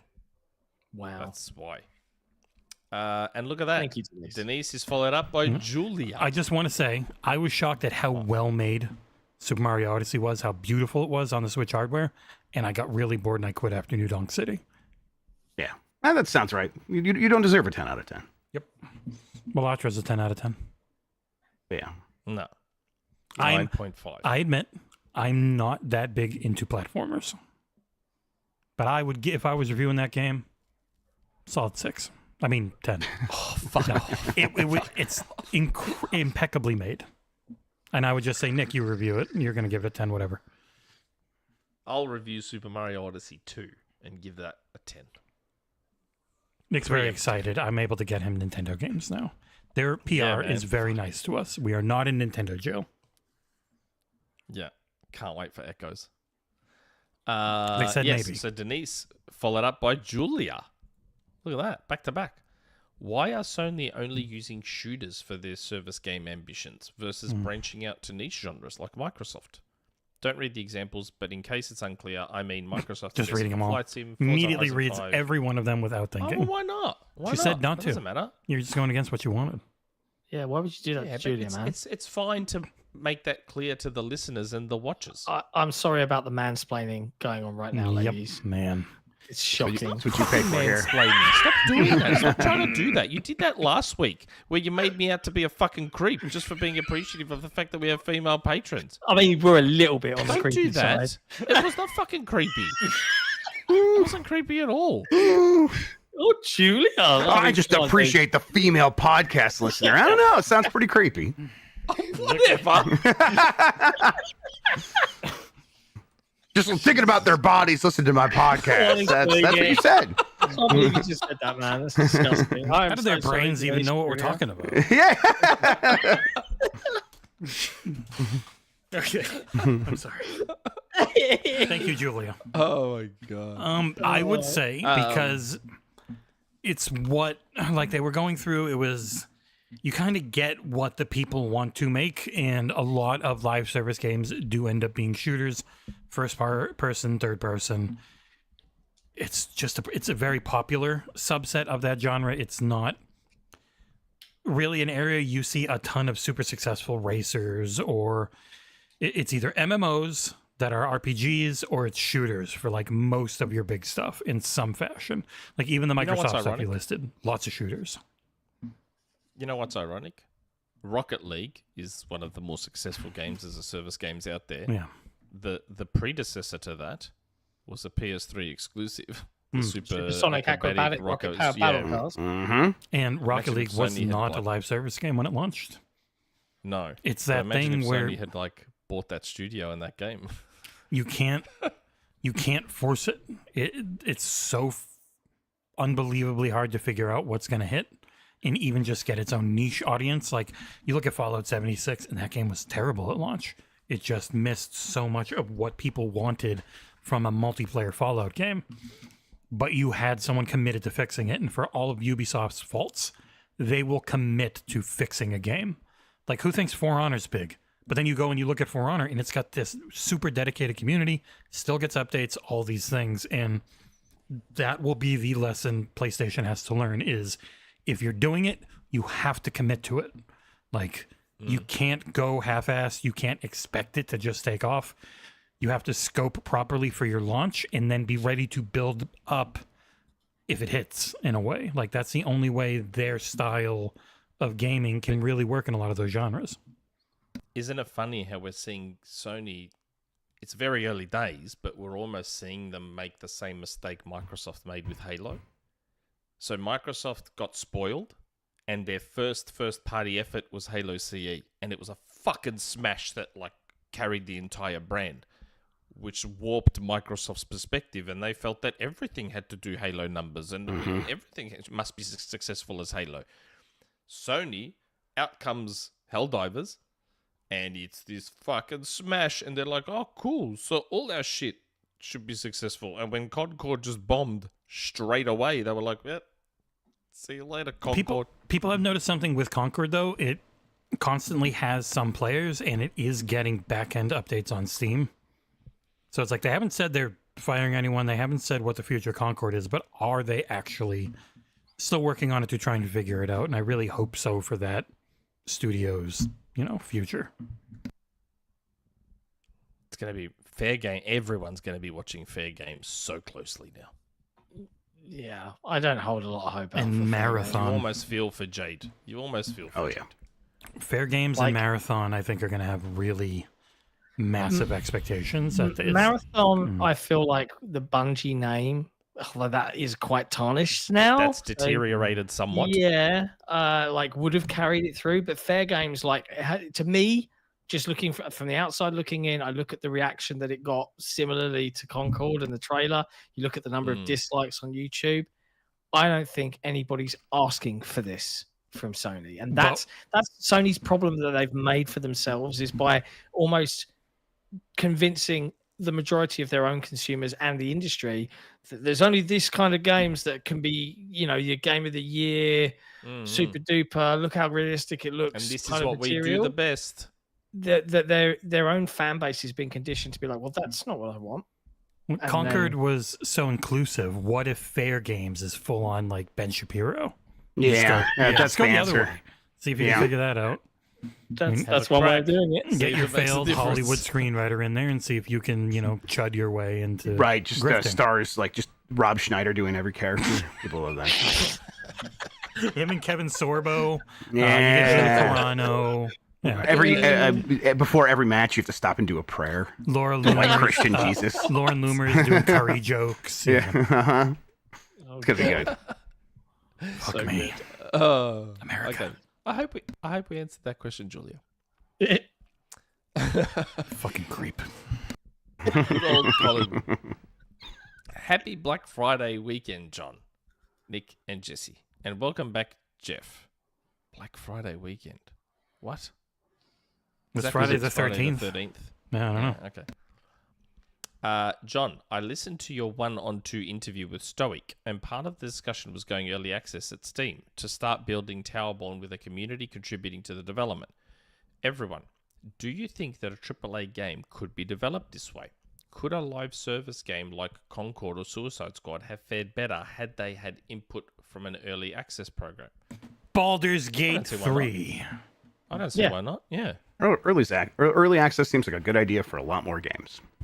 I know people don't like early access from like a weird perspective of like, well, I don't want to play it in early access. And I'm like, well, that's fine. Then just don't play it and ignore it. And then when it comes out like Baldur's Gate 3, play it then, and that's fine. It'll still be broken as shit, but boy, is it going to be fun. It'll have a lot more stuff in it. Work. Yeah. For a AAA game. And even like on the bigger indie side, you've got a Hades 2. I mean, which if it worked with incredible. Hades, it can work with anything, right? If it can make a game as good as Hades, it can make anything. Yep. And Hades 2 is amazing. As long as the approach is open and transparent and they do everything properly and they actually genuinely demonstrate that feedback matters. There was something I've been talking with Jeff about where that isn't the case, and it's extremely disappointing. Okay. Can't say anymore. Okay. Super chat. Yeah. So I thought we answered that quite well. Grand Benefactor Ass4ssin Entertainment. Jeff, Nate Dogg wants to know if you heard any more about your Fallout New Vegas 2 rumor from a couple of years ago. Also, Fair Games being about stealing from the rich while charging $800 for a console. The more I've heard was just that the early reporting I did was the stakeholders had a conversation about it. And isn't that fun and interesting? And wouldn't that be great if they actually followed through on it? And then I've heard like the conversation continued. Like, did that turn into people working on a game? I have no idea. At this point, who knows? Maybe, but I just heard they kept talking about it. And with how long games take, probably wouldn't hear a long time. Shut up, Nick. All right, next question. I have a DM about Fallout New Vegas 2. I forgot I had this from April. It's been sitting Am I hovering over mute? Yeah. What? Jeff's already mentioned it. Jeff's already mentioned it. I don't care. He's not Jeff Grubb of XboxEra, sadly. I wish he was. But he's already got another website on his shoulders. That's right. You and Jan. So I can't read this out. Jan's very handsome in person. What a head of hair. Oh, yeah. I didn't want to bother him at Gamescom, but I did see him. Like 6 times. I met Lexi and we both gave you the middle finger. Just know that's the way to do it. That was a middle finger of love because we know where the prostate, we know where it is. Thank you. Appreciate that. Why I'm an older fella. The one with Minotti was angrier. You got to message it to John, otherwise I just mute you. Yeah. I have so many DMs I forget I have. And 47PR loves us. So many. I don't want them to just hate us out of nowhere. That is the reason why. Yeah. Next question. Off air. I'll talk about it. Okay, SJ Dub. Hello, fellas. So, Xbox stepped on another rake. Just kidding. I don't really have a gaming question this week. Instead, my question is more mental health related. What do you guys like to do outside of video games to unwind and relax whenever you feel burnout, stressed, or overstimulated from life? Have a good one, SJ. Hiking. I like that question. I like to hike. Mm. Go for a walk in the woods usually. I'm in Florida. If I go outside, I get killed by heat Yeah, or I wouldn't do mosquitoes. Yeah. Really heavy metal, screaming fruitlessly into a pillow. No, I like to read, maybe play guitar a little bit. I only love my footy, so the 6 months that the footy's not on, I'm like lost. When the footy's not on, I'm completely lost for 6 months. I don't have a good so answer for this. My answer is literally it's all I do all day. I am lucky enough where I've got this wide breadth of genres. I like there's almost outside of like 4X and that's about it. 4X and mascot platformers. I'll play anything. And so that's what I do most of the day, and then I'll hang out with the missus and we'll watch streams or movies or TVs or stuff. But Rocket League's a sport yeah. for me. I just play Rocket League like I don't have anything else. If I'm not playing other video games, I'm playing Rocket League. Like it's literally just sport now. Like I was the for same me, way. It's almost when I was working, Yeah. Rocket League was my come home and just play a few matches game every time. yeah. It's almost social for me now. Like I jump on, me and Carlos and Jason play. We chat in party chat and talk shit. Sometimes we'll switch over to Fortnite. I think Towerborne could end up becoming that for me, especially if I play with John and other people and stuff. Like, it's just hard enough where you've got to really, there are times you have to work together. That was like Diablo 3 as well. There's just enough where you have to work together, but most of the time you can just shoot the shit, and that's my favorite type of co-op. I really think the future of a lot of games, and it's one of the biggest strengths of Game Pass, is co-op. Like, co-op is just so much more relaxing than PvP. Yep. People screaming for Sea of Thieves player versus the Helldivers. server. Yeah. Yeah, Helldivers sometimes can be a bit stressful. True, it's on the other end. But yeah, I agree with you, man. Like a bad or a mediocre game can become an almost good game just by the virtue of having friends to Redfall. share with. Yeah, for sure. Redfall for Redfall, me great was a Redfall. 7, but I played it and loved it so much with my wife that's why it ended up becoming like an 8.5, because we just put 30 hours into it in like 3 days and we fell in love because we loved playing through it. And I stand by that. All right, and good news. All Last the rest question. of it's chit chat. It's the last question. Last question. Justin Dudley. With the CEO from Sony saying this gem today, they didn't raise PS5 price in Japan. Rather, it changed PS5 price.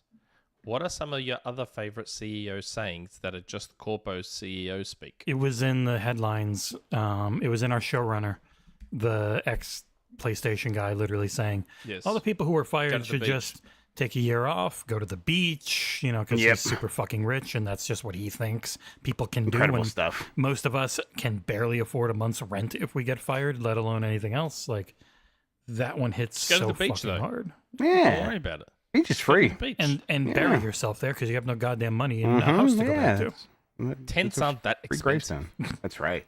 Tents aren't that doesn't love a expensive. horsefly? Just get a tent and go live on the beach. The sand is free. I liked when Jim Ryan called old games like bad. That was a fun one. Yeah. Yeah. No Yeah. one plays these. Why would anyone want to play this? Yeah, It was- that's a classic hit. Why can't my He women was behave a like dogs? CEO, but the guy that went, who would live there? From the Xbox One launch. He wasn't a CEO, but he was like, who would live there? Yeah. Referring to places with substandard Was it internet. Anamorph? Yes, that's him. Yeah. The one that wouldn't. The one that I think over time was fine, but the don't you guys have phones for the Diablo Immortal? Yeah. Mm-hmm. But also, like, in the end, they couldn't talk about Diablo 4 like people wanted them to. It was there and being worked on. In the moment, it sounded shitty, but I think over time, people have gotten used to it because Diablo Two Immortal is actually jobs pretty is a good. classic. You're going to Two want to work jobs. 2 jobs.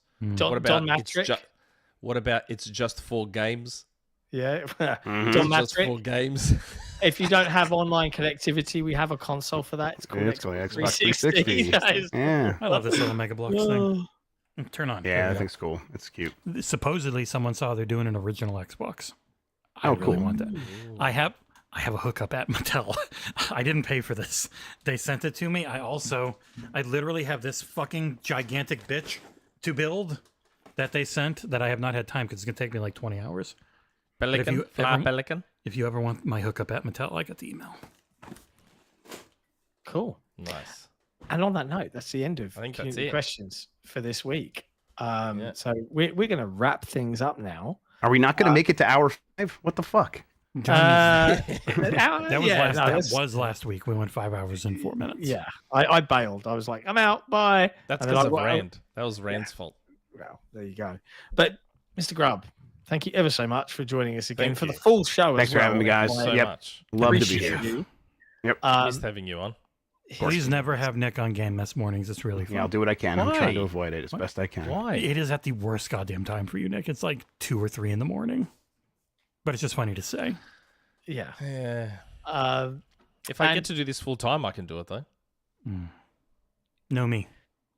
But we'll do Jeopardy.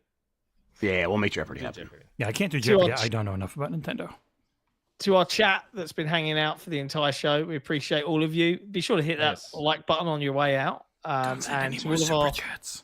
new patrons, we love you very much. Thank you for joining and supporting XboxEra. It is appreciated. If you enjoyed the show and you want to see us be able to do more of the kind of stuff that we actually like to do, like reviewing games, live streams, podcasts, etc., please head over to patreon.com/XboxEra, lest we turn into an SEO farm of hate and clickbait, because that would suck. We'll be back on Tuesday with headlines. This week coming up on There's so XboxEra.com. There's so much coming. Dead Rising Deluxe remaster thingy. I've got Plucky Prince of Squire. Prince of Persia, The Lost Crown, Mask of Darkness DLC review, Dragon Age, the Veilguard preview. I finally get to say it, even though you can just go look at IGNs and probably learn everything you fucking need to. And more. Deep breaths and more. We'll be back on Tuesday for headlines and Thursday, and of course Saturday for the podcast, which will still be at 11 p.m. my time, because daylight savings hasn't kicked in yet, and Nick doesn't love me enough to get up any earlier than this, and that's fine. Until then, No. stay safe, play video games, don't stress Wait, too where much. can we about all find this crap. Jeff? Can we? Nah, I'm on the internet. Everyone knows where Jeff Grubb is. Yeah, World famous giant bomb. It says it on their website. that's right there. Yeah, yeah. I'm- right. Videogames.com. Yeah, go to videogames.com, go to nuke.com. If you just go to search for Blight Club, go watch Blight Club. That's a good show. And you Like go to the what? Jeff Grubb's Game Mess on Patreon. Yeah, Jeff Grubb's you get Game some Mess. good shit. Yeah, I'm in that server. I don't pay a patreon.com/gamers. penny. They just gave me access, and it's a lot Yeah. of fun. You can hang out there. Unfortunately, people can't shut the fuck up, so Industry Secrets isn't as good as it used to be. But Nah, it still, can't be. that Discord, one of my Good favorites. time. Yep, And 3 months from now, Grubsmas. that's right. Ooh, Not boy. long now. Yeah. You'll be Can't here wait. before you know. You know it. what I was thinking? Jeff and Nick, big. Me and John, little tiny squares. Little There tiny you go. dots. Like nipples. Are we Yeah. even allowed to Or- come? Yes. Yeah, I'm not allowed to actually be there, Yeah, that's Jess. right. Like you get to be there because they don't. Nick doesn't want to do any producing, so he'll just rely on you to do it. But he wouldn't even let me come on the show. No. You get a night off. I That's mean, the you're the tradition. one who's been whinging about it being too late. So Yeah, enjoy your yeah. day off. That's true. I will. We cancelled like last year. We made up for it, so we had both you and Mike on. That's Didn't we? right. Yeah, That we had sounds right. before. Yeah. So that was like a special thing, and then this year we'll go back to normal. There you go. I do I'm really fine with like it. Mike being on, though. Yeah, I like that's Jeff a little better. Don't tell Mike Mike. was I'm good. sorry, Mike. We Mike was caught right. up at Mike was Gamescom. It taller in good. person than I thought. He was about my height almost. Yep. I he's was still 5'11". taller than him though. I was still a little bit taller than him. Yeah, I was a little taller. I'm just trying to let Jeff go because he's been here. A Shut long up. time. You want to go to sleep. I You did leave. get yelled at a couple times so far, so we'll see what Yeah, happens. Oh, never mind. Love you, Jeff. Big thank you, everyone. We'll see you next time. Thanks, boys. Ciao for Ciao now. for now. I guess I'll hit the button. I don't want to go. Yeah, we gotta go. Come on.